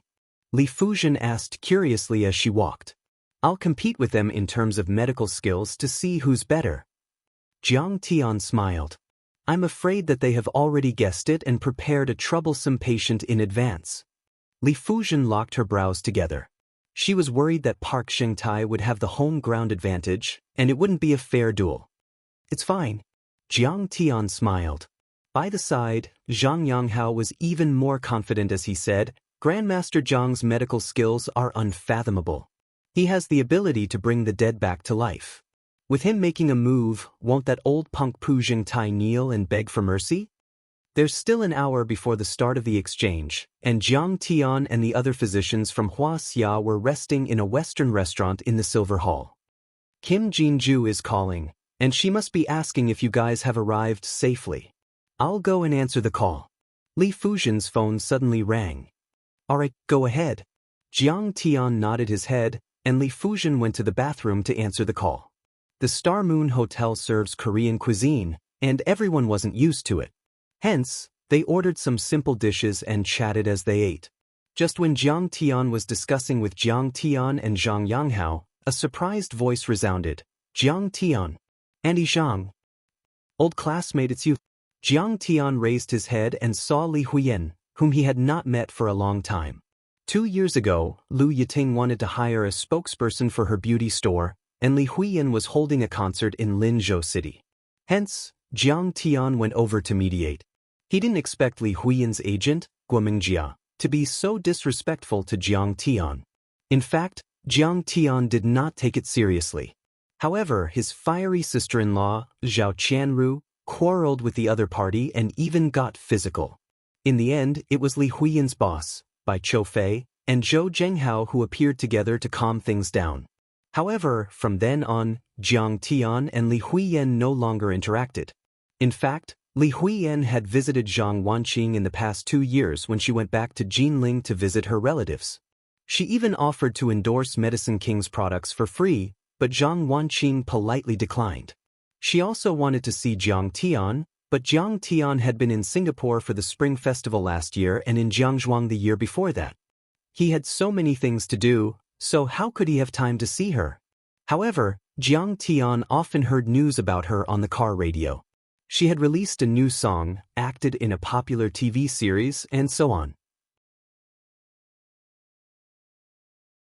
It seemed that Bai Choufei was also giving him face, and had spared no effort to support him. It seemed that she had already become an A-list celebrity on Huaxia, and was known as one of the 4 young actresses. At this moment, she was wearing a white evening gown, crystal high heels, and a pair of snake-shaped earrings. Her makeup was glamorous, and her aura was powerful. She looked like an international superstar. Next to her was a male companion who was dressed luxuriously. Huiyan, what are you doing here? Zhang Wanqing had a good impression of Li Huiyan, so she asked with a smile. Li Huiyan and Jiang Tian were high school classmates, and she was extremely outstanding. A few years ago, when Li Huiyan had just debuted, she had endorsed Medicine King's products for a very low fee. In the past 2 years, she would visit Zhang Wanqing during every festival. Even when Zhang Wanqing was not in Jinling, she would call him to say hello. She was an extremely considerate girl. And I'm here to talk to a South Korean film company about a new Sino-South Korean co-production. Coincidentally, there's a grand banquet here, so I came to take a look. Are you here too?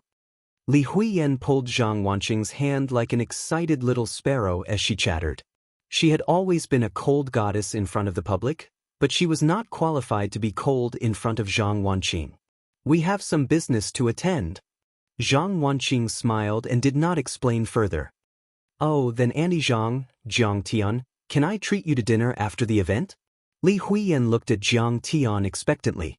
Jiang Tian did not reply. I'm afraid we don't have much time. Why don't you attend the event with me? Zhang Wanqing asked with a smile. Before Li Huiyan could make a decision, A hint of jealousy flashed in the eyes of the man beside Li Huiyan. Jiang Tian was currently in his mortal form. After all, the golden gung divine body was too handsome, and it might cause a commotion. Even so, Jiang Tian still exuded a strange charm. Li Huiyan's eyes lit up when she saw Jiang Tian, and Yin Dongyuan felt even more uncomfortable. Since you are Huiyan's friends, I will bring you to attend the grand banquet later. Yin Dongyuan placed his hands in his pockets and said proudly, "Everyone here is one of the wealthiest people in South Korea. It will be beneficial to your development in South Korea." Li Huiyan quickly added, "Mr. Yin Dongyuan is the young master of South Korea's Letian film and television. The internationally famous director Yin Digue is his cousin. Other than that, he also invests in real estate. This convention center belongs to his family." Yin Dongyuan extended his hand gracefully. "Nice to meet you. My name is Yin Dongyuan." Yin Dongyuan originally thought that when Li Huiyan revealed his family background and identity, Jiang Tian would definitely turn pale with fright. Unexpectedly, no matter if it was Jiang Tian or Zhang Wanqing, their expressions didn't change at all. South Korea's Yin family is an ancient family. Yin Dongyuan heard they are part of the royal family, and their titles were conferred by the palace master of Tanjun Daoist Palace. They control many film, music, video games, culture, video, and entertainment companies, and own half of South Korea's entertainment industry. Also, the company's films and video games are popular. The packaged male and female idol groups were even more famous in China, forming the Hallyu clan. It could be said that everyone knew about them. But Jiang Tian is a Taichu celestial lord in the past, and why would he care about a small family like Yin Dongyuan? Zhang Wanqing, Jiang Changging, and Zhang Yanghao are all traditional Chinese medicine giants, and they have worked hard to revive traditional Chinese medicine culture. What they hate the most is the invasion of Korean culture. Why would they treat Yin Dongyuan nicely? Seeing Jiang Tian's expressionless face, Yin Dongyuan's face darkened. Just as he was about to mock Jiang Tian, Li Fuzhen walked out of the washroom. Jiang Tian stood up and said calmly, "Let's go. The event is about to start." Everyone quickly got up and followed behind him. The group ignored Li Huiyan and Yin Dongyuan and walked towards the Silver Hall. Yin Dongyuan's handsome face darkened, and his cheeks twitched. He clenched his fists and wished he could beat up Jiang Tian. Seeing Yin Dongyuan's unhappy expression, Li Huiyan quickly added, "Mr. Yin, Mr. Jiang is very influential in Wuxia, and even my company's boss respects him. I think he must have something urgent to attend to." A country bumpkin from Wuxia dares to act all high and mighty in South Korea. Yin Dongyuan is still angry. He originally wanted to use his family's background to suppress Jiang Tian, but who would have thought that Jiang Tian would not even look at him? This kind of disrespect was something that Yin Dongyuan, who had always been arrogant, could not accept. "Huiyan, accompany me to the Tanjun ceremony. This time, many tycoons and high-ranking officials will be attending. More importantly, some celebrities will be invited, and it will be helpful for your career." Yin Dongyuan said gracefully, but his eyes flashed with greed when he saw Li Huiyan's voluptuous breasts and curvy buttocks. Li Huiyan was a typical Oriental beauty. Moreover, she was in the golden age of a woman. Every frown and smile of hers was full of charm. Yin Dongyuan had played with many A-list stars in girl groups over the years, but he felt they are still lacking compared to Li Huiyan. A ticket to enter South Korea's high society and film industry should be enough to attract her. Regarding this, Yin Dongyuan was confident of victory. Indeed, Li Huiyan's eyes brighten up. She is very popular in Wuxia, but she is not that popular in South Korea.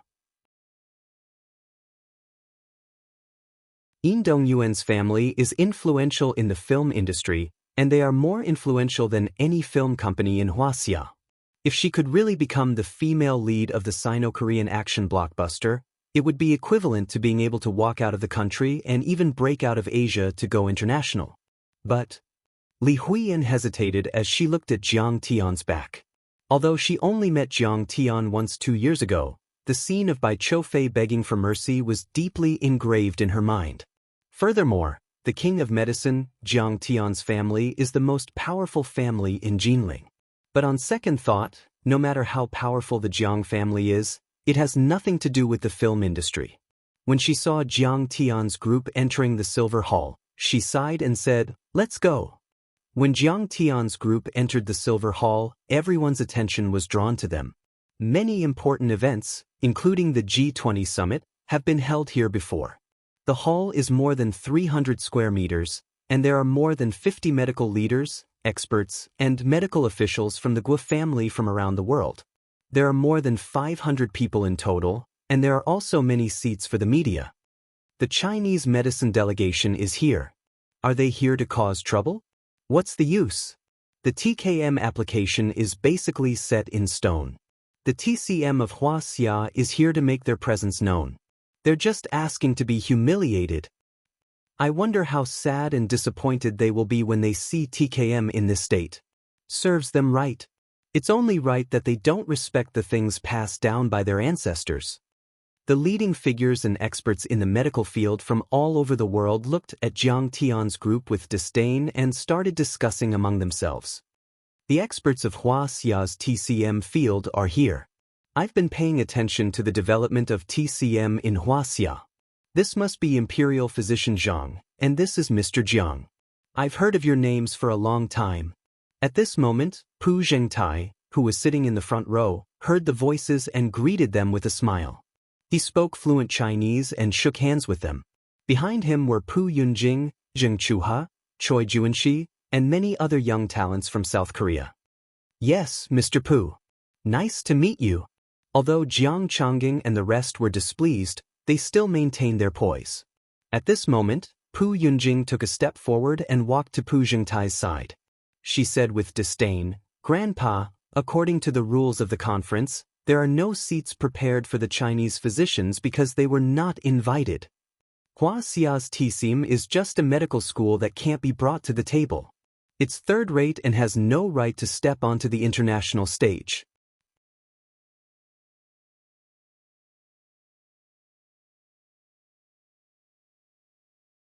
Chapter 386.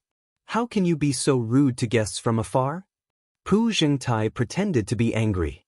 As it turned out, Wuxia's TCM was not invited to the International Medical Conference for the celebration of TKM's successful application. However, Wuxia's TCM Association decided to take the initiative and sent a letter requesting to participate in the conference. Pu Yunjing was purposely trying to intimidate Jiang Tian and the rest. She spoke in Mandarin, and everyone could hear her clearly despite her lack of fluency. A declining medical school like TCM is going to be finished soon. Why waste this precious opportunity? Why don't you give it to other schools of medicine? Pu Yunjing looked at Jiang Tian and the others with a cold expression, as if she was looking down on weak ants. What nonsense are you spouting? Zhang Yanghao was so angry that he almost fainted. Ha, Imperial Physician Zhang, I have my reasons. Pu Yunjing was not afraid at all. She stood there elegantly like a princess and smiled. According to the statistics of the International Health Organization, there were 800,000 practitioners of TCM in China during the Republic of China. In 1949, there were 500,000 practitioners. Now, there are only 180,000 practitioners.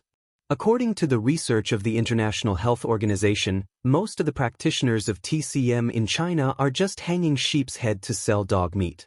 Only 10% of TCM practitioners prescribe decoctions.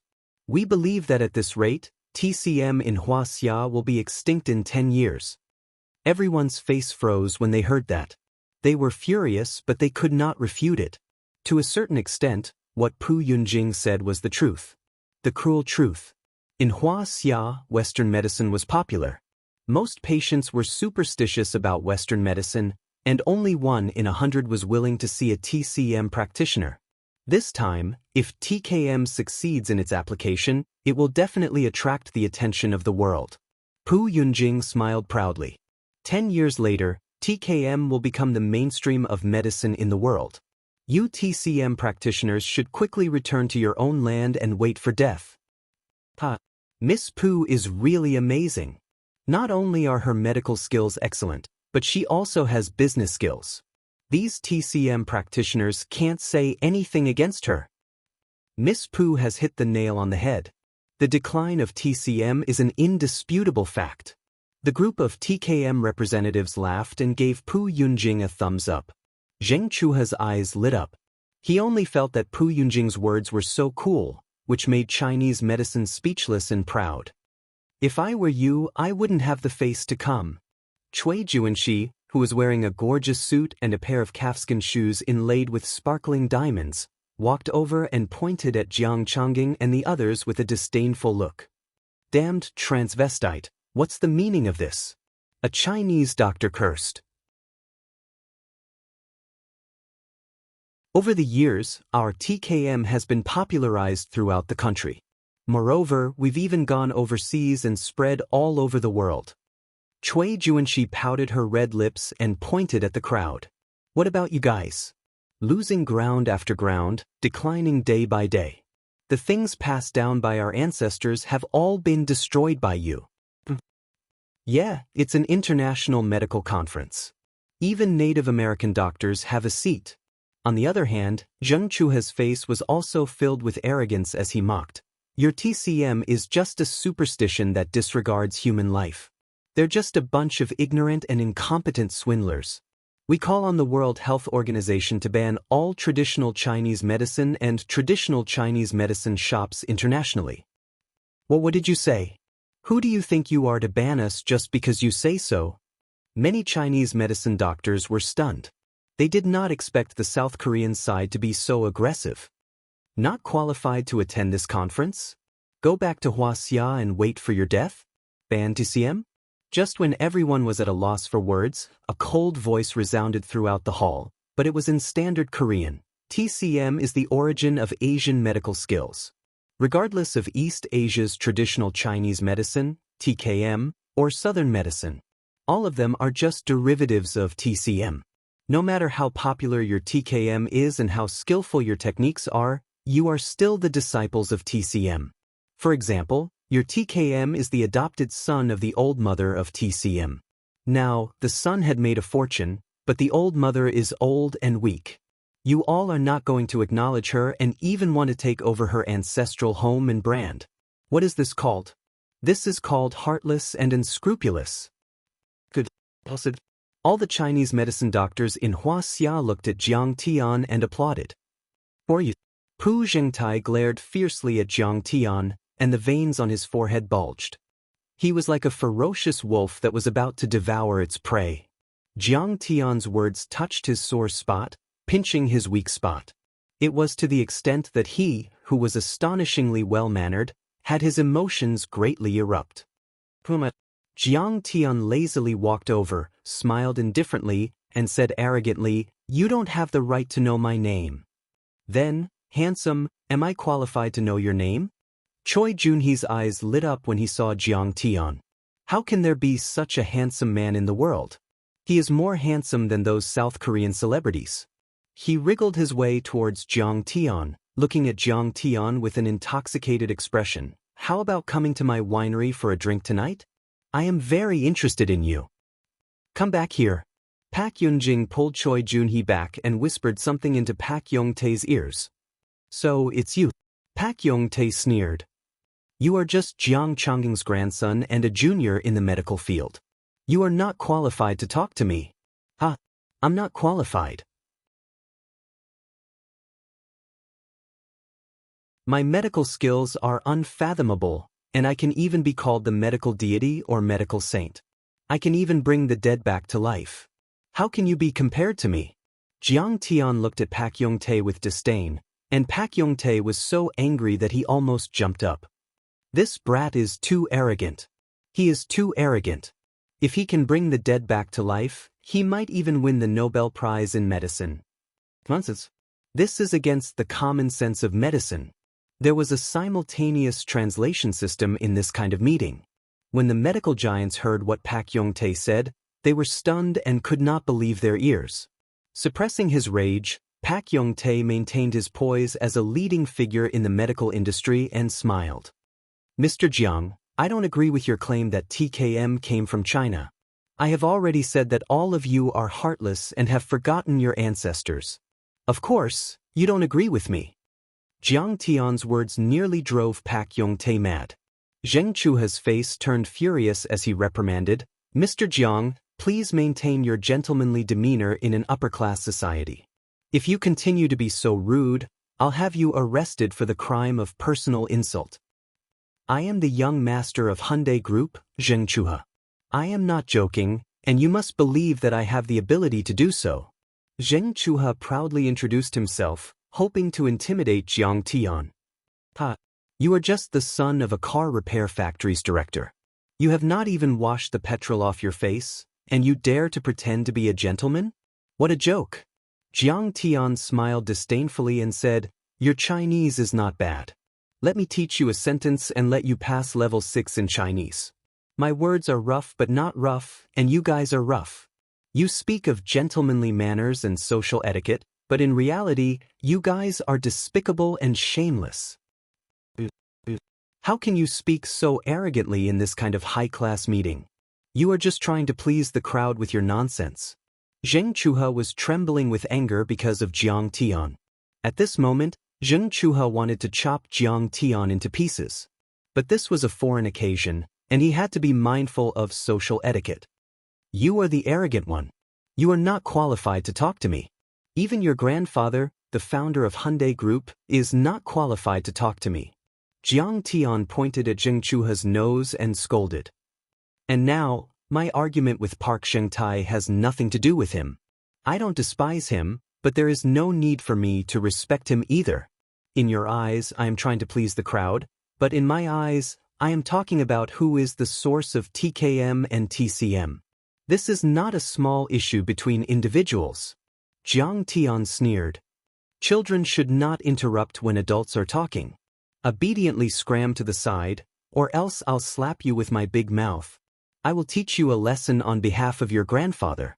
For a moment, everyone was dumbfounded. This was Zheng Chuha they were talking about. He was born in a top family, and he was expected to control Hyundai Group in the future. He was one of the top 4 scions in South Korea, and he was on par with Star Moon Group's Lee Jirong. But now, he was being scolded by this Wuxia kid. Wuxia had always been particular about peace and harmony, so they were always humble and courteous when dealing with people. But this person was arrogant, supercilious. Everyone's impression of Wuxia was refreshed. It turned out that Wuxia people were also like that. Zheng Chuha was infuriated to the point his teeth creaked while his face turned red, white, and green. Chuha, you don't have to say anything. This is an academic argument between us. Park Shengtai patted Zheng Chuha's shoulder to calm him down. He narrowed his eyes and looked at Jiang Tian carefully for the first time. It was rare for him to see a young man with such sharp words and powerful aura. Zheng Chuha was no match for him at all. He placed his hands behind his back and said calmly, I have my reasons for not agreeing that TKM originated from Wuxia. The Yellow Emperor's internal classic, Su Wen Chapter, Volume 4 mentioned that those who use stones came from the East. This means that stones and acupuncture came from Korea to Wuxia. There are many similar examples, and it shows that TKM is the source of TCM. Everyone was shocked when they heard that. The Yellow Emperor's internal classic was the most important medical book in TCM. It was hard to refute him when he used it to prove his point. You only know one part of it. Jiang Tian said calmly, there are 3 theories about when the Yellow Emperor's internal classic was written. The first is that Wuxia was before the Qin and Warring States period. The second is that it was written between the Qin and Han dynasties, and the third is that it was written during the Western Han dynasties. But do you know how South Korea came to be? When did you establish your country?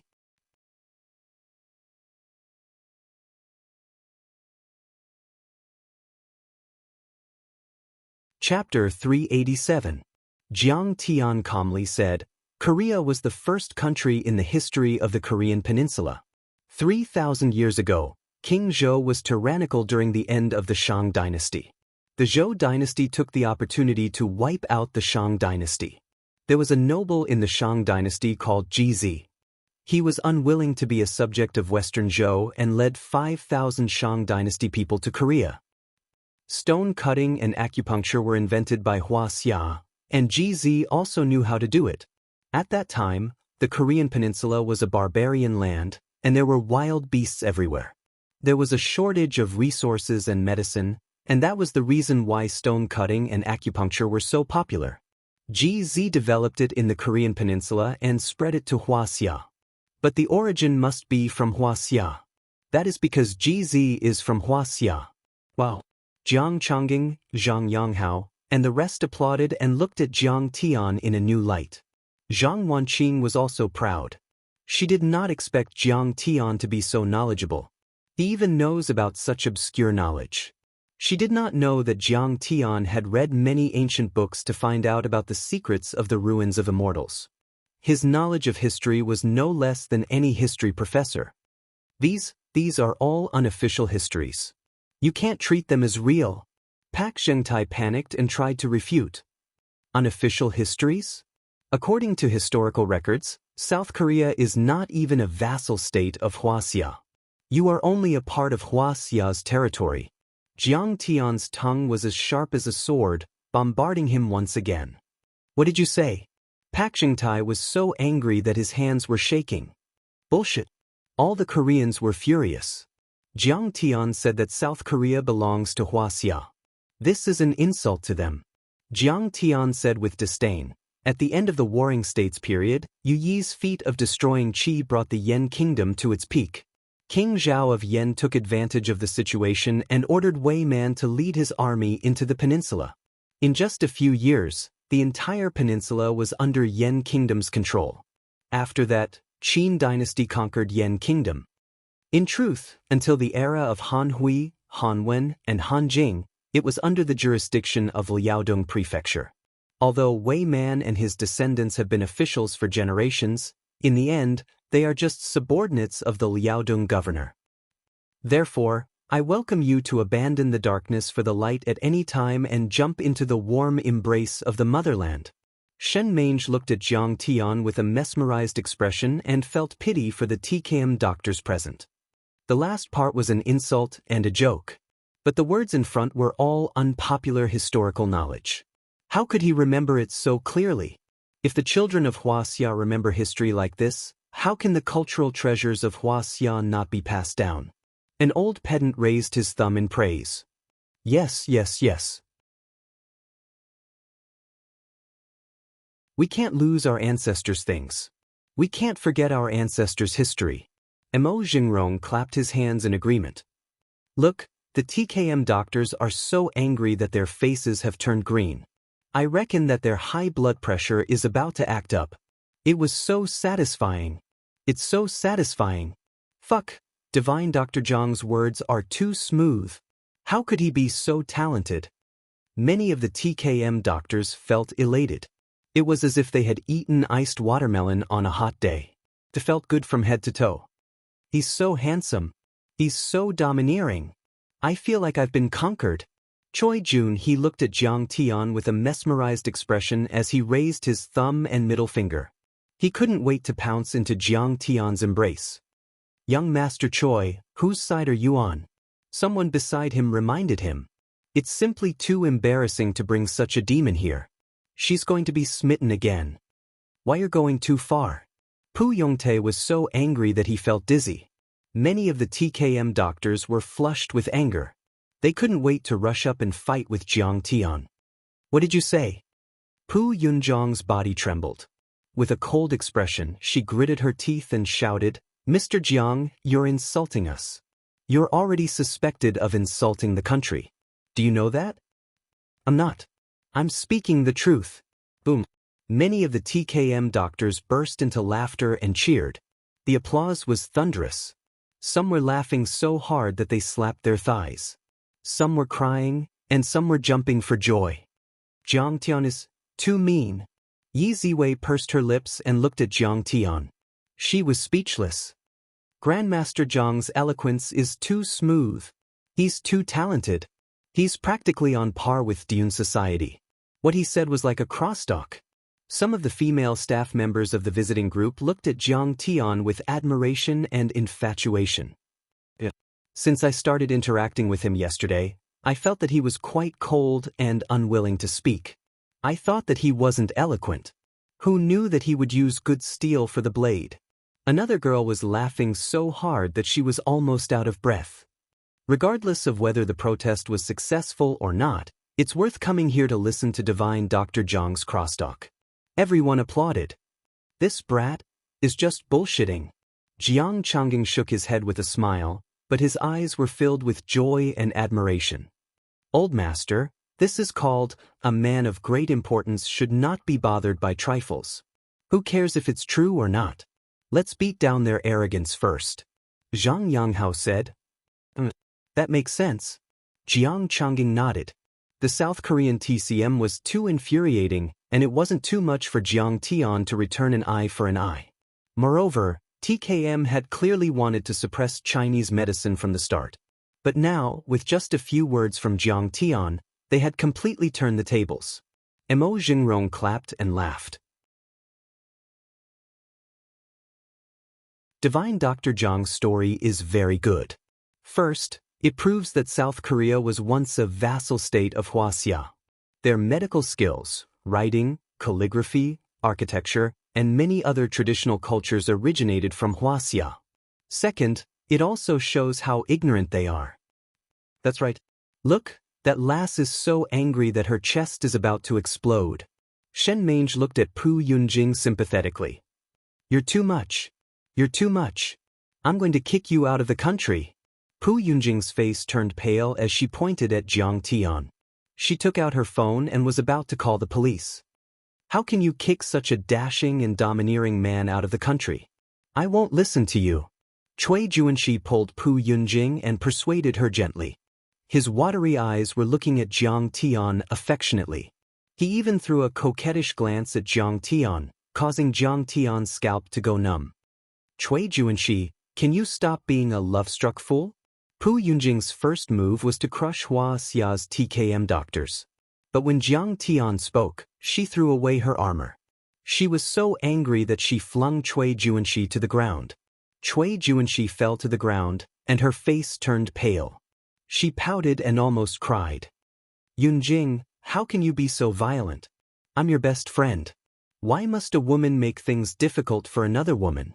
Seeing that Pu Yunjing was about to call the police, Pu Zhengtai raised his hand to stop her.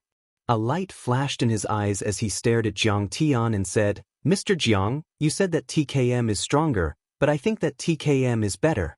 We're just arguing with each other. It's just a matter of talking. A trace of arrogance flashed in his eyes as he stood with his hands behind his back. There's no point in talking anymore. If you TKM doctors have the guts, you can compete with me in medical skills.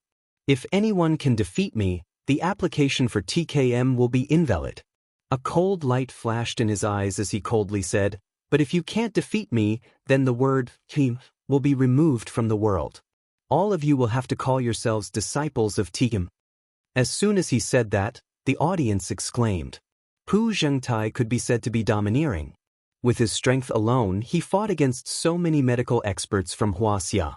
He even put the results of the application for the World Heritage Site on the line, which showed his unparalleled confidence. What was a great national doctor? This was what a great national doctor should be. As for Huaxia, everyone was shocked when they heard what Pu Zhengtai said. This old man is ruthless.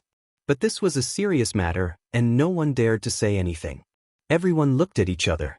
Zhang Yanghao and Mo Jingrong looked at each other. Mo Jingrong frowned and said, This is a serious matter. I'll have to ask the minister first. Zhang Yanghao then looked at Jiang Changing. Jiang Changing frowned and said with a grave expression, I'll have to ask the minister first. You're just a Korean dog who only knows some trash medical skills. How dare you challenge Huaxia's TKM? What a joke. I can defeat all of your TKM doctors alone. Before Mo Jingrong could take out his phone, Jiang Tian's voice resounded in the hall. Pu Zhengtai, if you can defeat me, TKM doctors will acknowledge you as their teacher, and all the shares of my Jiang family's Medicine King group will be yours. But if you lose, your Daoist pharmaceutical company will belong to my Jiang family. TKM will be removed from the list, and TKM will be known as the Korean School of TKM. Do you dare to accept my challenge? As soon as he said that, the entire hall fell silent. Everyone present stared at Jiang Tian, dumbfounded. Their faces were filled with shock and disbelief. You're tuning in to the Wang Lin's Journey YouTube channel. Don't forget to subscribe and join us on this journey to catch the most captivating stories.